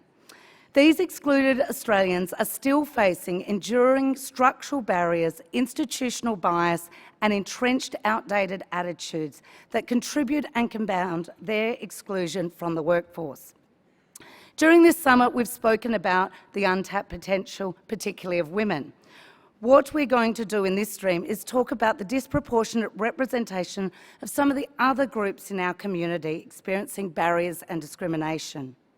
Too many women, as we've heard, are unable to participate in paid work to the degree and level they aspire to due to barriers such as care responsibilities. But they also continue to face discriminatory workplace attitudes that hold them back from achieving their full potential and make their best contribution. Already identified in the session yesterday, the need for workplaces to support the flexibility of employees who are balancing employment and unpaid caring roles is essential. It's worth recognising also that a quarter of working-age people with a disability who are not in the labour force intend to work or look for work. And research by COTA shows that age discrimination is a problem holding older Australians back, with 35% of those looking for work being told they were too qualified, 31% were told they were too old, and 19% were forced to retire or semi-retire before they'd planned to.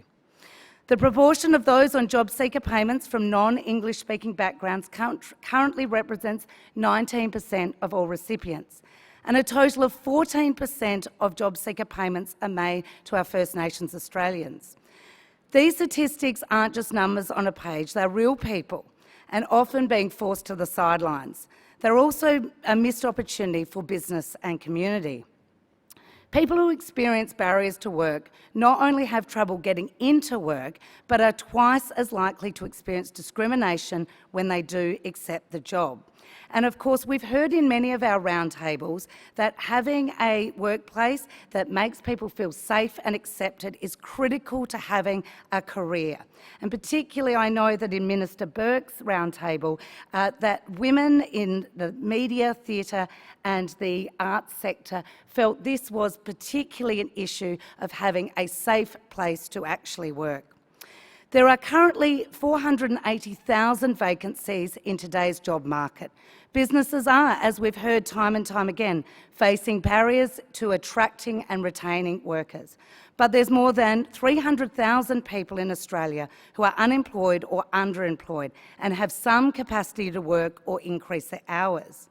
So what's holding them back from taking up these vacancies? We've also heard at our roundtables from those with lived experience that it can be just simple things. It could be that a person is applying for a job but is being turned away because the job specifications are too rigid and do not actually reflect the skills needed for the job. For example, does a job really need a driver's licence? If not a requirement for the job, why have it in the specification? Because you might be turning away a qualified worker.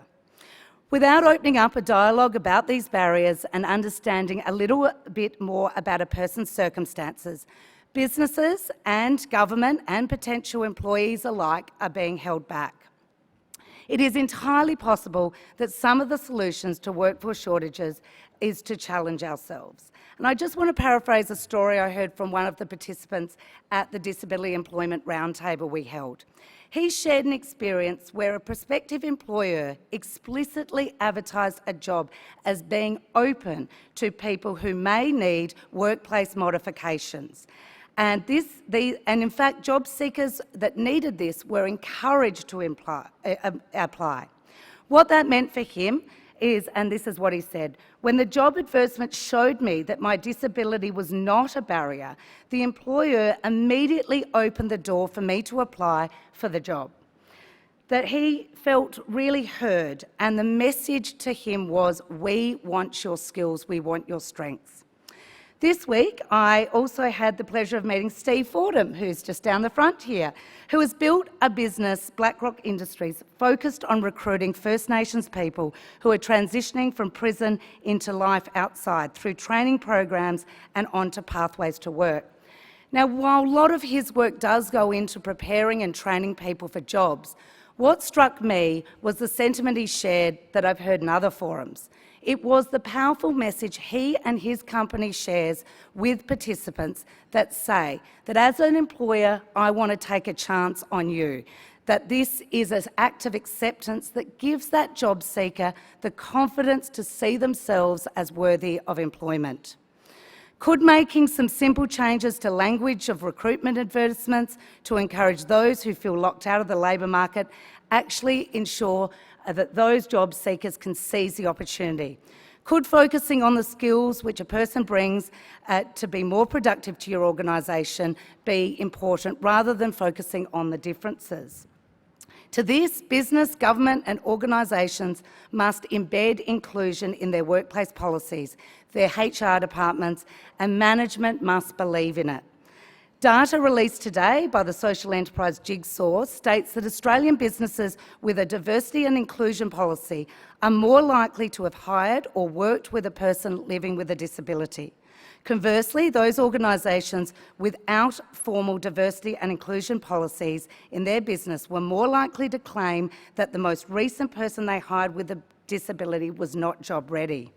Making a commitment to an inclusive culture and formalising that in policies and procedures of our businesses, our government departments and institutions matter. Now, bias and community attitudes have a significant economic and social cost. We are missing an important opportunity to contribute to Australia's economic growth. Hiring older, experienced people, single parents, First Nations people, those from culturally diverse backgrounds, people who struggle against disadvantages and other barriers. These all make good business sense. The Australian Bureau of Statistics states that Australia's GDP would rise by about $70 million per year for every 1,000 people who live with a disability that we support into employment.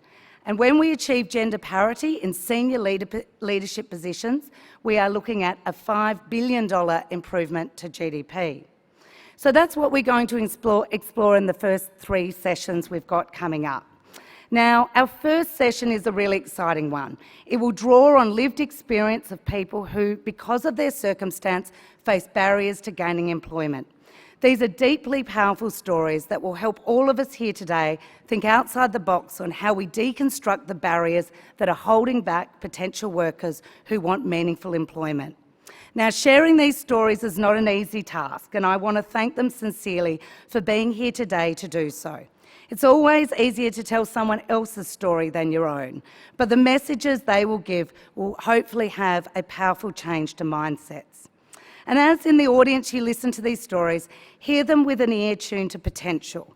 I urge you to hear why they can't participate in the labour market, and of course listen for the value that they could add to a workplace. Our second session will show us some of the successful methods to building an inclusive workplace and what it means to really partner with business, government and community, and what we can achieve if we set our mind to it. And our third session today will also examine some of the policy levers that government can use to increase workforce participation. We've heard many ideas at this summit already, and these ideas will need to be turned into action. But we need to all work together to ensure, whether it is our business, our government, philanthropy, or indeed our community sector. We need to build collaborative partnerships if we're going to move the dial. I'll finally leave you with one point that I think hopefully will challenge you, and that is when employing someone with a disability, 88% of those employed working age people do not require specific arrangements from their employer to work. We have a huge opportunity here, and I really look forward to exploring it. Now, it is my great pleasure to introduce our next facilitator, Asaya, who is from Changing Community Attitudes and Tackling Discrimination session. Asaya is CEO of ID Know Yourself. Know Yourself is an Aboriginal mentoring organisation that Asaya was inspired to create through his own experiences as a child who lived in foster care and through all but 2 months of his childhood. He's there making a difference. I'll now hand over to you, Asaya. Thank you.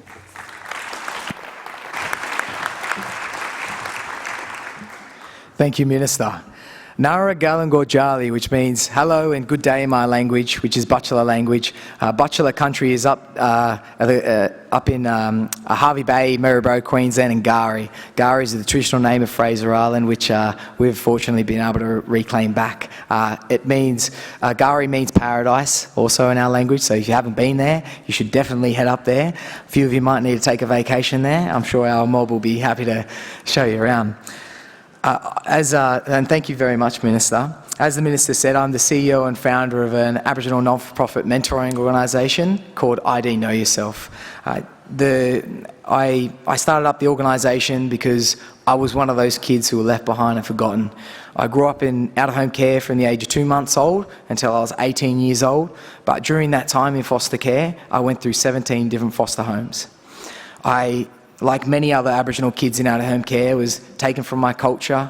I was taken to many abusive placements, and as a young kid, it was never about thriving in life. It was always about, am I going to survive this situation that I was going through? I actually grew up not too far away from here in a small country town called Yass. It's about 45 minutes, and I was so fortunate to grow up actually there with an incredible Ngunnawal elder. His name was Eric Bell. He did a lot for the community. He did a lot actually around employment and helping set up the Aboriginal walking trail back there on Ngunnawal country. And he unfortunately he passed away, but his spirit lives on and his legacy lives on as well. He taught me many things as a young fella, and I think that's why I got into the work that I'm in today, is about passing that baton on and instilling a positive future for the future generation. And so I'd love to pay my respects to the traditional owners of the lands of which we're on today, which is the Ngunnawal people. Pay respects to those who have helped preserve, sustain and maintain the beautiful countries that we're also lucky to be here today. If it wasn't for them, we wouldn't be here. They've helped, we've been able to play here, call it home, work here, and if it wasn't for those ancestors and people like my old foster papa, Uncle Eric Bell, we wouldn't be able to do what we do. So I pay respect to elders past, present and emerging, but also to the Indigenous people here in this room and to the non-Indigenous people in this room who are helping pave the way for reconciliation in Australia. Galangon, which means thank you. We know that many Indigenous children in out-of-home care face many difficulties, just like I did when I was a kid. A lot of them taken away from their culture, their belonging, their sense of identity, their purpose in life. And these are all barriers to employment, which we have heard from the Minister not too long ago. And this is why we're all here to talk today. I'm joined here on stage by some incredible contributors to today's panel. Their stories are absolutely powerful. Some of what they'll have to say will shock you, but hopefully what they will say will shift the conversation and help us all work together and help find solutions to help shift some of those barriers to employment that we see so entrenched in our communities. Now, enough from me. Let's get to our panel. I won't give an introduction to the people sitting up on stage with me, but I'm going to let them tell their stories in their own words, and I'll just be here to guide the session. I think everyone has a voice, but often at the time, the difference is a platform for people to be heard. So I feel absolutely privileged to be able to facilitate this panel so these amazing, incredible panellists can share their stories. So let's go to Steph first. Steph, can you tell us a little bit about yourself and maybe detail to the audience your experience of losing your vision and the impact that it had on your career? Thanks so much, Isaiah. My name's Stephanie Agnew. I'm a senior consultant at Get Skilled Access, and I've been with the organisation for 3 years. When I was 19 years old, I was diagnosed with a degenerative eye condition called cone rod dystrophy. I was told that I'd slowly lose my vision, but they had no idea how long it would take. Could be 5 years, it might be 20, or it might not happen at all. I ended up losing my vision slowly over 10 years, and I'm now completely blind. When I was diagnosed, I was working in the real estate industry, and it was my absolute passion. I loved it, and you know what? I was pretty good at it. As I slowly lost my vision, I started to do things a little bit differently. So we made small adjustments, and most of my employers were really great. Until the very end, when I started losing the remainder of my vision, and I was with a different employer, and things started to really change for me. First, they called an organisation that I was working with. I was learning how to use a cane, and they called that organisation, and they said to them, "We hired an able-bodied employee, and we no longer have an able-bodied employee. What are you going to do about it?" Now, when they were informed that that's clear discrimination, they started to try a different way. Now, I am, for those of you who may know me, I'm a very strong person, very strong-willed, and so at first the things that started happening to me, I could get through them. So they asked me to get reports around whether I was safe to be in the office because I had low vision, and they were worried about me on the stairs, and they wanted to check with their insurance whether I could legally be in that office. And then I was given a present from a client, a really expensive bottle of champagne, and we all love that. But they decided to hide it, knowing that I couldn't see it. And I asked for it back, and I was told that, you know, if I didn't like the joking, then I could go elsewhere because that was the culture in the organisation. You know, little things of mine would go missing, and it was really, really difficult. They ended up breaking me, and I'm pretty hard to break, but they broke me, and I found it really difficult to get back into the workforce. Once I started disclosing my disability throughout different industries, people didn't want to hire me, and I was really skilled. I knew I could do the job. I just did things a little bit differently, but unfortunately, people just couldn't see that. Well, thank you, Steph, and you are incredibly strong.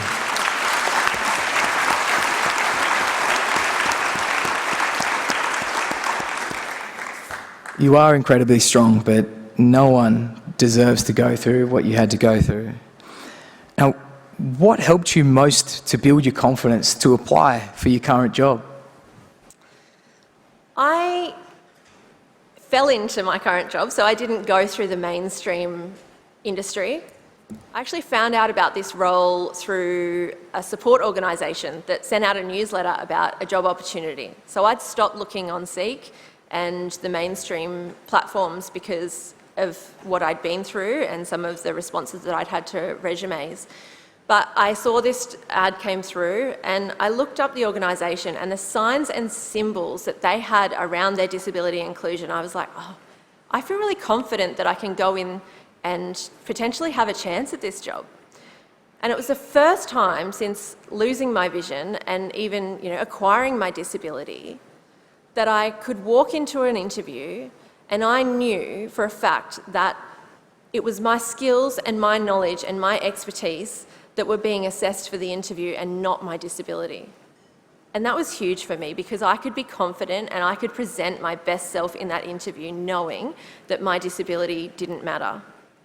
And at the very end, they asked me a question. I know Minister Rishworth spoke earlier around that question. Do you require any adjustments so that we can help you to be your best self?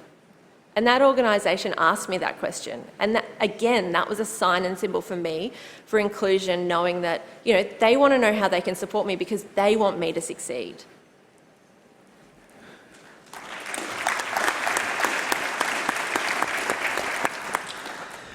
So what has supported you to thrive and build in your career? Definitely asking the questions. So asking and not assuming. Asking me, what do I need to be successful? But also creating a pathway for me to be able to grow. We often hear about roles for people with disability that might be entry-level roles, and then we get stuck there and we don't have that room for growth. But at Get Skilled Access, they've provided me with a pathway to be able to learn and grow and have that ability to grow. So I started off as an administration assistant, and then I went to consultant, and recently I've just been promoted to senior consultant, and don't think I'm stopping there.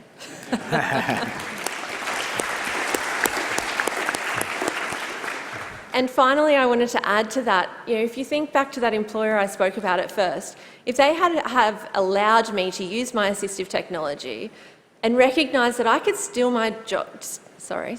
my job just as well. I mean, I was an award-winning real estate agent. And if they had have opened, I'm using non-inclusive language, opened their eyes and let me be able to do that, who knows, I could be running that organisation right now. So it's so important to ask what people need, not assume, and give us that pathway for growth. Thank you so much for sharing your story with us, Steph. Let's move now to Diana. Diana, can you introduce yourself? And I understand you left work to care for your son who has a disability. Can you tell us a little bit about this and what led to your decision? Thanks, Isaiah. I'm Diana. I am a very proud carer of my son, who is 13 with complex disabilities. I want to preface this by saying I'm just one example of what a carer looks like. There are so many spaces that we are supporting amazing individuals in. I was actually training in and working in the education space when I became a carer on top of a parent. And I was advised that now that I was a carer, it was not advantageous for organisations to support my continued training, or that workplaces would want me if I wanted to work 15 hours a week, or if I needed to book time off. And at first I fought.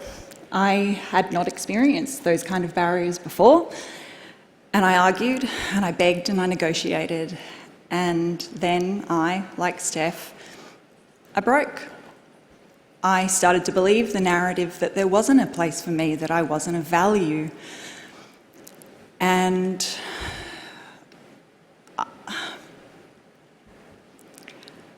I know I'm not alone in that space.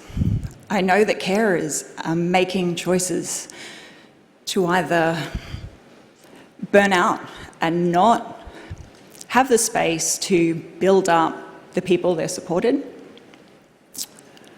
or they're stepping back and not sharing those skills that we have. We want to work, and the reason that I specify part-time is because when I go to work, I want to give everything I've got with all the energy I've got. And now that you've found work, what has made it possible for you to re-enter into the workforce? I was really lucky. I happened to click on a link from my local carers organisation, Carers Queensland. They were running a program to get carers back into jobs, volunteering or employment, training, sorry. And I had no belief when they called me. I was like, I really don't want to do this. There's no space for me. There's no space for me in employment. So they lured me in with volunteering. And I found the passion that I had for education in human services. I found connecting with people. And so we added that I was a carer to my skill set and to my experience. And please, when you see that on a resume, read it and believe it, because I was being honest. And I got a lot of interviews, but a lot of them were when I was at work, I wouldn't be a carer. I needed to guarantee that I definitely wouldn't be taking time off in the first few months. I kept getting supported by Carers Queensland to try just one more interview, and I did, and I met my boss at Empower Autism, and he said, "Tell me about the skills that you bring as a carer. I'm interested. Tell me how that's informed you." And we talked about partnership. We talked about the fact that carers are partners. We're not guides, we're not doing it. We are actually just there to be another person facing the barriers together. We're there to facilitate empowerment and thriving of our loved ones, of our neighbours, our parents, our kids, because barriers are tough. It was a boss. It was a boss who valued me, and I'd lost that. I can see why we have mental health challenges and health challenges in our cohort, because you stop believing in yourself. And I'm not going to do that anymore, because there's 3 million of us, and we're amazing, and we can bring those skills to more than just human services. It's not, I love human services and I'm passionate about it, but we belong in finance, we belong in retail, we belong in business. We will bring skills like every other person on this panel. And connecting us means seeing the value and creating belonging for us in this community.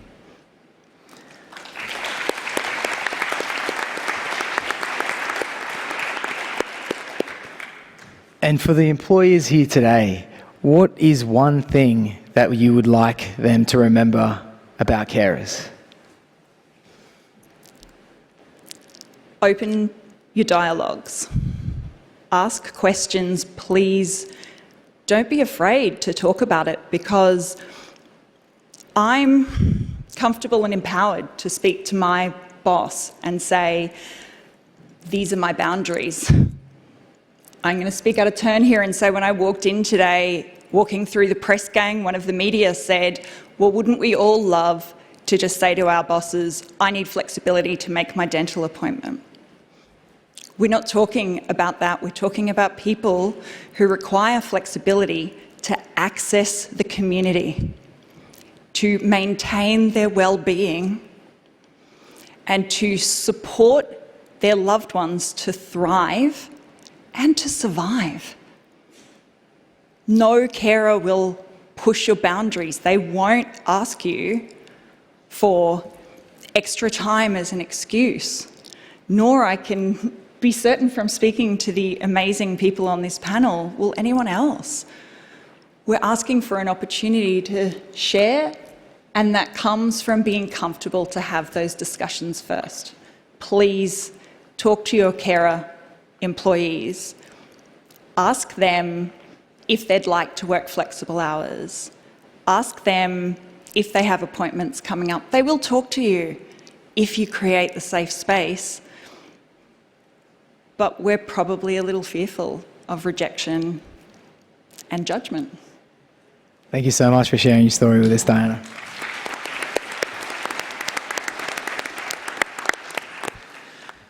As I shared earlier today, through my experiences of growing up in out-of-home care, the next panellist, I can relate to a lot of your story and the experiences that you've had. Nathan, during your preteen and teenage years, you experienced a lot of trauma and instability. Can you share just a little bit about your story? Yeah, absolutely. So, like you said, lots of trauma in my past as a child. I lost my mum to family violence when I was 10, and lots of anxiety and depression stemming from that, which then eventually led to me disengaging from my high school and education really entirely. And during that time, were you thinking about, what did you want to do in the future? Were you thinking about, what did you want to be in your life as a career or a job? Future really never really, it was never something that I thought that I had. I never thought about me at any end point. That was never something I envisioned for myself, that I would end up in a place where I felt like I should be. Yeah. And did you have any kind of role models or people that you look to or aspire to be like? I think really I was just withdrawn from everybody in my life who was trying to be that for me, but, being anxious and that I didn't, I guess, at that point want to be better. Yes, yeah. And what would you say? I mean, obviously, it's, I hear this question a lot as well. And what do you think is probably one of the biggest challenges that you had growing up? Yeah, really, it's just the biggest challenge of mine is inward, trying to, because I've been withdrawn from everything that I feel like, my peers and people around my age have done, and I feel like that I have missed out on a lot of stuff in my life because of that. So, yeah, it's really difficult to try and now re-engage with everything, because I feel like I'm really, really late to the game.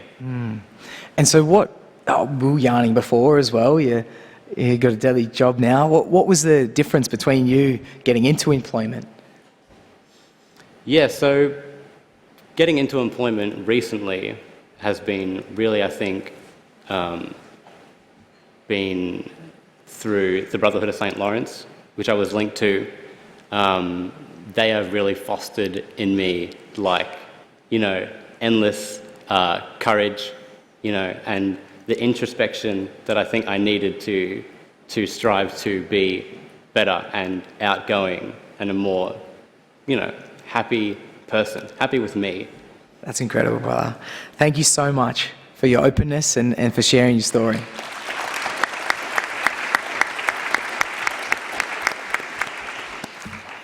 Shaima, you arrived in Australia from Afghanistan in 2015.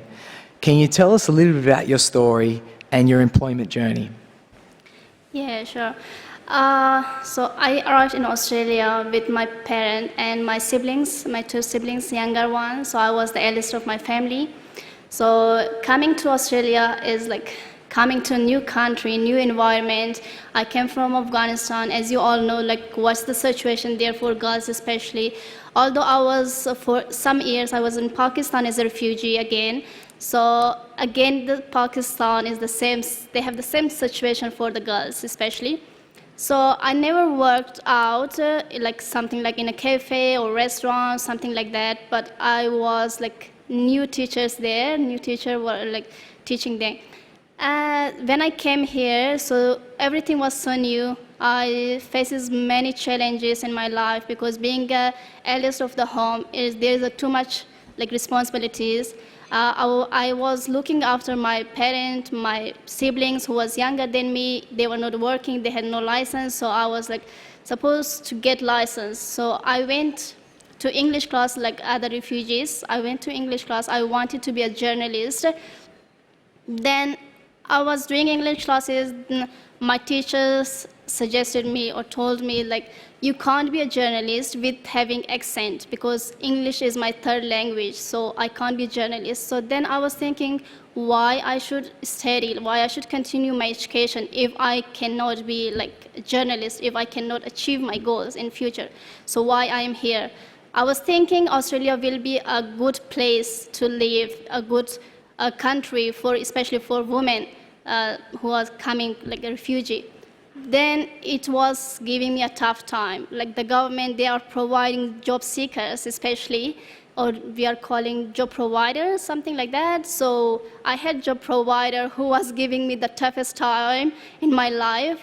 They were pushing me to find job, at least I think 20 jobs, I think it was per month or fortnight.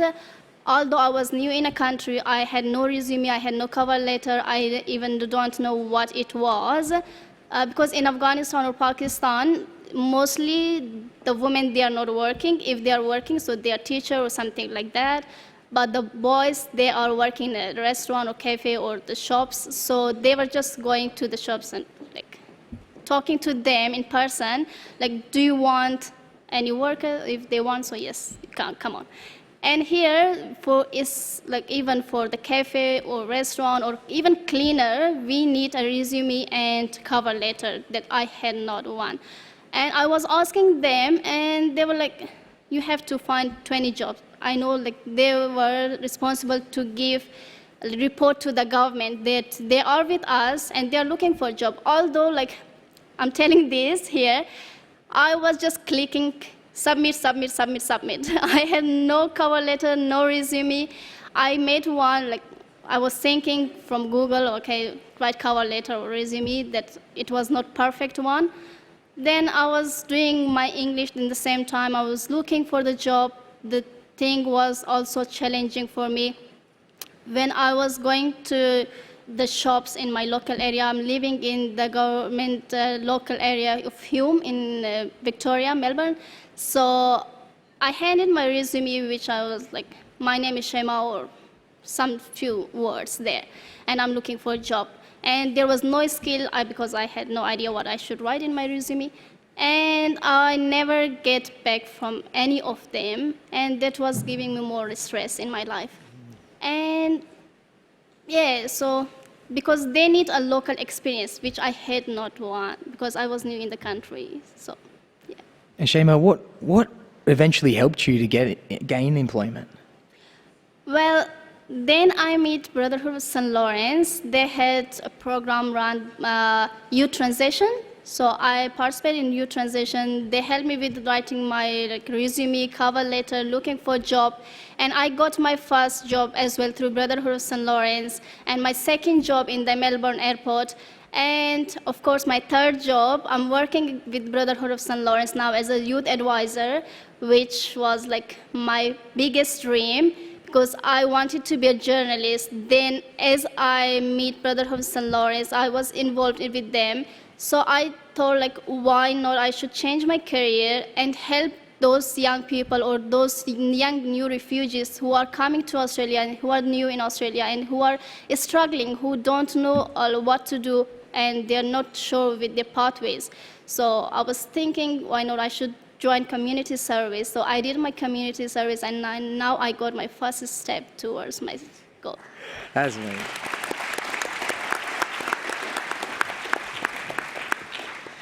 And Shema, we're in a room full of business leaders and government officials. If they could take one thing away from what you've shared today, what would it be? Please give opportunities to young people, especially, I think Aussie people, they are saying fresh in the market, something like that.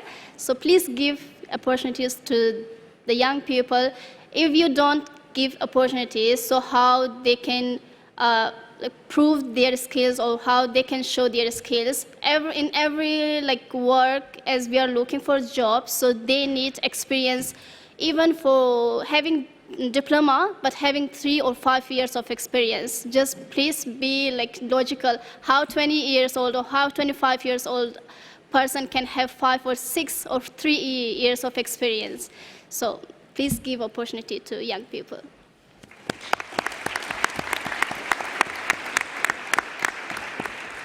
Thank you very much, Shema, for sharing your story. Wow, what an incredible panel that we've had here today. I'm sure you could all agree. Could we please just give everybody one more round of a big applause?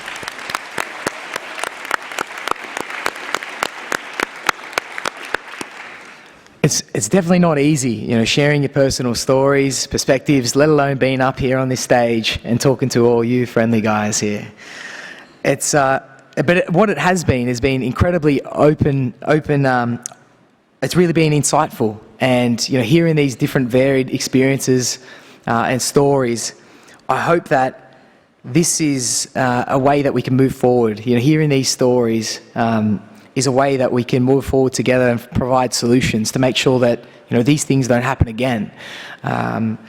What is a clear and clear common theme that we've heard though throughout this discussion is that there's persistent barriers and experiences of discrimination, whether that be intentional or unintentional, that make it really hard to keep on trying. Yes, we've heard some incredibly resilient stories, but I think a lot of the challenges that these people have experienced up here on the stage don't have to happen. And the people in this room have an incredible opportunity to be able to make a difference and give a platform and give opportunity so we can break this cycle that we're seeing. So now I'm going to hand over to Helen, who will now help drive some of the contributions from the audience. Galangon Yin, thank you very much. Fantastic. Nicely done, Isaiah. We are, as you would probably guess, pretty tight on time, so I am going to ask the contributors of this session to keep it super tight if possible. And with that, I'm going to go to Australian of the Year, Dylan Alcott. G'day everyone. Firstly, my name's Dylan, I'm wearing a black turtleneck today, got grey pants on, sitting in a black wheelchair, and Steph will be pleased to know I've got a really average bowl cut haircut going on at the moment. I want to firstly thank everybody up there for your vulnerability in talking to us today. It took me 28 years to fully feel worthy of my disability. I'm 31, and some of you just spoke up there with no experience. I could not have done that. I honestly could not have done that like you just did, so thank you very much for that. Also, the very awesome Steph, she's the senior consultant at our company, Get Skilled Access. Steph, you're about to get 129 business cards offering you a job. Please don't leave me, all right? Please stay with us. Hey, judging by the amount of silence I had in the room then, everybody had in the room then, you could hear a pin drop. It has not been like that the whole time, and I can see there is a thirst from everybody in this room that you actually want to do this. I've heard the word disability spoken about so many times, and that is awesome. But how do we do it? What are we going to do? We need buy-in from everybody, from government, from business, from education departments. We've all got to come together and get this done. From the government, there are people on the NDIS who want to get out and build capacity to be able to work. There's a lot of red tape where money isn't going to the people that need it, and we need greater flexibility so people on those programs can spend their budget however they want. If it is to build capacity to work, well then that's great. There are also people on the DSP who could work. There are staff shortages absolutely everywhere. However, when you do work on the DSP, you risk losing your pension. 2, buy medicine to live. 2, buy food. 2, buy shelter. There's no reason to up to a point why people on the DSP couldn't get out there and have a crack and do a little bit of work to try and help our economy grow. And also keep funding, both state, federally, keep funding programs, education, training programs that go to small and medium businesses who might not be able to access, but also goes back into the public sector as well. So we can lead by example and get more people with disability employed in the public sector. But it's not just government. It's business too. And you cannot sit around and wait for government funding all the time. The time to get out there and do it is right now, to invest in your businesses, to increase productivity and workplace morale, as we spoke about yesterday, but also to reflect your customer base. Because what are we? Consumers, just like you. We shop at supermarkets. We want to go on planes. We want to use technology. But if we get left out of that economic conversation, we can't do that. And you need your workforce to reflect your consumer base, and we are your consumers.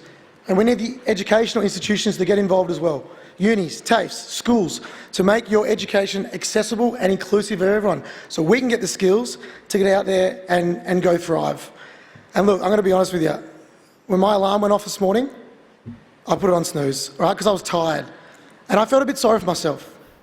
And then I reminded myself, I am privileged that I have a job and a career, but most importantly, choice over what I do. I am privileged. And every single person in this room is very privileged to have had multiple jobs and multiple opportunities throughout your lives. People with disability deserve that same choice to get out there and be the people that we want to be. And you know what? You might stuff it up. Just like when you employ an able-bodied person. That's okay. As long as you listen to lived experience, invest and have a crack, we can all do this together, because it's not you versus us, it's we. We all have to do this And I think the time to do it is right now. Thank you, everyone.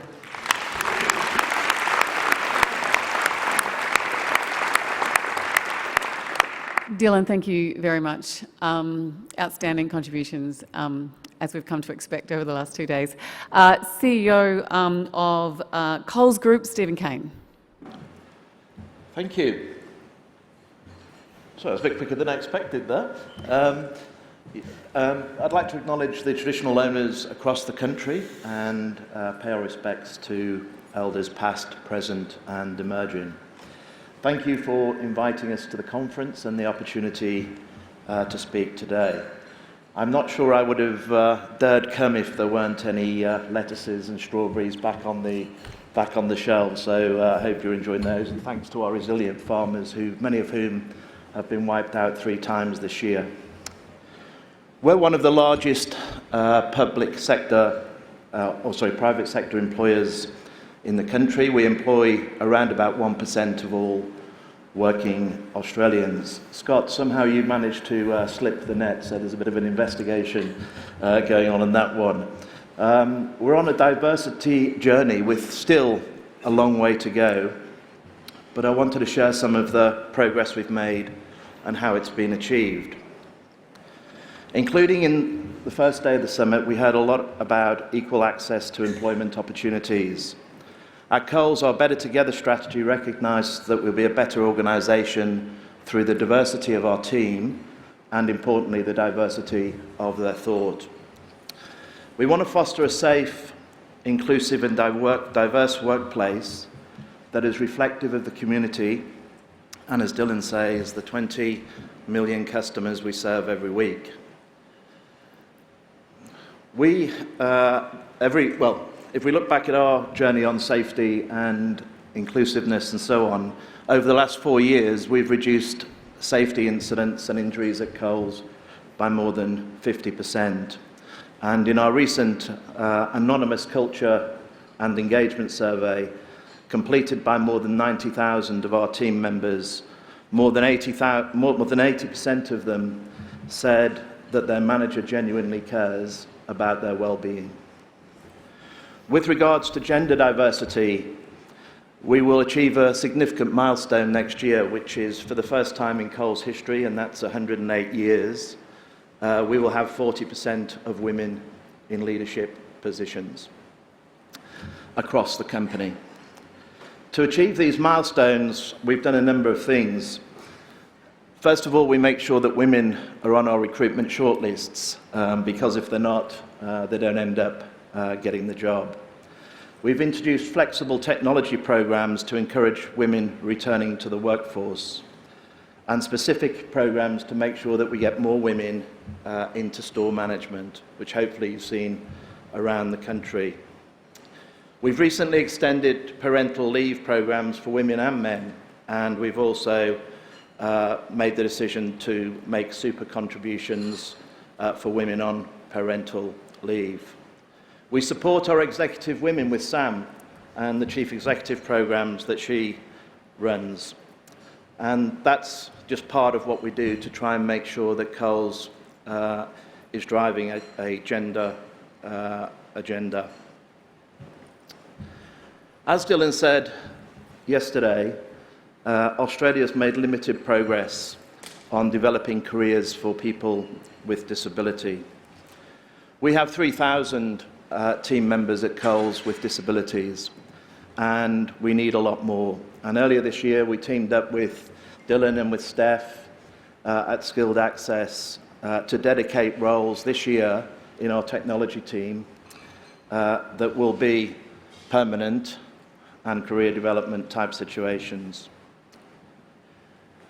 If we go to the LGBTQI community, we've got 10,000 team members who identify in the Pride movement, and that's why we took the decision to sponsor the Sydney World Pride next year.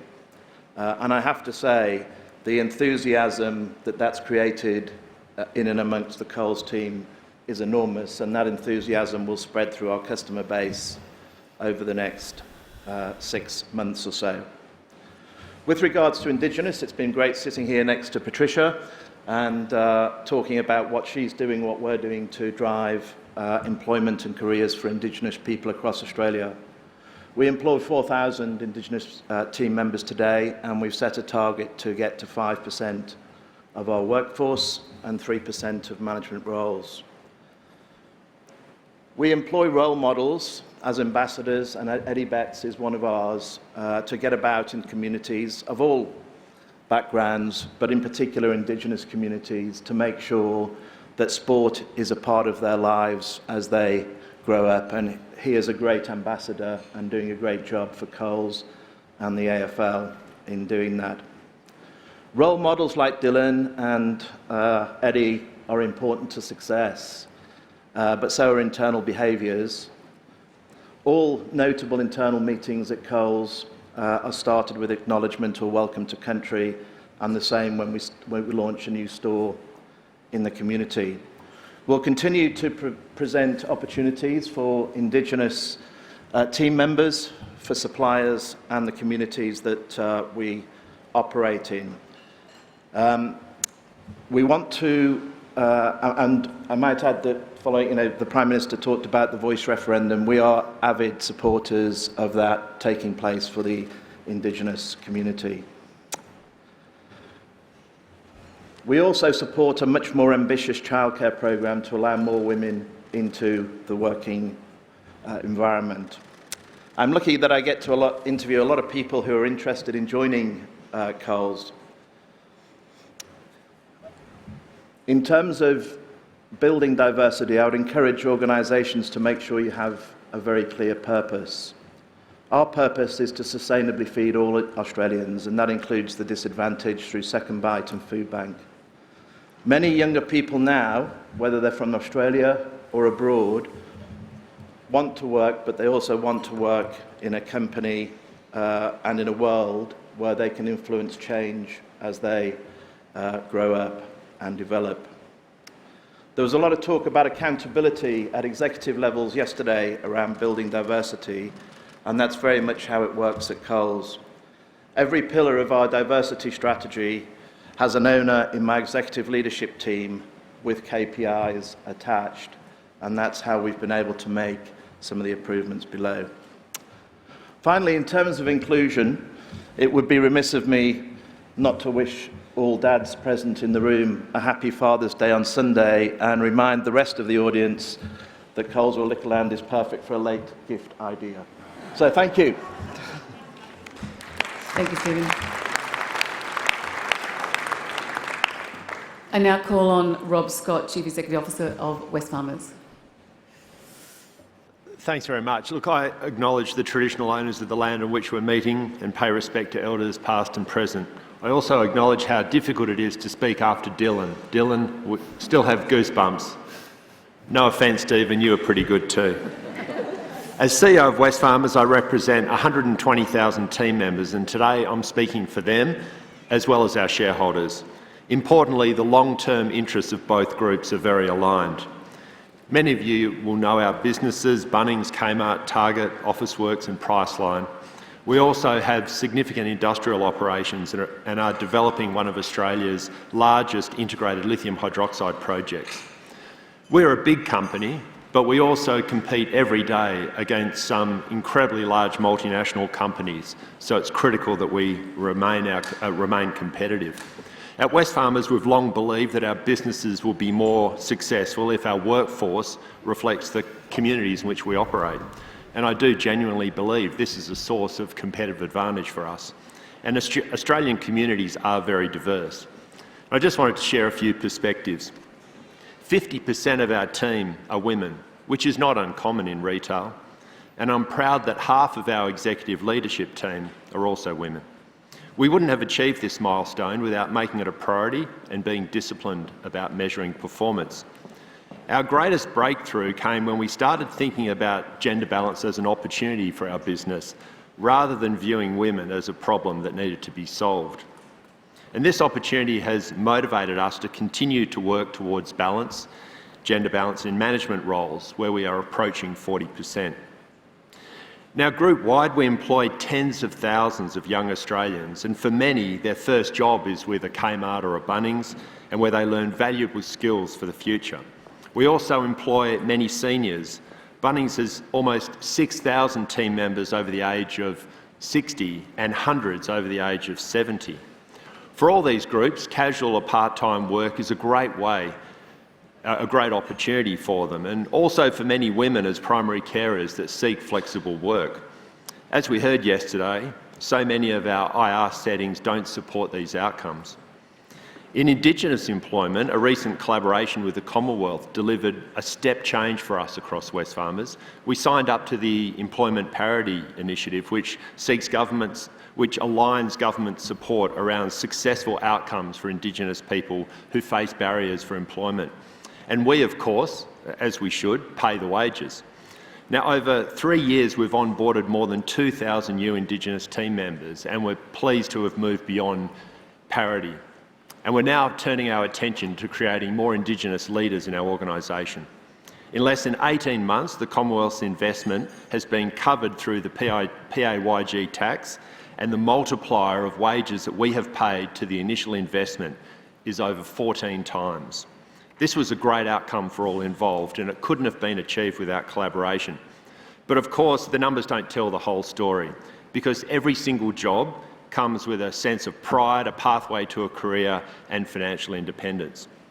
Now, looking forward, we've heard today and yesterday about the need to better tap into the talent and creativity of Australians, of which there are over 4 million with disabilities, and the Minister and Dylan spoke very clearly about this opportunity. Now, our businesses employ many team members with disabilities, especially Kmart, that once again see this as a source of competitive advantage. But to accelerate progress, we need a sophisticated, flexible approach. And perhaps government and business could work together, as we have with the EPI program, to develop new collaborative employment initiatives. To be sustainable, it will need to have flexibility at its core, but with flexibility must also come fairness. We should also ensure that pensions and other entitlements don't present a disincentive for people with disabilities or indeed seniors seeking additional work. Now, we're here today because we know that a job is much more than a paycheck. It creates a sense of purpose, builds self-esteem and a stronger community. And at Wesfarmers, our success is linked inextricably to our teams and strengthened by our diversity. And our team members' commitment and engagement drives our performance and innovation, which creates value and in turn develops careers. And this is great for Australia. Thank you.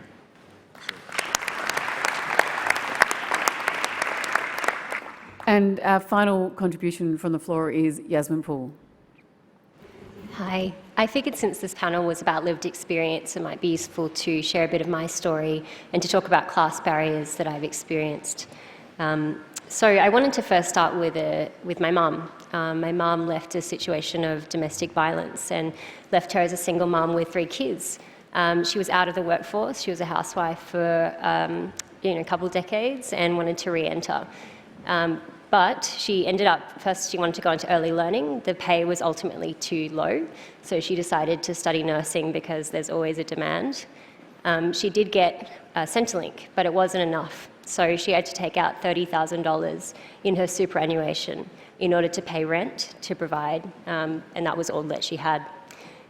Not to mention the fact that she had to do unpaid placements while juggling family responsibilities and trying to make ends meet. When it came to me, I decided to go to uni, and I found a university that was the best course and location that would provide the best job opportunities. I had minimum wage savings, so not much, and I couldn't rely on my family to provide financial support. It was really scary to make the decision to relocate. It was pretty much jumping in the deep end with no security blanket, but I decided to do it anyway. I did get youth allowance, but again, it was just enough to cover my rent and not the additional costs. I remember going to O Week and they had like an O Week ticket and I couldn't even afford to pay $15 just to meet first years at my uni. And this is, for me, I was actually lucky enough to receive a generous scholarship. Because I was able to live at home in the beginning, I was able to volunteer and have the additional advocacy work that led me to get my rent paid for. But that's not the reality. That was the generous scholarships available are merit-based, and we know if it's merit-based, it usually goes to the people that are most privileged. And you see that with GO8 universities. They're largely the worst when it comes to low socioeconomic representation. This is the reality for many young people, not just me. And I think about how many thousands, tens of thousands, hundreds of thousands low-income young people have slipped through the cracks. Amazing minds that we could have benefited from that had to punch down barrier after barrier, and it just got too hard. So not only that, expecting them to have the resilience to do so when often many have not been supported throughout their life and told that they can. So ultimately, my recommendations, I'm in favour of increasing AB study and youth allowance. We know unis are doing it tough. We need more support from government to provide that financial support, not just scholarships. We need better pathways for mature age students, including people who have left domestic violence situations. And that includes things like paid placements for low-income people, including in nursing. And we also need things like domestic violence grants before leaving, not afterwards.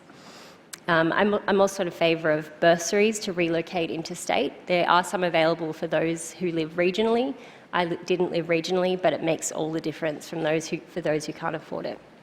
And finally, can I just say that this panel once again demonstrates the power of lived experience, and I've been so grateful to work in spaces with young people from all diverse backgrounds. We're not the same. And what the power of that, listening to young people, is that we've faced these systems, we've felt the gaps, and yes, we won't have all the answers to address them, but often we've felt what can be difficult to see unless you've lived it. So I welcome Labor's commitment to create a youth steering committee. I think that's really encouraging, and just want to reiterate that power of youth voices.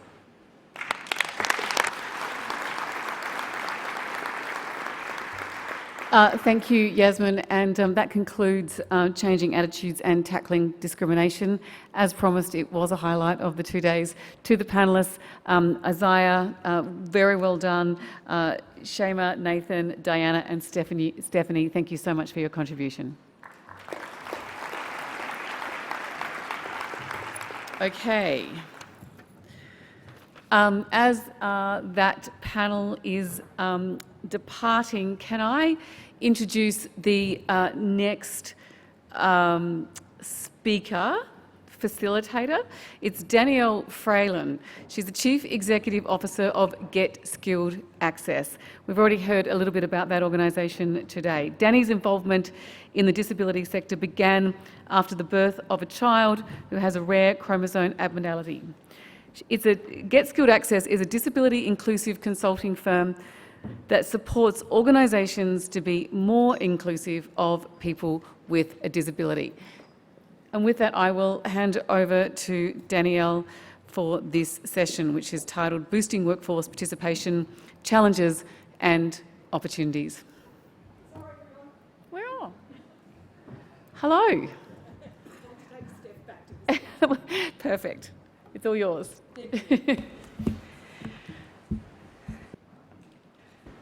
Thank you, everyone.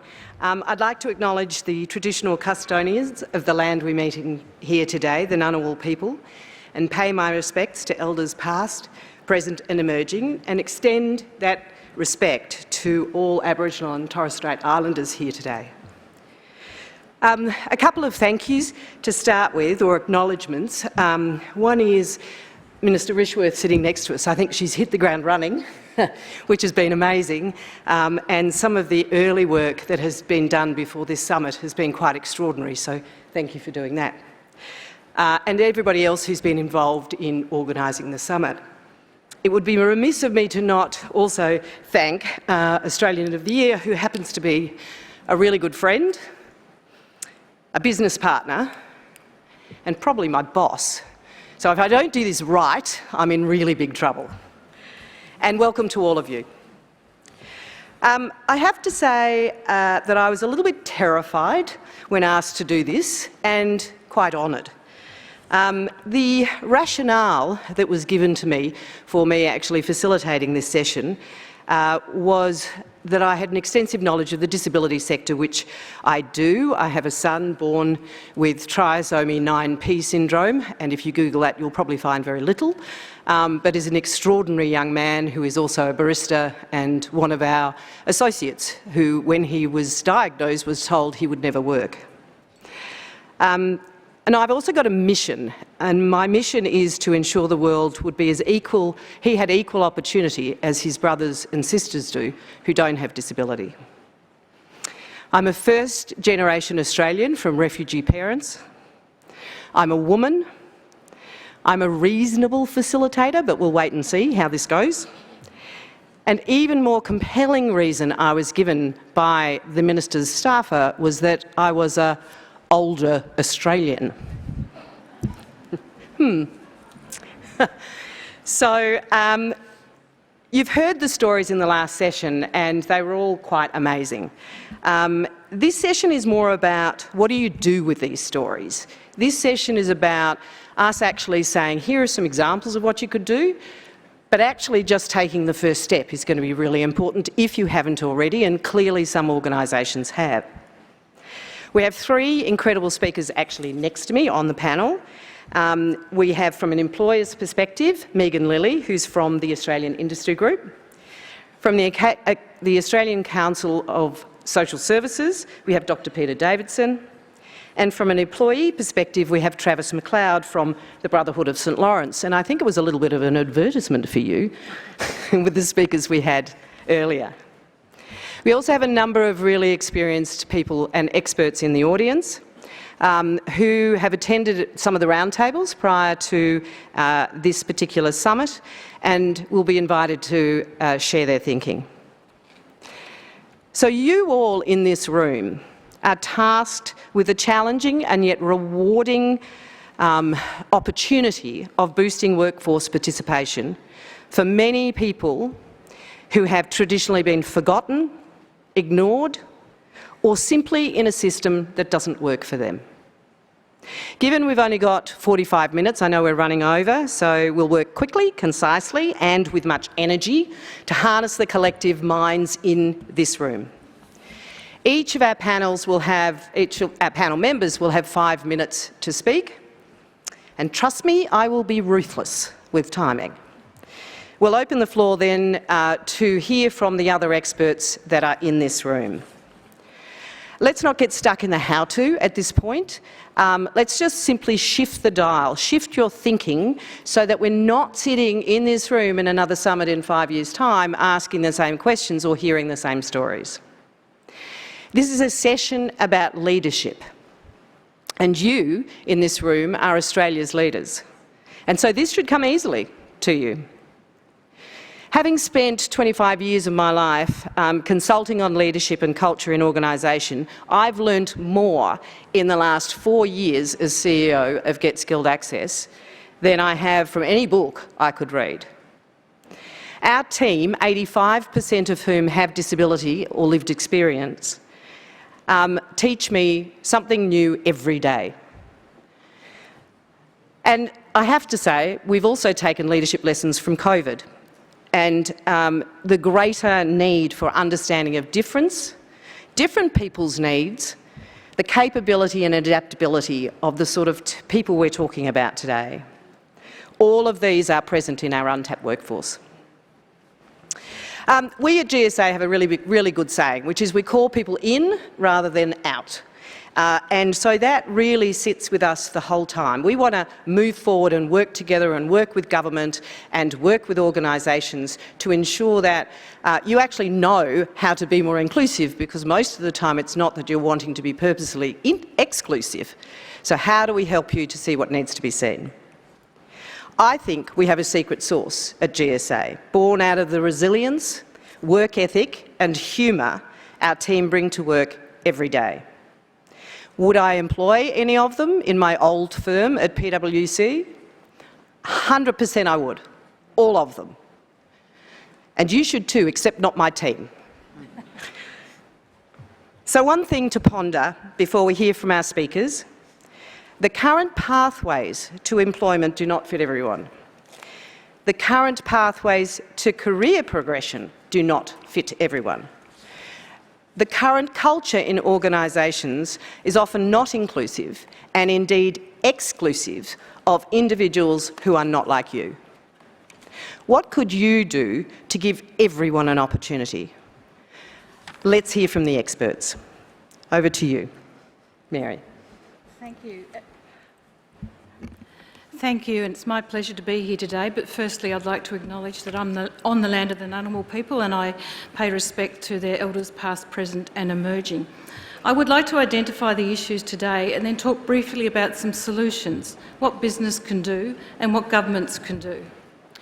The current extremely tight Australian labour market provides us with a rare opportunity to tackle the seemingly entrenched disadvantage too many individuals persistently face in obtaining employment. Multifaceted strategies are required. These include increased investment in our training system and further workplace reform. Disadvantage is not limited to financial poverty or low incomes, but extends to social exclusion, material deprivation and higher expenditure needs.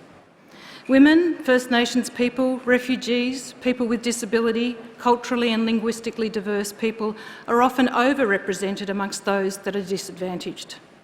One-size-fits-all strategies and solutions to lift the employment participation of such individuals rarely succeed because disadvantage can impact an individual's life in often complex ways.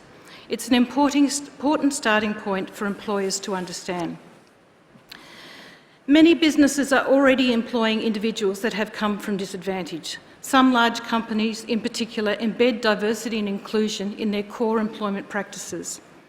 However, the tightness of the current labour market has prompted many more businesses to reach out and recruit beyond traditional cohorts and traditional methods.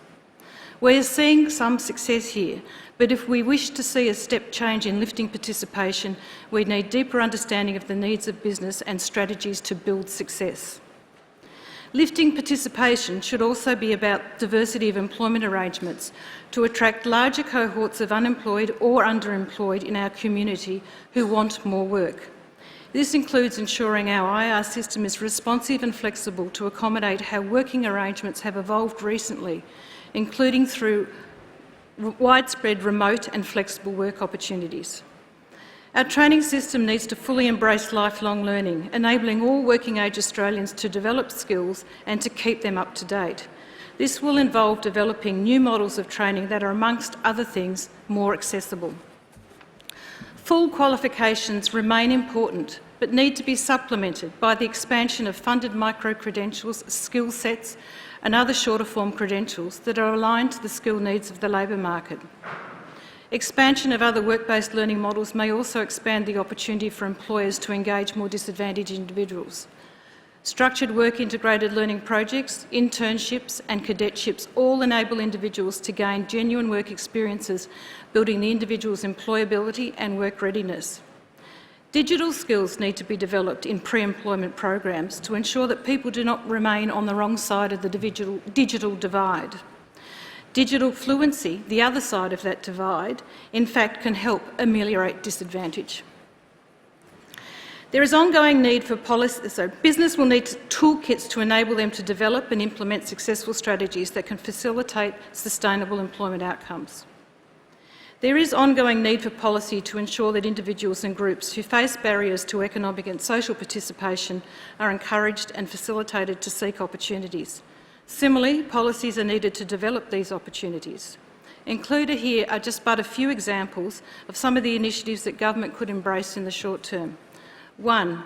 Ensure that income support arrangements for job seeker and age, disability and veteran payments do not serve as unnecessary barriers for people who wish to enter or re-enter the workforce.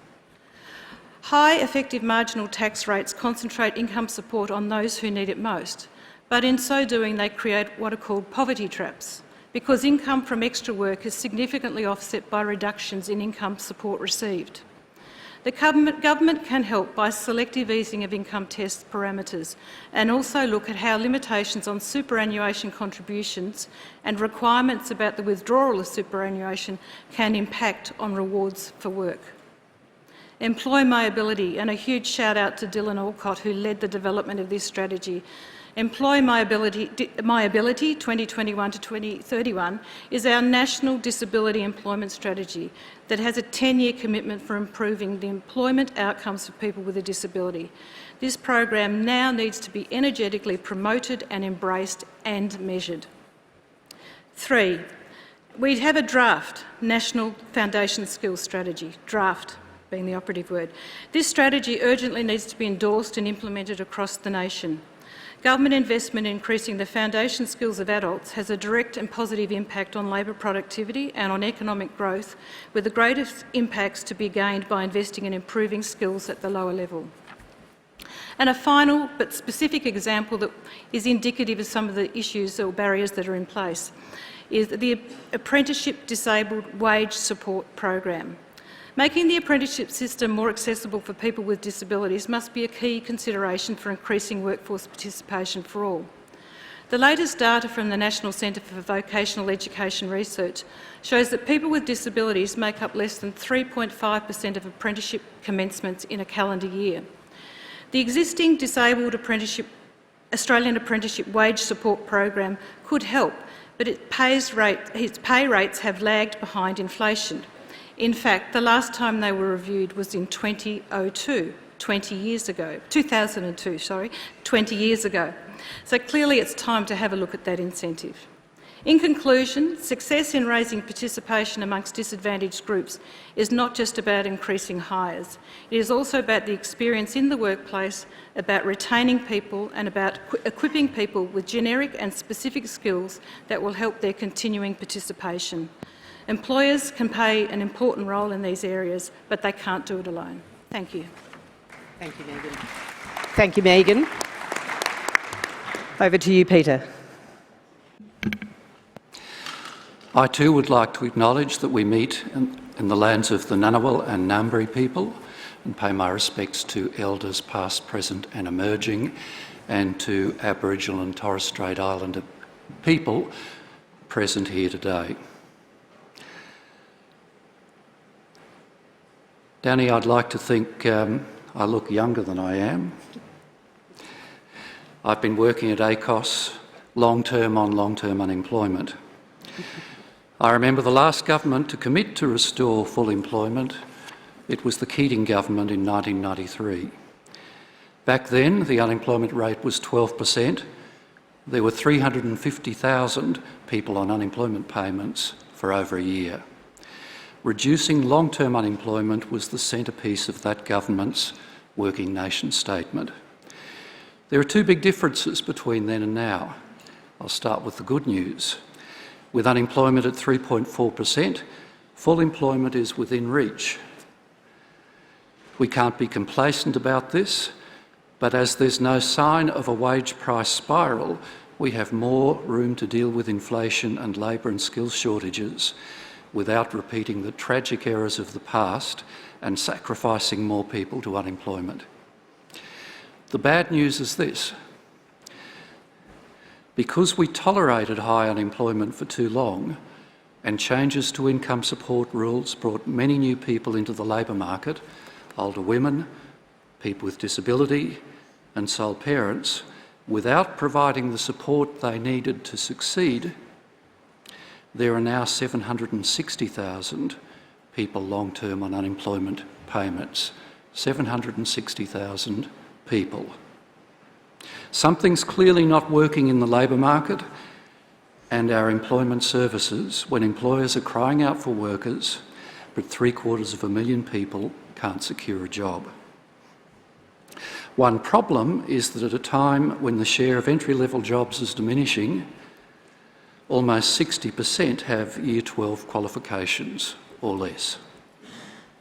These are the people who always stood at the end of the unemployment queue, and they're still there now. We can and must do better.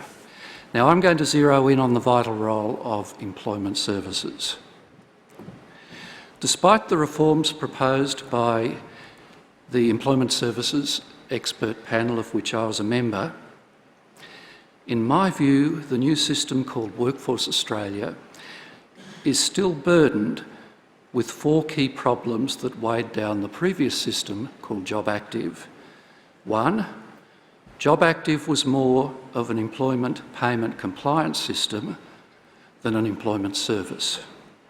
It sent people out into the labour market when they didn't find jobs, told them to search harder. People were literally told it's not our role to find you a job. 2, instead of a clear pathway to employment, the system locked people into an endless cycle of make-busy activities, like work for the dole, Mickey Mouse training courses, and the community development program in remote First Nations communities. 3, the system reached about 10% of employers and offered them little assistance. And 4th, the system followed a work-first logic, that people must take the first available job and not invest too much time training for a career. So here's how we can seize this opportunity to reduce long-term unemployment and help employers fill vacancies. 1, the vast majority of people don't need to be pressured to seek employment. Replacing the heavy-handed compliance system with a lighter touch would improve people's self-esteem and mental health no end, and free up resources to invest in an employment service that makes a difference. 2, work more closely with employers. Some of the most effective programs, such as the Launch Into Work program, for example, are demand-led. They start with the job and work backwards to find the right person amongst people unemployed long-term, offer accredited training, properly paid work trials, and a guarantee of employment at the end if they succeed. 3, replace ineffective make-busy programs with a flexible jobs and training offer for people unemployed long-term. That would include such things as well-targeted wage subsidies, combinations of paid employment experience and training, accredited vocational training for jobs in demand, and foundation education and help with health and social barriers to employment for those who need it. 4, support and don't obstruct people who want to pursue higher qualifications to improve their career prospects. If a sole parent wants to train as a nurse, encourage them. Don't push them onto a lower payment if they dare to undertake more than 12 months of full-time study. We need more nurses, and they'll have much better employment prospects if they complete the course. Peter, you have 1 minute. Okay. Finally, as we've heard in the last session, if people are going to repeatedly put themselves in front of employers and perform in job interviews and jobs, they have to be confident in themselves. They also have to be confident that they have enough income to put food on the table and pay the rent. Poverty isolates people and turns them inwards. We're supposed to have a social security system. This is not the Hunger Games. At $46 a day, Australia has the lowest unemployment payment in the OECD. We want it increased to $70 a day. And to finish, I'll throw out a few challenges to all of you. To employers, it's one you've received already. Consider people you haven't in the past and consciously recruit for diversity. You'll be rewarded with a reliable workforce that challenges you to work in new ways. To unions, support diversity in employment, as I know you do, and transitional pathways for people at the end of the unemployment queue, provided workplace relations standards are not undermined. And to government, change the system. Convert the present compliance-heavy employment services system into a service that works for unemployed people and employers. And don't repeat the mistakes of the past and sacrifice people to the gods of inflation control and then punish them with poverty. Thank you, Peter. Over to you, Travis. Thanks, Danny. Hi, everyone. Can I start by acknowledging the Ngunnawal people and paying my respects to Elders past and present, and to Aboriginal and Torres Strait Islander people in the room and watching online. I'm conscious of time, Danny, and that it's Friday afternoon and you've been here for a day and a half, so I might just flip the script for a little bit and ask you to imagine, of all places, that you're not in the Great Hall, but you're at a circus. And I choose that analogy because it was the metaphor of the trapeze artist that Ben Chifley used in 1945 when there was a push for full employment to describe the Australian social security ideal. And he said, "The trapeze artist's net protects him through the whole course of his life. The net is not, of course, part of the main show. That goes on high above, and the higher it goes, the better we enjoy it. But anyone who has seen an artist miss his hold knows what peace of mind the constant presence of the net means to performers and audience alike. So it is with social security. The modern ideal is that there should be social security provisions to protect every citizen in his or her emergencies from the cradle to the grave." And I want you to think about that net in Australia right now, the one we've all needed through COVID. And for too many Australians, as we heard earlier, if you're disconnected from the education system or you're thrown off the jobs ladder, you fall into a net where you don't bounce but you sink. It's a net where you're sentenced to interact with a broken employment services system, where mutual obligation and activity tests and income support can trap you into deeper cycles of disadvantage instead of opening the doors of opportunity and equipping you to walk through those doors. I was really proud of Shama and Nate earlier, who we've supported at the Brotherhood of St Lawrence, where there are over 2,500 staff and volunteers focused on key transition points across the life course. And the experience is that interacting with the employment services system can feel much more like a trap than a trampoline. It's simply not designed to build capability and confidence in the places and situations that disadvantaged job seekers find themselves. Places where the things you need to build a career, like transport, early learning, housing, care and training, are often lacking. Peter has described the over 770,000 people, including 111,000 young people who are in the Workforce Australia system, and that number is still up 26% since before COVID.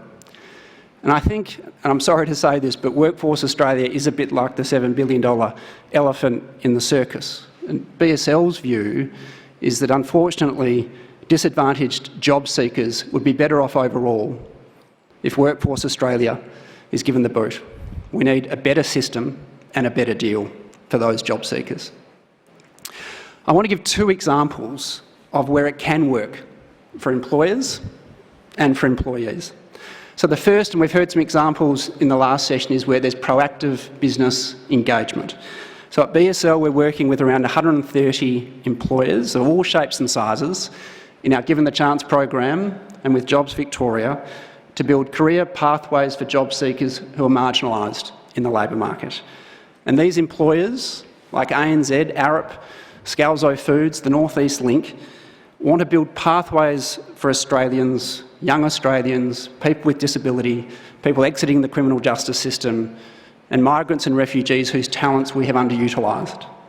They want their operations to look more like their communities and support their communities. And while some have been incentivised by social inclusion targets from the Victorian Government through capital projects, these employees are regarded by the employers as among their best. When Shane Elliott started at ANZ and visited all of his sites, he found that often the employee that was put forward was a Given the Chance employee from a bilingual refugee background who spoke languages of more of their customers and could connect them much more effectively with their communities. I hope the employers here, private and public, are prepared to sign up to much more ambitious social inclusion employment targets. And the second example goes to how we can create much better partnerships at local and regional level. So BSL convenes the National Youth Employment Body and its network of community investment committees. They're in places like Logan, Shoalhaven, Warrnambool. And these are genuine partnerships between government, employers, training providers, employment services and young people to build pathways that benefit them, employers and local communities. These groups have worked together to engage young people into careers supporting people with disability and older people in Australia. We're seeing similar place-based approaches to build agricultural careers and to build sustainable economic empowerment and dignity for women. The problem is that these approaches have been the exception, not the rule, and we haven't doubled down on the regional and community job deals that can really make them thrive. We need to reimagine how government, business, educators and unions can work much more effectively in place. This is what the brilliant economist, we had a brilliant economist yesterday morning, Danielle, but another brilliant economist, Mariana Mazzucato, means when she talks about a mission economy and an entrepreneurial state. And if we can do that, if this group can do that, we'll have a lot more trampolines than we have poverty traps. Thank you very much, Travis. And I do love the idea of us in a circus tent. I think that's brilliant. The panel speakers have given you and hopefully started to get you thinking about what are the things that need to change. We now have a number of people who are in the audience who are experts. What I implore you, please, who are speaking, can you stick to 2 minutes? There will be prizes for under 2 minutes. So if you can achieve that, that would be better. And our first speaker is Mohammed Al-Kafaji, who is from the Federation of Ethnic Community Councils of Australia.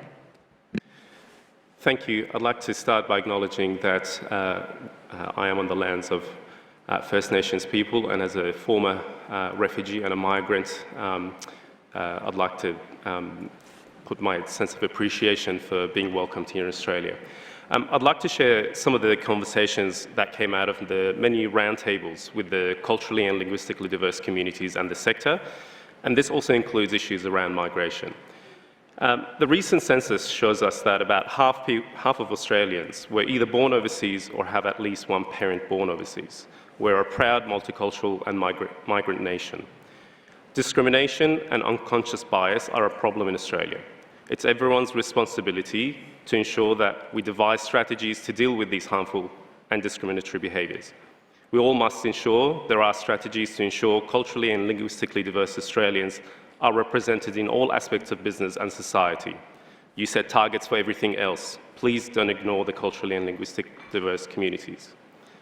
Multicultural communities' unique skills, including their ability to work in bilingual and bicultural settings, especially in the care workforce, must be meaningfully recognised and remunerated. We also need to support specialist service providers who know how to work with multicultural communities in a culturally safe and responsive manner. We also need a whole-of-government approach to access and equity that delivers for our communities. On migration, in recent years, Australia's reputation as a welcoming and inclusive nation has been bruised. At the height of COVID-19, we told temporary visa holders to go back home and that we will not be supporting them with JobKeeper. That was unwise and short-sighted. And now Australia, like many other countries around the world, is competing for talent, and we are asking those people to come back here. Sadly, we lost those people to countries like Canada, but we can fix it. We can rebuild our reputation again as a welcoming nation, and that starts with our political leaders setting the tone. We need the government to be proactive and intentional about publicly celebrating the value and benefits of migration and multiculturalism.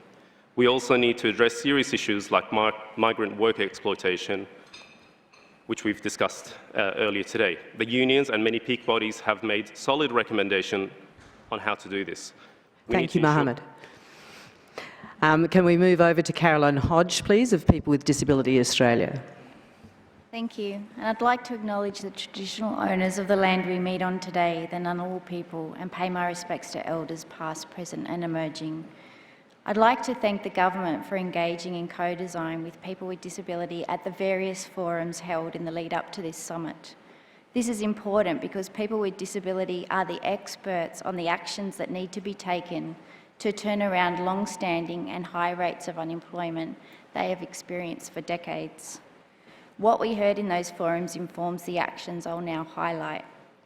Firstly, we need to ensure that people with disability receive an income that is no less than the minimum wage. People with disability working in Australian disability enterprises can earn as little as $2.37 per hour. This can't continue. Secondly, we need a transition plan to end segregated employment and provide people working in disability enterprises with a pathway to open employment with at least minimum wages. Thirdly, reforms to the disability support pension could see employment disincentives removed and provide a safety net for people as they take on more paid work. And it's been great to hear that that's been supported by a lot of speakers this morning. Lifelong eligibility for the DSP could remove the fear that taking on employment will prevent people from accessing the DSP in future if they need to, and increased income-free areas and reduced taper rates would allow them to keep more of the income they earn. We also need improvements to disability employment services so outcomes focus on supporting people with disability into meaningful jobs they're interested in and are likely to result in a career, not just any job. Finally, to all the employers here today, both public and private, we need you to be disability ready. I encourage you to reflect on the steps you're taking or can take to recruit, retain and develop people with disability in leadership positions, on your boards, in all levels of your business, including, but not limited to, entry-level positions. We need a critical mass of people with disability in all areas of our workforce if we are to challenge long-standing high rates of unemployment. If you aren't sure where to start, I encourage you to work with a diverse range of people with disability, from First Nations people, people from LGBTIQIA and CALD communities, to co-design your disability inclusion and employment strategies. That way, you'll be consulting with the experts. Thank you, Carolyn. And over to Andrew McKellar from the Australian Chamber of Commerce and Industry. Well, thank you very much, Danielle, and indeed can I acknowledge the deep expertise and experience on the panel that is here today, and also I think the very powerful personal testimonies that we heard in the previous panel, which was, I think, extremely moving and thought-provoking. My perspective now is from a small business point of view. Small business owners who are struggling to find workers, skilled or unskilled, to fill the hundreds of thousands of job vacancies out there at the moment. At a roundtable last week with Small Business Minister Collins, we heard from many small businesses about the challenges that they are facing. There simply aren't enough applicants, or in some cases no applicants, for the jobs they advertise. Small business owners are trying to find staff any way they can, using word of mouth, signs on windows, posts on social media and online ads, etc. One mechanism they are not using anywhere near enough is turning to the publicly funded employment services to fill their vacancies, and there are many reasons for this. There's not been a consistent or single point of contact. There's confusion caused by the constant changes of name of the system. They can be annoyed by the receipt of clearly unsuitable applications, and when employers do reach out to the services, they've often been disappointed that the referred applicants have not met the core requirements or they don't show up for the interview. We fundamentally need to address the disconnect by ensuring that the system reaches out to the vacancies where they exist and offer a value-added service to small business. In times of such low unemployment and such great employer need, there's never been a better opportunity for those that face significant barriers to get back into the workforce. We also need to overcome the employer's perception of risk in taking on a job seeker who has limited experience or who has been disconnected from the workforce for many years. Although we recognise the government has discontinued the PATH program, it needs to be replaced by other programs that will enable the job seeker and the employer to confirm that the relationship is workable and ensures that the job seeker undertakes concurrent vocational training with the hosted work experience. Thank you, Andrew. Thank you. Can we please go to Margie Osmond, Tourism and Transport Forum. Thank you very much, and I acknowledge and pay respect to the traditional owners, the Ngunnawal people, and thank them for hosting us on their land for this incredibly important gathering. Right up front, I have to say on behalf of the industries that I represent, we want to activate and enable more Australians to work with us in the visitor economy. We have huge job vacancies and future skills needs, and we see the local marketplace as largely the answer. My colleague Stephen Ferguson from the Australian Hotels Association and TTF, we've both been very vocal and active on the need to stimulate those local solutions. Older workers, women, First Nations people, school leavers, and importantly people living with a disability and refugees. They're desperately needed by the visitor economy family. We completely endorse Minister Rithworth's comments on the positive power of diverse workforces, and we're looking forward to working with her to build on current industry programs to generate stronger, more diverse working community within our visitor economy. We're also keen to work with the government on First Nations people and create new pathways. This is a natural partnership. We're a people industry, and that means all people. If I can just very quickly, though, respond to some earlier sessions. We have some very short-term needs too in terms of working holiday makers and international students, and it is going to take some incentives. We really need to look at the visa fee for people to enter Australia. New Zealand's is half of ours, and many other countries in the world have chosen to waive the fees completely to get those workers here. We could also lift the age to 50, and then we get access to a whole new group of more skilled workers. I do really want to congratulate the government, though, on the changes they've talked about today, and we're so happy to hear their commitment to renovating the plane while it is in the air, something that no one in the tourism sector would normally say. Can I also put a special shout out for the arts and cultural communities and the events sectors who desperately need those changes very quickly to the visa systems? And one final point about future jobs. We're a long-haul destination.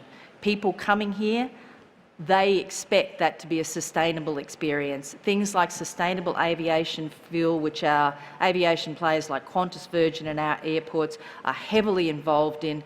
This is an area where we are going to need to be able to measure, design, manage, innovate for future environmental reality. Thank you. Thank you.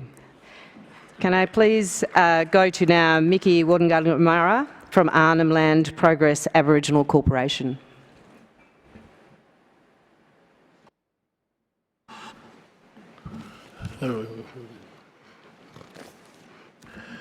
Good afternoon. Namri Numa, Bookmark. Thanking for me allowed to speak in your country. ALPA primary focus for the last 50 years has been supporting Yolngu people to become financially independent of welfare through encouragement, empowering and building suitable business. Yolngu people has been always engaged in the economic, and I want you to know that the Aboriginal people do not want to depend on welfare. They want jobs and support their family, and to see I've seen with my own eyes, which we used to do many things for ourselves rather than people coming outside to our community and building, flying and building and doing as we do. To enable this, we need to make sure the policies setting and for the next employment service program are right. That is, recognising and investing in needs and building in remote Australia. Infrastructures and economic, sharing the Indigenous people to employ and to provide real jobs and real wages and real future, not depending on the government of the day policy. We need to make sure the Indigenous people that live in remote areas are not left behind.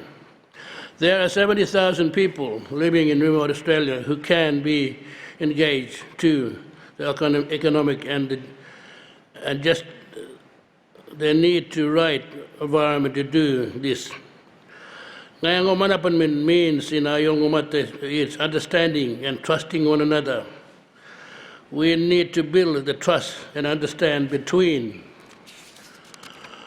our government and Indigenous Australians to get the best outcome for the remote Australians and a better future for our people. I have come to share my experience and how we can do this. I also encourage you to come and visit me to see and for yourself. I promise it is more warmer than Canberra. Thank you. Thank you.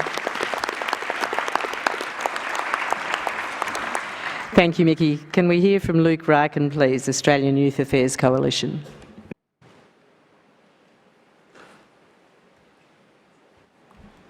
Thank you. I want to acknowledge country as well, meeting on the lands of the Ngunnawal and Ngambri people. Sovereignty was never ceded, and it always was and always will be Aboriginal lands. I also want to thank you, Minister Rishworth, and of course Minister Anna Lee, for your commitment to young people and establishing an office for youth. This government's already beginning that work of genuinely listening to young people, and we did that through the roundtables. The government did a really good job of paying the young people who participate in those roundtables. The roundtables were designed by young people and they were facilitated by young people, and every business here can do the same thing. We can't talk about jobs and skills without recognising the current employment market for young people. The unemployment rate for us is more than double that of the general population, and the experience of too many young people is of casual, insecure and low-paid work that doesn't set them up for a meaningful career. A long-term failure to prioritise employment outcomes for young people alongside economic downturns has fundamentally restructured our experience at work. We are now facing increasing casualisation and a steady decline in the availability of entry-level jobs. And if we let this trend continue, we will all be worse off. We can't realise the benefits of full employment and a strong economy if the entry into the workforce is broken for all of us. There are more than 2.2 million young people in the workforce. They have the highest level of educational attainment than any generation before them. We've been speaking about the skills gap, and young people are highly skilled, and they need the support of everyone in this room, the businesses in this room, to take up the next employment opportunities. And we heard 3 recommendations to make this happen at the roundtables. Firstly, there needs to be a specific focus on young people in the white paper and the outcomes that follow this summit. I'm sorry to the team at Treasury, but there should be a full chapter on young people, and that's what we want to see. This must address the increase in casualisation and ensure that young people can also benefit from full employment. Secondly, we've heard a lot this morning about industry guarantees and wage subsidies, but we can't do these things in isolation. An appropriate solution that brings these concepts together is a youth jobs guarantee that ensures every young person has access to free training and is offered a paid internship or job within a short time after becoming unemployed. This is an evidence-based and internationally tested alternative to Workforce Australia and mutual obligations that will better support young people experiencing disadvantage. And finally, we need to create more paid and accessible work experience opportunities and full-time entry-level jobs for young people. There are businesses here who can make that commitment today, and they need to do that. Thank you. Thank you, Luke. Can I now throw to Ellie Di Marcellia from Every Australian Counts. She did try and pay me to get longer than 2 minutes, but she can't today.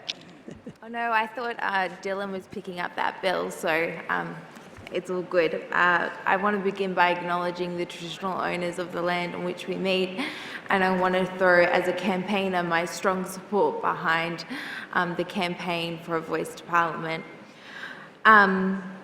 I want to begin by thanking the Prime Minister for the honour of an invitation, and to Minister Shorten for the trust he has put in me to deliver the results of the NDIS Jobs and Skills Summit.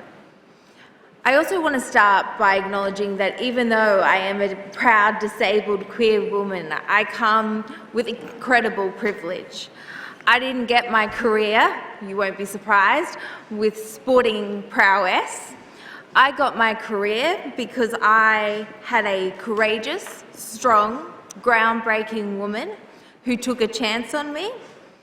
I was the only disabled woman in the workplace. It certainly didn't always go right, but that woman fiercely protected me, and we went in there every day, and I did my job for her, and she protected me.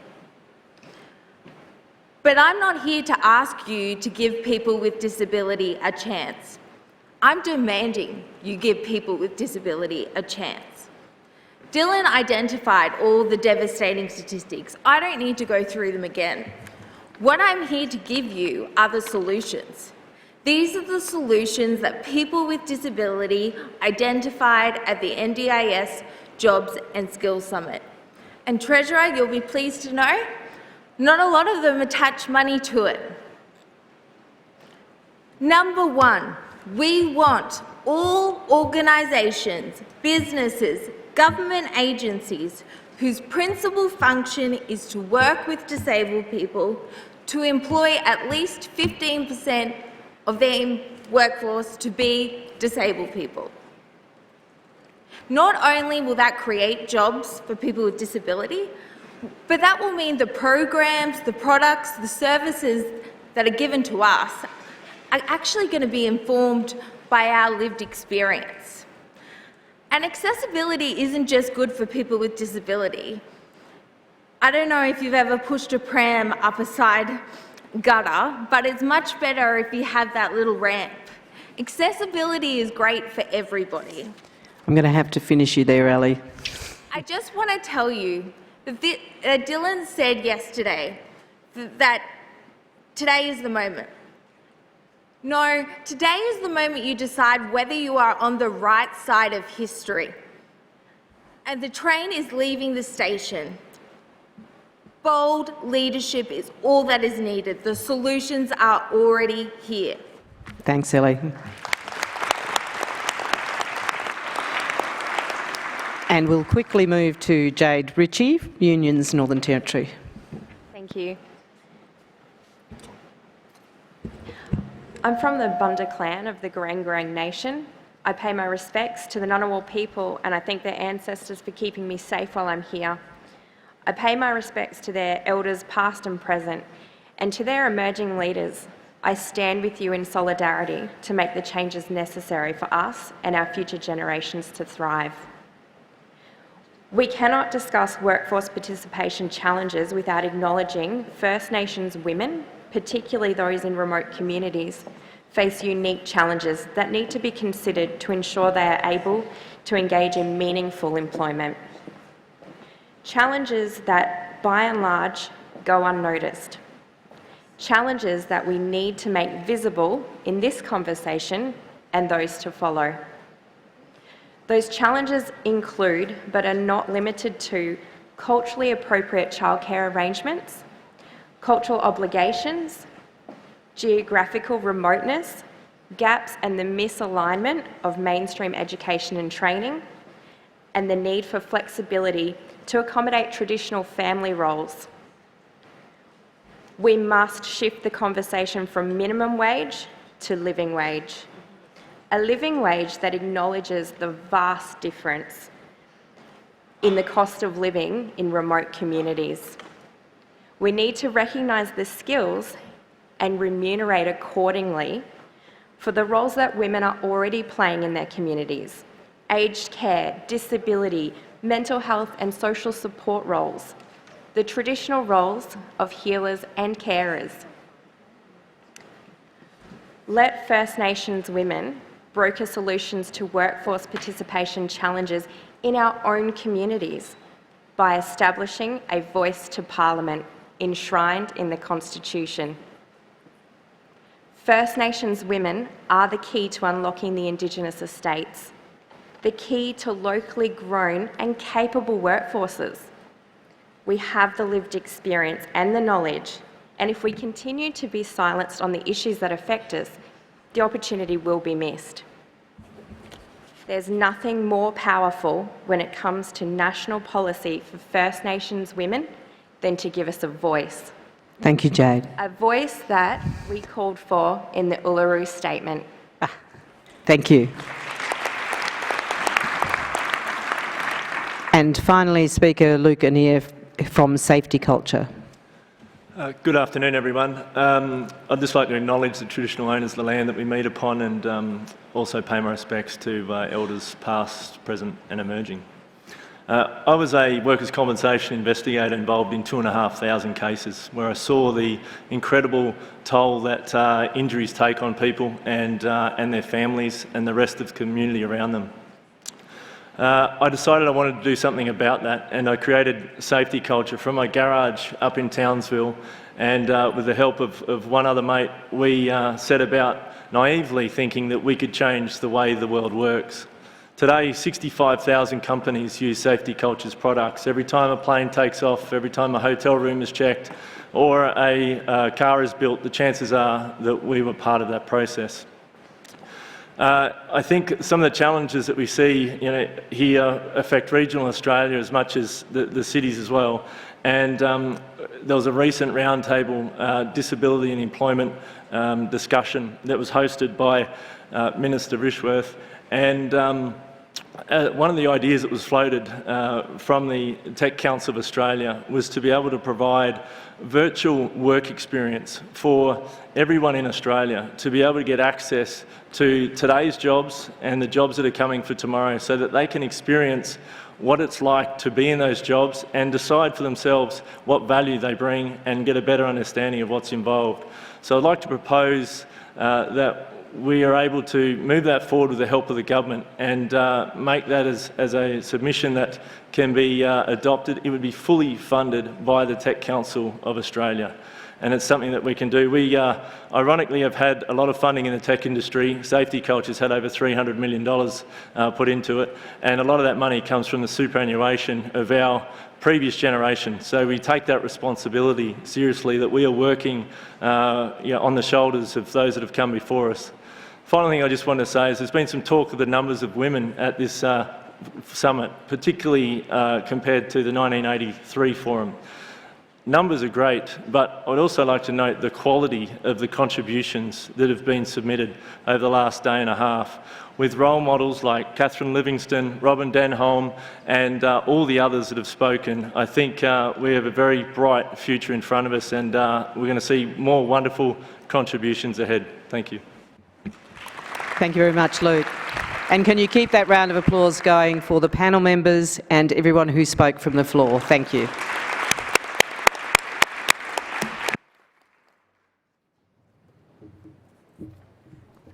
Terrific. Thank you very much. This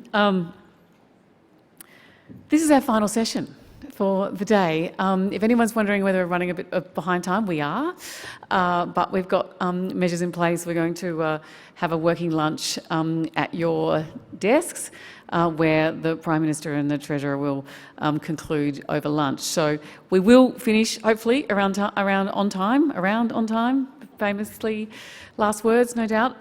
But for now, I'd like to introduce the final session, Policy Levers to Increase Workforce Participation. The panellists are Dr. Angela Jackson, the lead economist, Impact Economics and Policy, Professor Jeff Borland, University of Melbourne, distinguished Professor Sarah Charlesworth at RMIT University, and Matthew Cox, the Executive Director of the Bryan Foundation. I'm going to hand back to the Honourable Minister Amanda Rishworth for opening remarks. Well, thank you very much, and we're very, very lucky to have a distinguished panel to really talk about a really long-term discussion of what are some of the policy levers that we might be able to look at. And this is really a start of a longer-term conversation, but we need to start the conversation now. So I think when we're talking workforce participation and entrenched barriers to employment, we've heard some of the things in previous sessions about services and programs, but now we're really getting into the big levers. So I did want to start with Dr. Angela Jackson. Angela, you've spent your entire working career as an economist, working across tax, fiscal and social policy. You've worked in government, but you've also authored a number of high-profile reports on health, aged care, disability, housing and gender policy. What do you see as some of the drivers of participation more generally, and what barriers do you think those of us in the room today are not seeing? Look, thank you, Minister Ridgeworth, and I would like to start by acknowledging the traditional owners on the lands where we meet today, the Ngunnawal people, and pay my respects to all the Aboriginal and Torres Strait Islander leaders in the room. Now, as an economist, I spend a lot of time, some might say too much time, thinking about how financial incentives influence decisions, and the decision to work is no exception. We know that we can lift participation if we lift wages. We know that we can lift participation by reducing high effective marginal tax rates through replacing household with individual means tests and reducing taper rates on government payments. Payments such as the age pension, where older Australians face losing 50 cents in the dollar if they work more than 1 day a week. We know that we can lift participation by reducing income tax, well, at least for low and middle income earners. We won't discuss those stage 3 tax cuts right now. And we know we can lift participation through reducing the cost of childcare. But as an economist, I also know, as we heard so powerfully this morning, there is more to participation than just financial incentives. That an individual's choice and ability to engage in work is driven by a multitude of structural factors. Structural factors that we often dismiss as out of our control, when in fact we may well have created them through our policy choices. Which is where the Wellbeing Budget Framework, announced by our Treasurer and already implemented in a number of countries internationally, becomes so important. A wellbeing budget is not just about measuring life expectancy or happiness, and some of you might be disappointed to know it involves no yoga poses at all. A wellbeing budget allows us to identify, to measure and to evaluate policies and government spending against the key drivers of an individual's ability to participate in their family, in their society, and importantly for everyone here today, in the economy. Drivers such as educational attainment, gender equity, mental health and housing security. A wellbeing budget framework will give us the tools to systematically dismantle the structural barriers to participation and work. Structural barriers like the childcare subsidy activity test that contributes to 128,000 children in our poorest households, including Aboriginal and Torres Strait Islander children, missing out on early childhood education and care.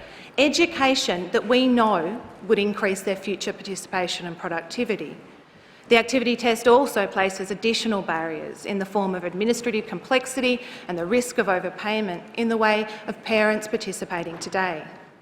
Structural barriers like our paid parental leave scheme, that by not quarantining adequate dad's leave, does not proactively support both parents to become skilled carers, making it harder for women to choose paid work because they carry the lion's share of unpaid work in the household. Structural barriers like the abysmally low rate of the unemployment benefit, which while arguably increases financial incentives from work, unforgivably undermines the ability of people to choose work because it puts job seekers in abject poverty. Poverty we know increases rates of poor mental health, which is so clearly linked to the ability of people to engage in work. Structural barriers like homelessness, where we choose not to invest adequately in social housing, and as a result, thousands of Australians spend every day looking for somewhere to sleep at night that is safe, rather than looking for a job. The list goes on, and my core message is that we have a real opportunity with this summit and this new wellbeing budget framework to systematically dismantle both financial and non-financial barriers in Australia that are limiting people's ability to participate in society and work. And I'm obviously progressing that we propose to do so, and I'll hand over. Excellent. Thank you very much. Really, I think, exciting. Did you want to just, Angela, elaborate on the wellbeing budget and what opportunity you really think that that can deliver to Australia? Look, I know I am a budget geek, and I admit that, and people in the room who know me as a budget geek, and perhaps I put too much faith in a budget process. But what the wellbeing budget will do is it will set up the domains that really matter in terms of lifting productivity and participation and wellbeing of the Australian people. It will set measures that we can, both in terms of be aiming for, but also hold us accountable in terms of policy. And it will provide that real framework when we develop policy to know exactly what we're aiming for. The reality is, at the moment, while we say we're aiming for GDP, that's a little bit opaque. And policies can really come into a bit of a vacuum. It can be the issue of the day. You know, there's a Royal Commission, we have a big aged care push, but then it gets forgotten. What the framework will do is year in, year out, hold us accountable to the things that really matter in terms of lifting our participation, productivity and overall levels of wellbeing. Well, thank you very much. Now I'll move to Professor Jeff Borland. Now you've received the annual Distinguished Fellow Award from the Economic Society of Australia in 2020, and your current teaching fields include microeconomics. Can you give us your thoughts on the need to identify groups and collect evidence where there are opportunities to lift participation? Thanks very much, Minister. Thanks for the invitation to be on the panel. And yeah, I'd like to begin as well by acknowledging the traditional owners of the lands on which we're meeting and to acknowledge their elders past, present and emerging. So, yeah, as you'd expect, I think evidence is important. I think evidence identifies the groups for whom we're best able or feel it's most important to achieve increases in participation. But I want to emphasise that I think at the moment the evidence is telling us that the biggest gains we can realise are amongst groups who are already in the labour force but whose labour isn't being made the best use of. I think we saw a brilliant example of that in the first panel in the session, in this session, where we had people who would be counted as being in the labour force but who are experiencing barriers in having their labour used to its potential. Similarly for the long-term unemployed, a great outcome at the moment is that long-term unemployment is 58,000 less than it was in March 2020. But if you compare with earlier periods when the rate of unemployment was 4% or below, that's actually higher than we would have expected. We might have expected another 45,000 people who are long-term unemployed to be in work. In this situation, an elevated rate of long-term unemployment relative to the rate of unemployment has now existed since the mid-2010s. So again, this is a group who are counted as being in the labour force but who we're not giving the best opportunity to get into work. Third example, which has obviously been a really major theme, is the female workforce. As long as we have no change in occupational segregation, then we won't be making the most of increases in female participation. In the last 35 years, there's been virtually no change in occupational segregation. To give you one piece of evidence, a larger proportion of the female workforce today are working in jobs where 70% or more of the hours worked are done by females than was the case 35 years ago. In female-dominated occupations, there's been virtually no change in 35 years. In male-dominated occupations, there's been some change, but obviously not across all those occupations. So I think we need to use evidence, we need to use it to direct us to where labour force participation can increase, but I think it's importantly we need to use it to direct us where available labour can be best utilised. And what are some of those underrepresented groups do you think that really we have an opportunity to drive in addition to women's workforce participation? Well, I think it's the groups that we've been hearing about sort of during the summit.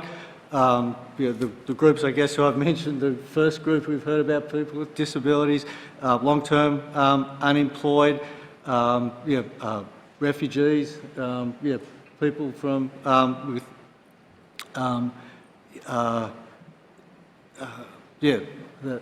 those are examples. Right. Thank you. I'll move now to Matthew Cox. Matthew, I know you've got a key interest in the early years, the early childhood. We've heard a lot about childcare and early education. Of course, you've worked with the Bryan Foundation and you've spent 10 years at the Red Cross. How do you think the community sector, philanthropic organisations, business and government can work to break down some of the barriers to employment? Thanks, Amanda. I'd like to acknowledge country and elders. Look, when it comes to economic exclusion, I think the conversation that's worth having is how do we make things better at scale and for the long term? And I think that sort of starts with an understanding of the tasks. So a reasonable estimate of people who live with disadvantage in their lives every day is about 6% of Australians, a bit more than 1 in 20. It's about 1.5 million folks. Those folks live overwhelmingly in certain postcodes, certain towns and suburbs across our community.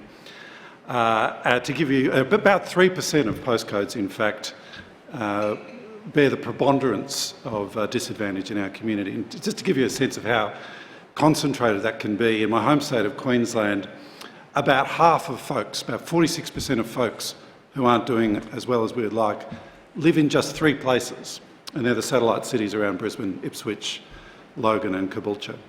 So that's our task, and what I'd like us to think about is how we can turn up in those places and be relevant and have long-term plans to turn things around for everyone for the long term. So the first thing we have to do is turn up in those places in the right way. We have to engage with local people and local conditions.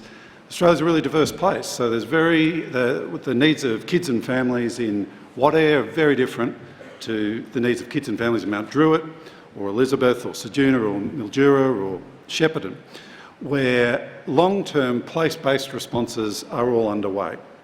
So that's the first thing we have to do. We have to come in and turn up in the right way and think about how we can engage with local conditions and local people and start thinking about these long-term social and economic development plans that are right for those communities.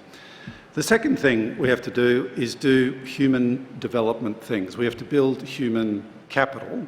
We have to build human capability in these places. This is the answer to everything. Probably the easiest way to understand that is the human life course. So from birth through the early years, through the school years, not into adulthood, this is the journey we all make. And the more opportunities for things to go right that we can put in front of people on that life journey, and the more adverse experiences we can avoid or help people avoid, then we start to stack the odds in our favour that that life journey is going to go well. So this is a knowable, scalable and doable idea, I think. And the more people for whom that life journey goes well, if we can start to get that to scale in these communities, that's when large-scale social change really starts to take hold. And you get really positive social norms that create their own weather, and that's when things really take off. So in that 0 to 25 journey, the science is pretty clear that the place to strike, the most economically efficient place to strike, the place where you get your best bang for your buck is in the early years. There's 2 reasons for that. One is you can get a result with kids. That's a lot harder to get with adults. And the second thing is those kids carry those benefits through the rest of their life. So the early years is a massive, investment in the early years is a massive economic as well as a social obligation and opportunity. And I've been delighted to see the discussion around the early years over the last couple of days, the big moves that Victoria and New South Wales, to some extent Queensland have made in recent months. It's really wonderful public policy. But I want to leave you with one note of caution. Pulling these big universal levers like early years investment, that's a wonderful thing to do. But the rising tide will not necessarily lift all boats in the communities that I'm talking about. We need to do extra and special, different and clever things that are locally engaged using these place-based approaches. And then we can use the resources that we have through these big universal systems and customise and amplify their effects in local places. So that's pretty much the formula, I think, for large-scale social change. Human development, particularly focused on the early years, in places where most poor folks live, most economically excluded folks live. What does it turn into? It turns into some wonderful things. It turns into child and family centres, like the brilliant network of child and family centres they've built in Tasmania. It turns into intergenerational schools, where, like the ones we're trying to build in Queensland, where you can enrol you and your family at birth, and it's a birth to graduation experience with stuff for kids, stuff for adults, and it's a whole centre of community life. So these intergenerational school models, Our Place model in Victoria, another fantastic example. And these are wonderful, nurturing places that help kids do well, help parents do well, help the community do well. So that's the plan. That's what we're interested in doing. And Amanda, I've got a bit more to say about how we might get started and where we might go over, say, a 25-year period. But I'll hold it there. I'll come back to that in a minute. Okay, well, thank you. I might go straight to you and actually ask the question about what does this partnership look like? We're talking place-based intervention, meeting the needs of a local community, but of course you've got to have a lot of partners in that. You talk about leveraging off universal systems, but what does true partnership look like in that? Well, look, I'll give you a place that I think we should start. So last week I wrote to the Treasurer with about a dozen of my colleagues who are CEOs of other philanthropic foundations around the country, and we made an offer. And we said we're prepared to put in hundreds of millions of dollars of our own money, our own private money, probably billions, if we can agree an early childhood plan that really burrows in and attacks the social conditions in these places that I'm talking about. So that's the plan we're interested in. The offer's on the table. We very much think that that's a beginning. We think that our corporate leaders, other philanthropists around the country can probably help us get a lot further down the track than that. But that's our starting point. And that's how we could get started. We're impatient. We reckon we can start before Christmas. We can get that money flowing to projects that make a difference for kids. So that's the short-term answer. The long-term answer is, I think, if we want an intergenerational change, then we've got to think in intergenerational timescales. So I think we should think about a 25-year plan, maybe chopped up into 5-year sub-plans so we can give it a go, see how we go, then go again. And I'd like to think that in the 2040s, by the time that the new subs are hitting the water, and clearly we can think long-term in other areas of public policy, that we can have saved so much money from the economic uplift we'll get from investing in our kids and our families that we'll be able to pay for the entire fleet of submarines with those savings. And I've even got a name for this scheme. I think it's the Healthy Bubs for New Subs scheme. And Treasurer, if you've not already thrown out the Back in Black mugs that you might have found in your office, don't do that. Hold on to those mugs, because I think we could replace them with an attractive little sticker that says Healthy Bubs equals free subs. And I've mocked one up. Here it is, the Healthy Bubs equals free subs coffee cup. And I think this could be a wonderful bit, a memento of the summit. And we could, I think, rally Australia around a coffee cup like that. And this could be official summit merchandise. Excellent. Well, the great news is that the now government has committed to an early years strategy, so we look forward to, I'm sure the Treasurer particularly looks forward to seeing that extra money invested, so thank you very much for that. Okay, we will now go to Professor Sarah Charlesworth. You're a professor at RMIT and your work is centred around gender inequality. You're a panel member on the 2012 ACTU Independent Inquiry into Secure Work and an advisor to the Australian Human Rights Commission. So we have talked about gender at this summit and some of the issues around care, but tell us a little bit more about how you see gender as a barrier to employment. Thank you very much, Minister. And before I respond, I'd also like to acknowledge the traditional owners of the unceded lands on which we're meeting today, the Ngunnawal and Ngambri peoples, and I pay my respects to their elders, past, present and emerging, and to the First Nations people here. So gender, of course, is absolutely crucial. As long as women in Australia continue to, as Angela has pointed out, to shoulder an unequal share of unpaid care, gender is both a problem, but it also presents possibilities. Today I want to draw on the research evidence from members of the Work and Family Policy Roundtable, which I co-convene with Elizabeth Hill from the University of Sydney. And the Roundtable is a policy advocacy network comprised of over 30 gender work and care scholars across Australia. And I'd particularly like to acknowledge Senator Barbara Pocock, who's here, in her previous incarnation as a preeminent Australian scholar in this space, who founded the Roundtable back in 2005. Now, our work is very much about reviewing and also generating research evidence around around these problems. And our work shows absolutely that the work of unpaid care is a major barrier to workforce participation that sets up gender inequalities over the life course. Work is essential to human well-being and economic prosperity, and high-quality care, both paid and unpaid, enables the development of human capabilities, well-being and economic productivity. An inadequate investment in care services and supports for carers, uneven coverage of paid leave for workers in insecure work, and low wages and poor working time conditions for the essential workers who keep our communities functioning, limit women's economic participation and weaken the economy. So what do we need? We need new integrated policy architecture that can better support individuals and families manage work and care across the life course to ensure that everyone has the right to work, to care and be cared for, to be treated with respect and be able to look forward to a dignified retirement. Now, some key aspects of that policy infrastructure have already been covered.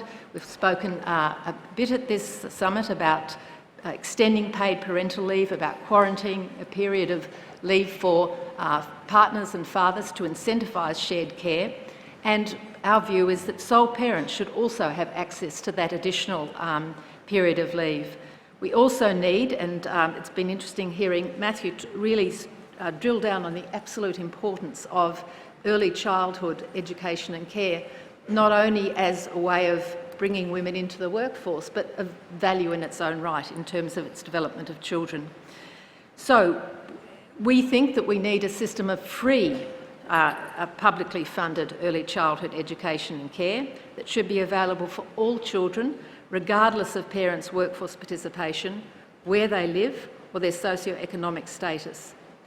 And we also need fair and equitable social protection measures that act as a buffer for periods out of the workforce over the life course and provide adequate income support through a permanent increase to job seeker and other income support payments. But even if we have all that in place, the reality for many women with caring responsibilities who are in paid work is that that work is insecure and unpredictable, and that really makes it much harder, not easier, to manage work and care, and leads to significant stress both for women and their families. So if we're really serious about unlocking the potential of women in the economy, we also need to establish a stronger foundation for decent work that's widely accessible to all workers and explicitly recognises the importance of unpaid care responsibilities and workers' lives. So that would include a robust floor of universal worker rights through amendments to the Fair Work Act to protect all workers, no matter their contract status. It would include, for example, a right to a living wage, and that was mentioned in the last panel, and a secure, predictable income. Improved working time security in feminised sectors through a minimum floor of secure weekly working hours and continuous daily hours of work. No more split shifts. It's impossible to manage care if your work is fragmented across the day. We need an enforced cap on long working hours to increase men's opportunity for shared care. We have the most polarised gendered working time in the OECD in Australia. We also need to revitalise awards, skills and classification structures to reflect the work of the value of the work carried out by workers in feminised sectors, and to provide career progression in good jobs. And a right to paid leave, including carers' leave and personal leave. So if we had this policy and regulatory architecture in place, we could also meet Australia's commitments on the Sustainable Development Goals, not only on gender equality, but also on inclusive and sustainable economic growth, full and productive employment and decent work. Thank you. Thank you very much. I am aware of the time, so we might. I'm going to hand it back to Helen to go through. I'm a bit. I don't want to cut anyone off, so I'll give it to the tough taskmaster, Helen, to go through the contributions from the floor before we sum up. Thanks, Amanda. Yes, we are running a bit behind, so please, on this occasion, if you can, stick to the 2 minutes. Because that mystery person that doesn't turn the microphone off is back, and will turn your microphone off. My first contribution is from Edwina McDonald, who's the Acting Chief Executive Officer of the Australian Council of Social Services. Edwina.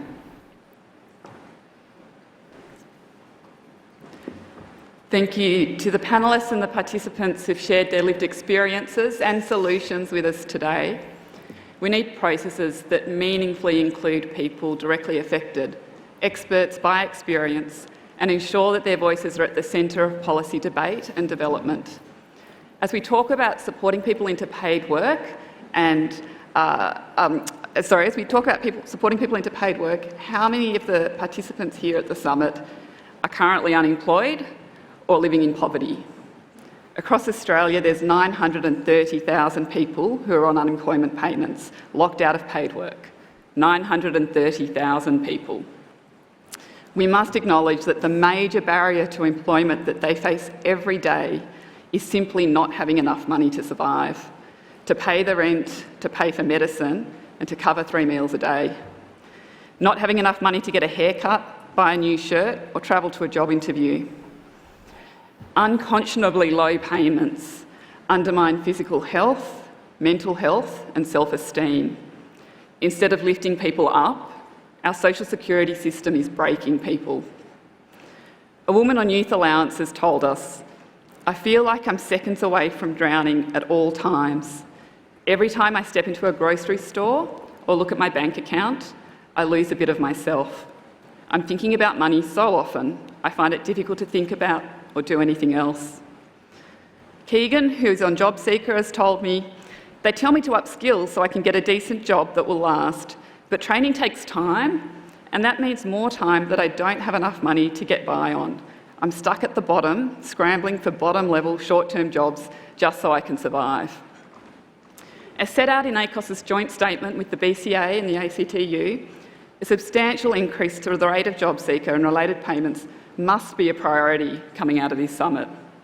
We must increase payments to at least $70 a day so that our social security system stops being a barrier to workforce participation and stops driving people further into poverty. Thank you.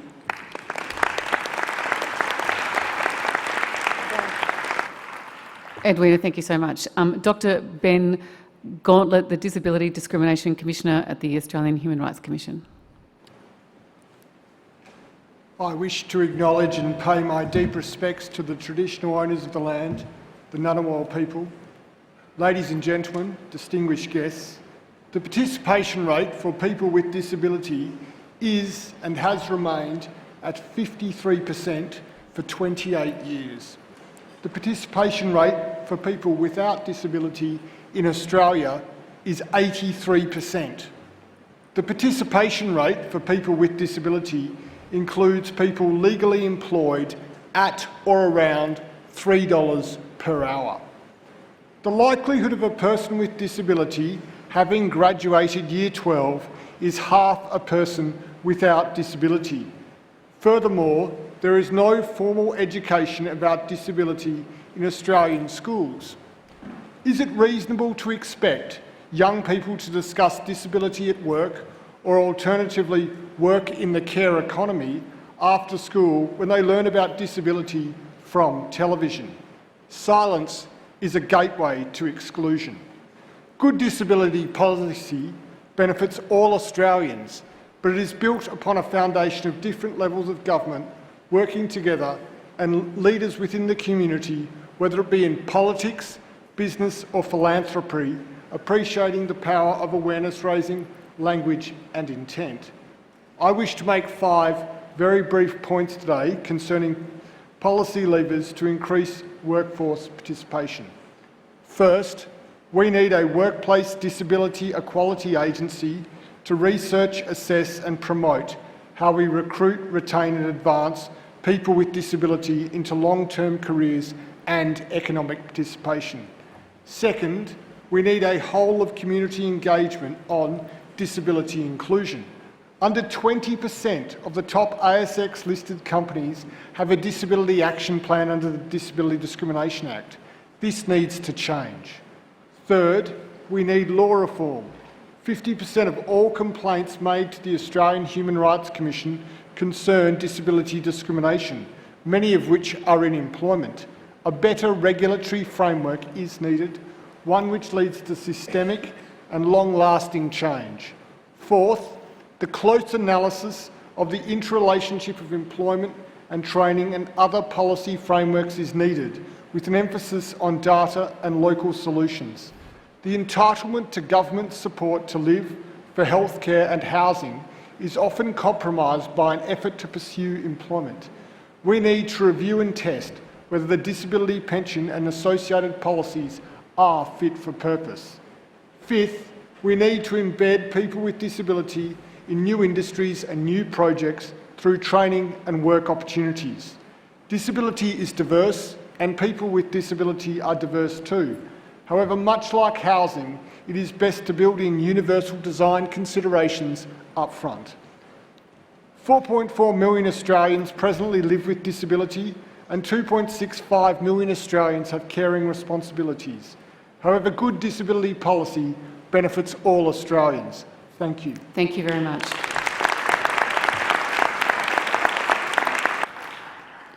Sam Mostyn, President of Chief Executive Women.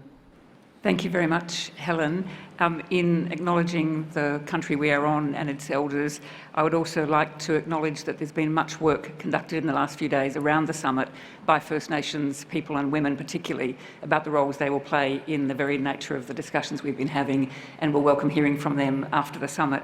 And I'd also like to acknowledge the fact that Linda Burney has joined us, and to pay respects to Linda for her extraordinary leadership, not just on First Nations issues, but in leading a government that cares about the important things. So wonderful to see you, Linda. I will try to be very, very brief, and fortunately I can do that because a long list of the policy priorities that I would have spoken about have all been advocated by either a number of you around the summit since we started yesterday morning, I hope encouraged by Danielle Wood's wonderful opening that set out the problems ahead and how we can solve them, but also from the panel this afternoon. So to hear Danielle and Sarah and others, they are all the policy prescriptions that Chief Executive Women would like to see. I'll only add just a few more comments. We would love to see extending the superannuation guarantee payments to time spent out of the workforce for those with any caring responsibilities, and potentially looking at a care credits model as a creative way of thinking about respecting that work. Ainsley Van Onselen, who's right here beside me, has done work at the Chartered Accountants organisation, and they are recommending the removal of the annual cap on the superannuation limits and replacing that with a lifetime cap, so that women who take long periods of time, career breaks, and look after their families, when they return to work, they can actually top up their superannuation rapidly without breaching the superannuation cap. Very simple things that take a disincentive from keeping financial security high in the minds of those returning. Now, not everything should be about parenting and motherhood and dealing with the motherhood trap, although that is critical. As Trav has said in the previous panel, we need safety nets in place, and CEW, alongside ACOS, the BCA and others, very much supports the increase in the job seeker payment rates, and we've heard, I think, almost universal support for that here today. Most recently, I'd like to highlight the incredible work of National Treasure Professor Anne Summers, AO, who in her report, The Choice, Violence or Poverty, utilised for the first time our ABS data to reveal the experience of single mothers in Australia, the women who face poverty when they choose to leave violent relationships, and 50% of the women who do escape violence now rely on government payments as their main and often their only source of income.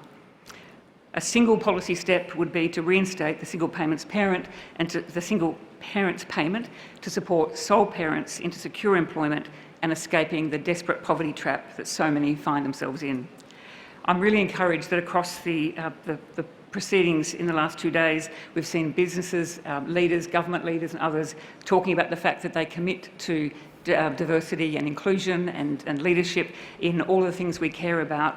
But I have to tell you that CEW next week will launch our census results, the 6th year we have looked at the position of women in leadership across the country. And whilst we've done well on boards, I can't tell you the number today because that would upset CEW at the moment for our release next week. But we are going backwards when it comes to women in leadership in large organisations, particularly in the ASX 300.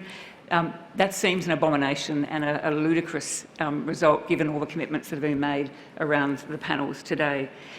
There's lots that can be done to fix that, and for government that would be supporting those companies that actually commit to women in leadership as procurement favourites, and ensuring that those who don't do it understand that there is a consequence to pay for not having women in those positions. And of course, if we're looking at women in leadership, those same presumptions should be for all diversity in leadership.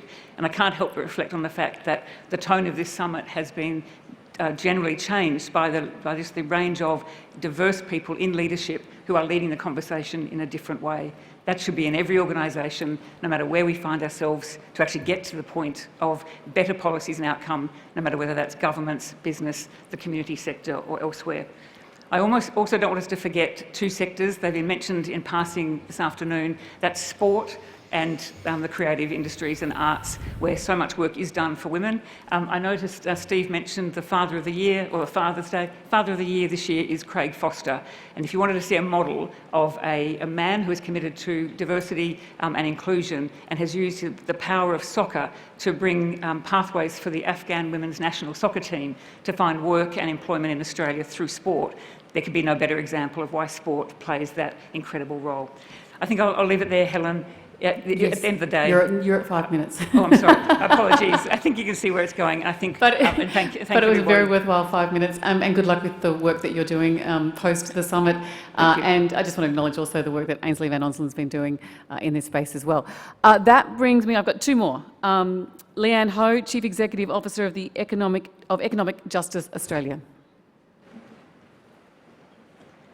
Thank you. I'd also like to acknowledge the traditional owners. I've put a lot of black through this page, so it's going to be short. Sorry, Leanne, but go for it. So I'd like to start with the words of a victim of robo-debt who wrote to me last week after the welcome announcement of the Royal Commission. My husband suffered a sudden heart attack, leaving me sole carer for 3 disabled kids. I suffered immense stress and trauma from the robo-debt letter, with 1 month to repay. We did the right thing. We got the information from past employers, took it to Centrelink, out of our minds, leaving important parenting duties behind, stressed out of our mind for fear of fines and having to borrow money to pay it back. There's no headspace to even think about looking for work when Centrelink puts you in this crisis situation. The impact of punitive interactions with Centrelink are no different today than they were back then with the robo-debt letters. Economic Justice Australia's legal centres see thousands of people every year whose job-seeking efforts are frustrated by their dealings with the social security system. A mum who can't finish TAFE because she's swamped with Parents Next obligations. A mum who can't pay for meds for her disabled child because she got cut-off payment when her child was in hospital. Permanent skilled migration may well be the answer to our skills shortages. However, we make migrants wait 4 years before they can access even the payment of last resort special benefit. Remembering how we left them without support during COVID lockdowns, migrants may well choose options other than Australia to contribute their labour. Disability support pension is a payment that allows people with a partial capacity to work to cycle in and out of employment as their capacity allows them to participate. But you only have to look at the 56 pages of forms to see how impenetrable that system is. Here's a question on page 23. Are you 21 years of age? Wait for it. Have you worked and earned at least 75% of the maximum wage level A of the Transitional Australian Pay and Classification Scale or a modern award applicable to trainees within an 18-month period since last leaving secondary school? Can anyone in this room answer that question? The social security system has the power, the potential to change lives. We helped a survivor to get onto parenting payment, having her domestic violence recognised. She used that payment to retrain as a social worker, and now she helps others in the same position. A great result, but she needed a lawyer to get it. It shouldn't be this hard. We need the system to change. It's the system that needs to change. Thank you. Leanne, thank you.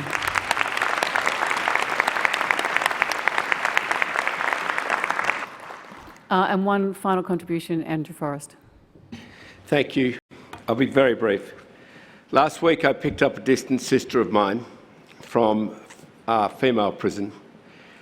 She reminded me, as she does, of where I grew up, who taught me to hunt and to track and to speak Yamaji, who I was related to by blood and marriage. And then, in her dreadful addiction, she took me back to her own life and the people in the prison which she had just left behind. She reminded me again of the dreadful scourge of alcohol and drugs and how they keep vulnerable people vulnerable, and if you're not vulnerable, you get exposed to it, you quickly become vulnerable. And those people around you are vulnerable, and you're caught in this vortex of drugs and alcohol. And I say that we now employ thousands of vulnerable people, both Indigenous and non-Indigenous, and it seriously breaks my heart that we're not yet able, as a country, to address this scourge. And when we do, we apply the same old formulas. And I can tell you we're identifying with Einstein's interpretation of insanity, hoping for a different result, doing it the same way.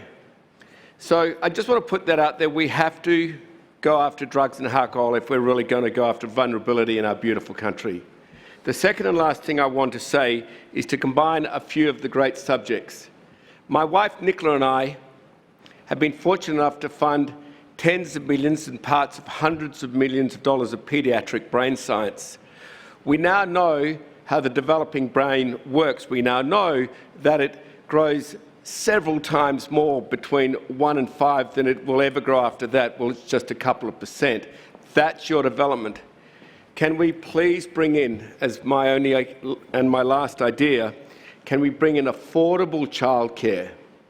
Affordable childcare for all mums and dads, and bring into that distilled paediatric brain science which allows that little human to grow up with all empathy, love, everything we love about humanity, seed into that person, because it is not the intelligence often where you went to school. It is the character you are, which is connected through those trillions of neurons.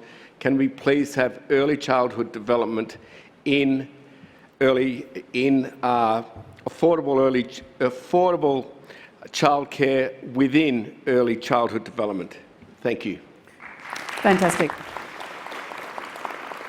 I know I pushed you all, but you're all excellent contributions. Thank you so much. Amanda, thank you. Do you want to add anything? I'm just going to quickly sum up because I'm standing in between you and lunch. I'd like to thank everyone for their contribution. I think we've made a very broad-ranging discussion. I think what the message is there's a challenge for us all, to shift this dial. I would like to say that there is some long-term challenges out there about how we make government systems work, whether that be employment services, whether that be the social security system. That is something that is a long-term piece of work. Certainly the disability employment service, it's been very clear from that we are working and want to change that to ensure that there is more options for people in the rest of the country. I think there is a need and a commitment about partnership here, and I think whether that's the partnership opportunity that Matt has thrown up to us, whether that's the partnership with business, and I'm very pleased that through this summit we will see a signing of a memorandum of understanding with the Business Council of Australia and government about how we work to increase disability employment services, disability employment in member organisations, as well as a program around the visitor economy. They've been really productive discussions for people with a disability. Appreciate the Tech Council of Australia who have put on the table to develop a virtual work experience program. It is a commitment of the government to move forward to make sure that we do have meaningful work experience opportunities, place-based mentoring programs, and a set of best practice principles, and that I know is something we have committed to. But in addition, with the Tech Council making that commitment around those opportunities for work experience, I'm very pleased that the government will commit to delivering 1,000 digital traineeships in the Australian Public Service over 4 years, with a focus on the opportunities for women, First Nations people, older Australians and veterans transitioning into civilian life. The emphasis on place-based, the importance of place-based is something that the government is very much committed to, but also getting programs that work. And I would acknowledge the announcement made yesterday by Minister Burney, who talked about replacing the old community development program with a program that delivers real jobs and proper wages, but importantly making 25% of that existing funding flexible to look at how we actually deliver solutions in place-based, in places in remote communities. So a really important commitment to that. I think also how we support businesses to make sure that they've got the right things in place is really important, and I'm really pleased that the government will put in place a carer-friendly workplace framework with training modules to make sure businesses understand really what a carer-friendly workplace looks like. So there's a range of things we can commit to now. Evidence was something that was brought up as well, and I'm very pleased that the government will provide additional funding to the ABS to strengthen information on barriers and incentives through the Labour Force Survey. And the government is pursuing with the states and territories also the disability data asset to really get an understanding of the experience for people with a disability.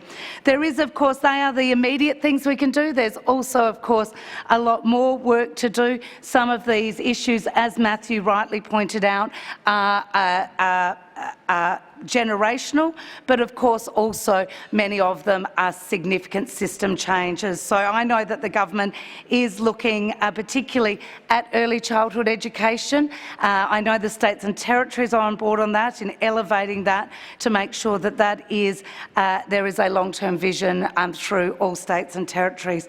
So I think there's a lot to work on in the short term, but also a lot of stuff that we can work on the long term. And I thank everyone for not just today, but the ongoing collaboration we're going to have in the future. Thank you.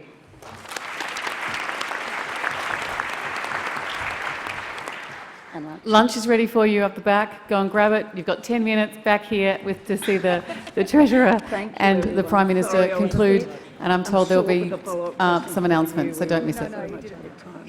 Yeah, but you all got yours.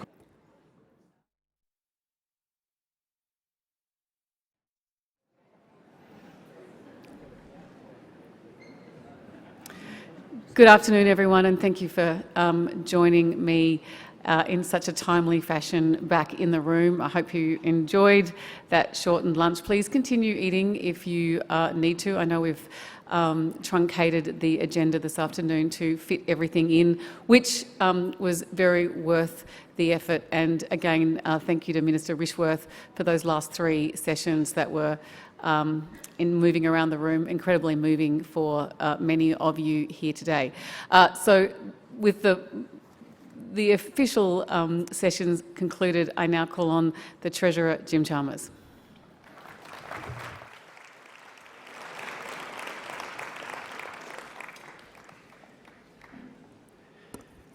Thanks once again, Helen, and thanks for everything that you've done to help make sure that the conversation has flowed as freely as it has. It hasn't been easy. Would you please put your hands together for Helen?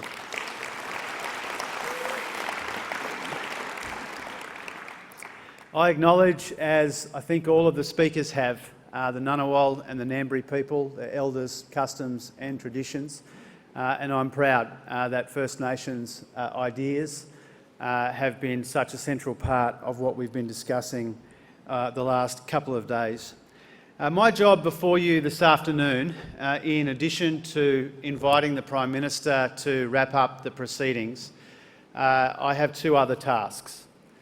First of all, to thank you, and secondly, to run through the announcements, the outcomes, and the further work that the Albanese government is preparing to undertake with you in the aftermath of what has been really tremendously successful conversation the last 2 days. So in thanking you, I wanted to thank you for showing what is possible when we tap into the best collaborative instincts of the Australian people. I want to thank you for your ideas, your ingenuity, your candour, your commitment, and the really quite remarkable enthusiasm that you have shown in this search that we've all been on for consensus and common ground. I wanted to thank you for demonstrating our country's capacity to come together when we need to find that common ground in a common cause and for the common good. And when it comes to the outcomes of this Jobs and Skills Summit, I wanted to thank you in particular for exceeding even our most optimistic expectations. And I really mean that. You know, we had relatively high hopes for this Jobs and Skills Summit. We tried to keep our expectations in check, but we've detected, I think, haven't we, Prime Minister, around this country, certainly the last few months, but before that as well, a genuine hunger for some real talk about our economic challenges and a genuine appetite to see what we might be able to achieve if we work together. And in doing so, all of you here today, indeed everyone who's participated in more than 100 workshops and mini-summits and consultations around Australia in the lead-up to yesterday and today, you have genuinely exceeded even our most optimistic expectations for what we might be able to advance together. And I want to tell you how the way that is most obvious to me as I go through the draft of the outcomes document from this conversation. And I want to let you in on something. When I was working with these colleagues here, indeed colleagues from throughout our team led by the Prime Minister, we were trying to make sure that at the end of these 2 days that we might have had at least a handful of concrete outcomes. In the best version of things, we thought it would be great to have perhaps 10 or a dozen outcomes.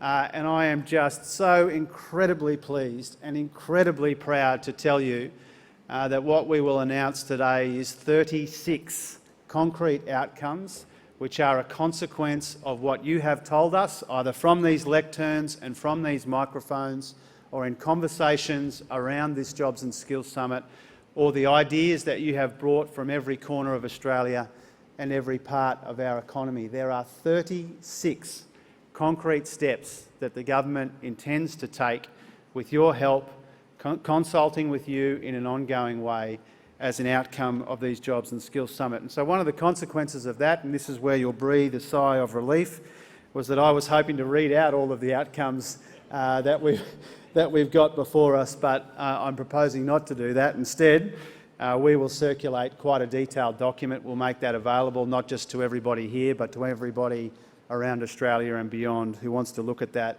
document. There's 36 concrete outcomes, steps that we think that we can take this year, more or less immediately. And then there's about the same number of areas that we have identified for further work. So 36 immediately this year, around the same number for further work. And that is in addition to some of the policies which are incredibly relevant to the issues that have been raised that we took to the election or have announced subsequently as well. And I know that the Prime Minister will want to speak about some of these outcomes in slightly more detail. So let me just gallop through some of the outcomes that we are announcing today.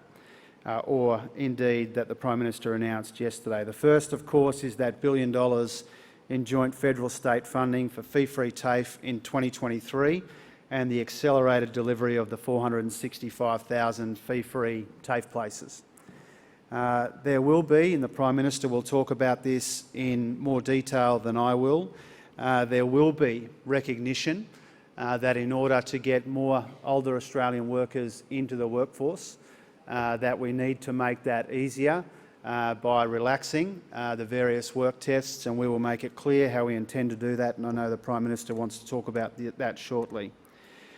We will make it possible for $575 million in the National Housing Infrastructure Facility to invest in affordable housing by attracting financing from super funds and other sources of private capital. So there's an important step there on social and affordable housing.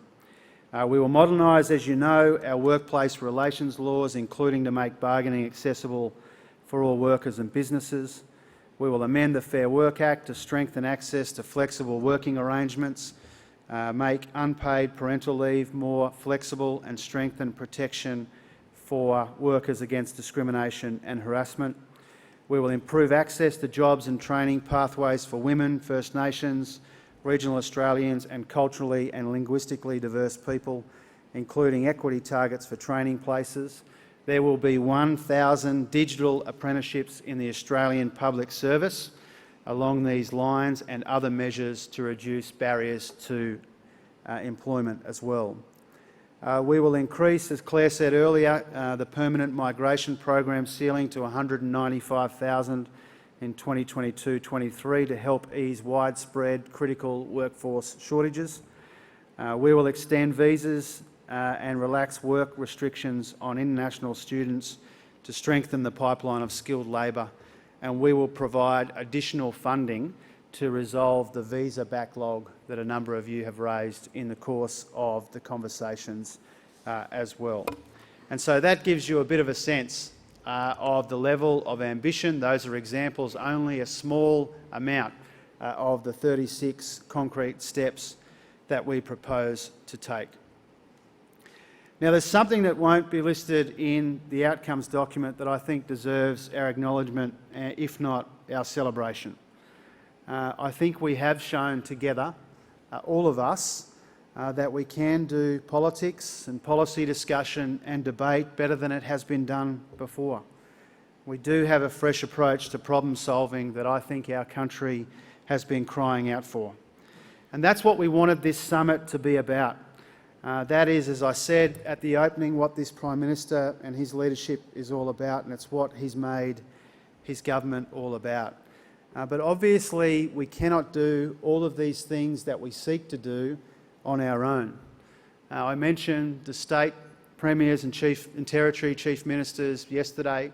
I wanted to acknowledge as well Linda and her colleagues in local government right around Australia, massive employers in their own right, but also when it comes to so many of the things that we want to achieve together, an important part of what we're trying to do.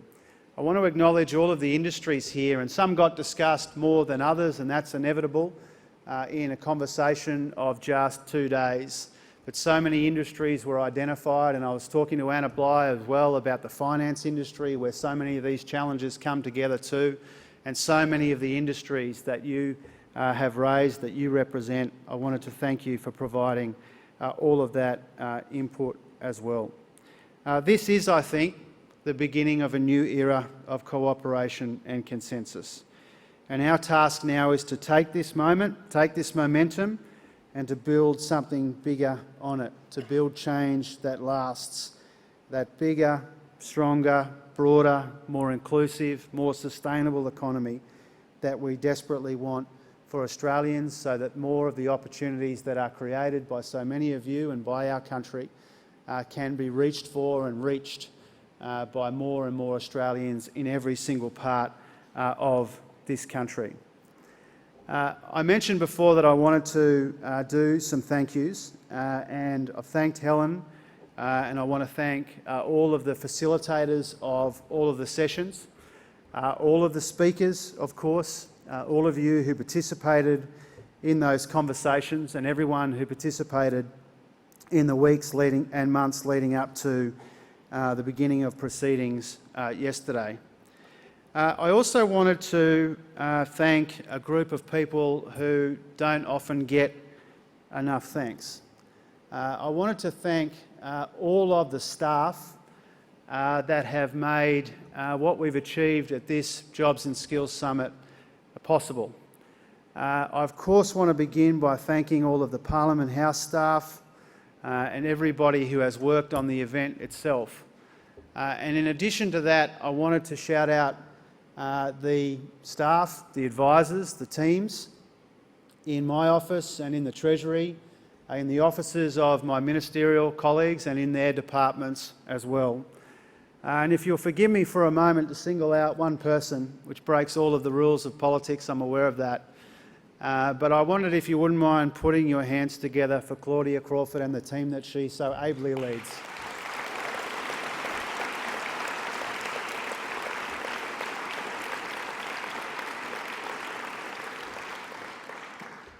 And many of you have seen now in the last 2 days what I've seen for the last 15 years or so, and that's just not Claudia's remarkable intellect, but her extraordinary patience as well. We're grateful for that, and I know that she would want me to say, and I want to say, that the team that she leads is really quite a remarkable team as well. My ministerial staff, all of the staff in the PMO and the ministerial offices, the staff in the Treasury, and all of the departmental officials as well. I wanted to make sure that they have been appropriately acknowledged.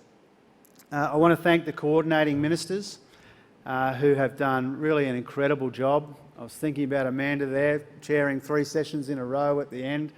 I was thinking about all of the work that colleagues have done in the ministry. Beyond that, we've got a number of colleagues here from our parliamentary team, very valued colleagues. And I wanted to acknowledge them as well. Many of them have made massive contributions to what we are announcing today.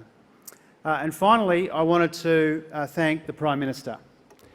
And I wanted to thank the Prime Minister for not just the really quite extraordinary and genuine trust that he places in his team, in his cabinet, in his ministry, in his parliamentary team.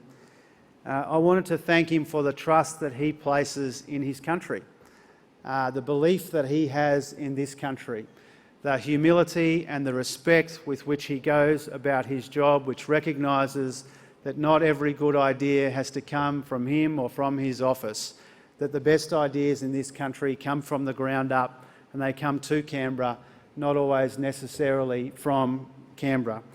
And so I wanted to, in introducing the Prime Minister, to wrap things up formally, I wanted to say, PM, that I think this summit was a success in large measure because it reflects your natural instincts to cooperate with people, to build coalitions, to find common ground, and as I said, to do that with a degree of trust and respect and humility as well. So from me, and I think from everybody here, I wanted to thank you for all of that, and I wondered if you wouldn't mind putting your hands together for the Prime Minister of Australia, Anthony Albanese.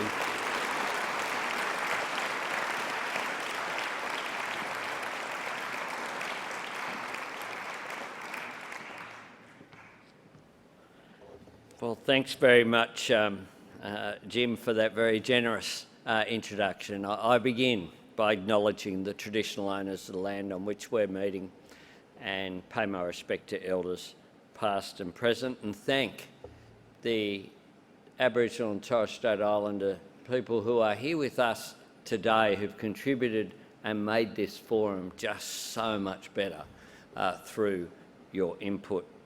I do want to now return the favour and ask everyone to thank Jim Chalmers.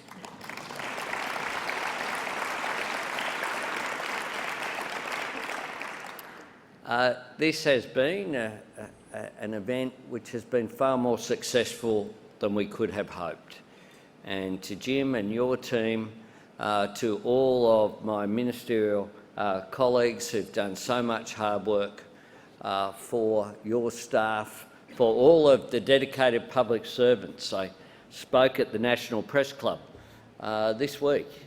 Being a public servant is an honourable profession, and one of the things that we have to do as a new government is to rebuild the public service, rebuild it as a body that can give frank and fearless advice, rebuild it as a body that is given respect and ensure that it can deliver the sort of advice and delivery of services that Australians can expect.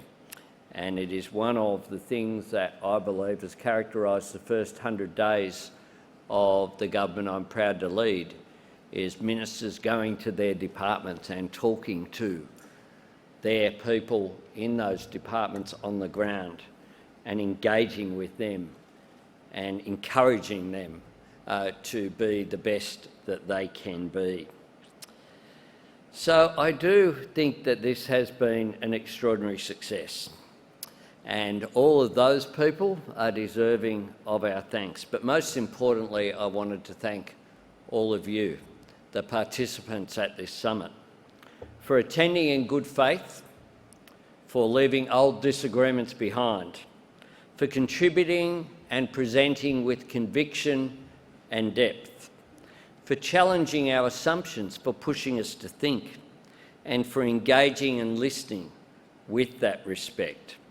Respect for one another and respect for the people you represent, the people this summit was designed to serve, the everyday Australians whose courage and initiative and hard work help power our national prosperity.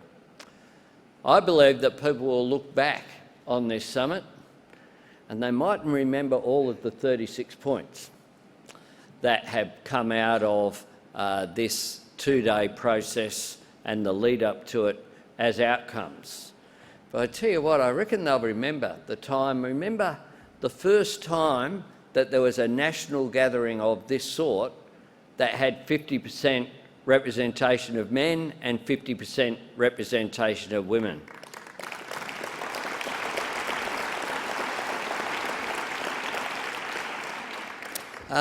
Not just as people who were here participating and listening to debate, but as presenters, as chairs, as contributors. They'll look back and they'll remember, wow, remember the diversity that was there, the fact that the group represented by having working people talk about their experience, people with disabilities, people who've done it tough, talking about their own experience as people did in that remarkable session this morning. And having people here who are incredibly successful business people listening to us. I spoke to a couple of people before. I won't embarrass them by quoting them, but it's a big deal to come and to give a presentation if that is not the thing that you do for a living, like myself and my colleagues and so many of the representatives here do, in front of not just the Cabinet, but CEOs of major global and Australian-based companies, of the leaders of the trade union movement, of people who they get to see on TV at night from time to time. So I thank the courage of those people who came and spoke out of their usual comfort zone because you enriched these 2 days by your contributions.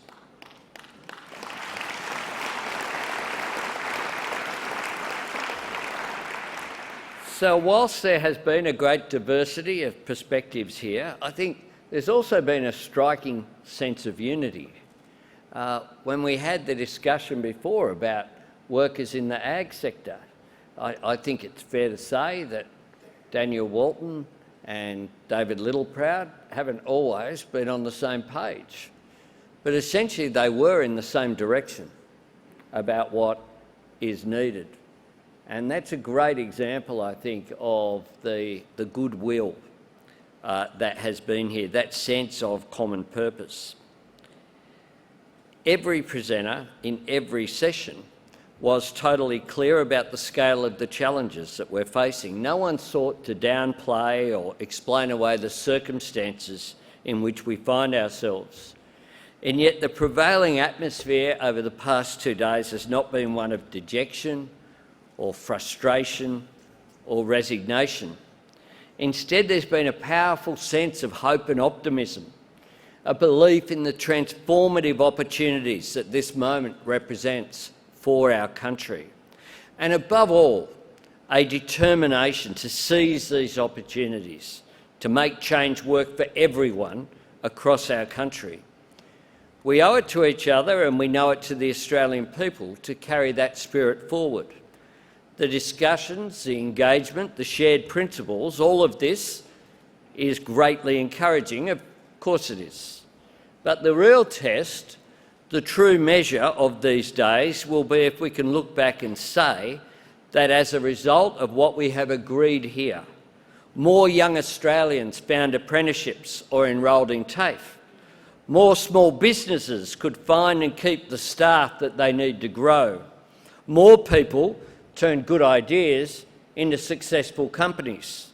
More workers were able to sit down with their employers and negotiate for better pay and greater security. And more Australians who have been locked out of the economy were given a way in. If we can look back and say that these conversations helped open the doors of opportunity for people with disability, for Aboriginal and Torres Strait Islander Australians, for veterans, for older Australians, for people who have suffered the dislocation of long-term unemployment, then this summit will have done more than exceed our expectations. It will have helped change our country for the better. I can promise you this, the government is determined to see these discussions make a difference. I want to draw attention to just 3 areas giving proof to that. Firstly, the fact that we are boosting our national skills with that bring forward of 180,000 fee-free TAFE places to launch a training blitz from the 1st of January next year. More Australians learning the skills they need for the job they want, helping more young people to learn a trade and build a rewarding career. And alongside that, tackling the immediate shortages across the country with an increased migration intake to 195,000. But something in which there is clear consensus from people in this room is that we need a more straightforward and certain pathway to permanent residency. And I believe there's an important and genuine consensus, not just in this room, but indeed around the country, that migration should not simply be about bringing in workers to fill gaps.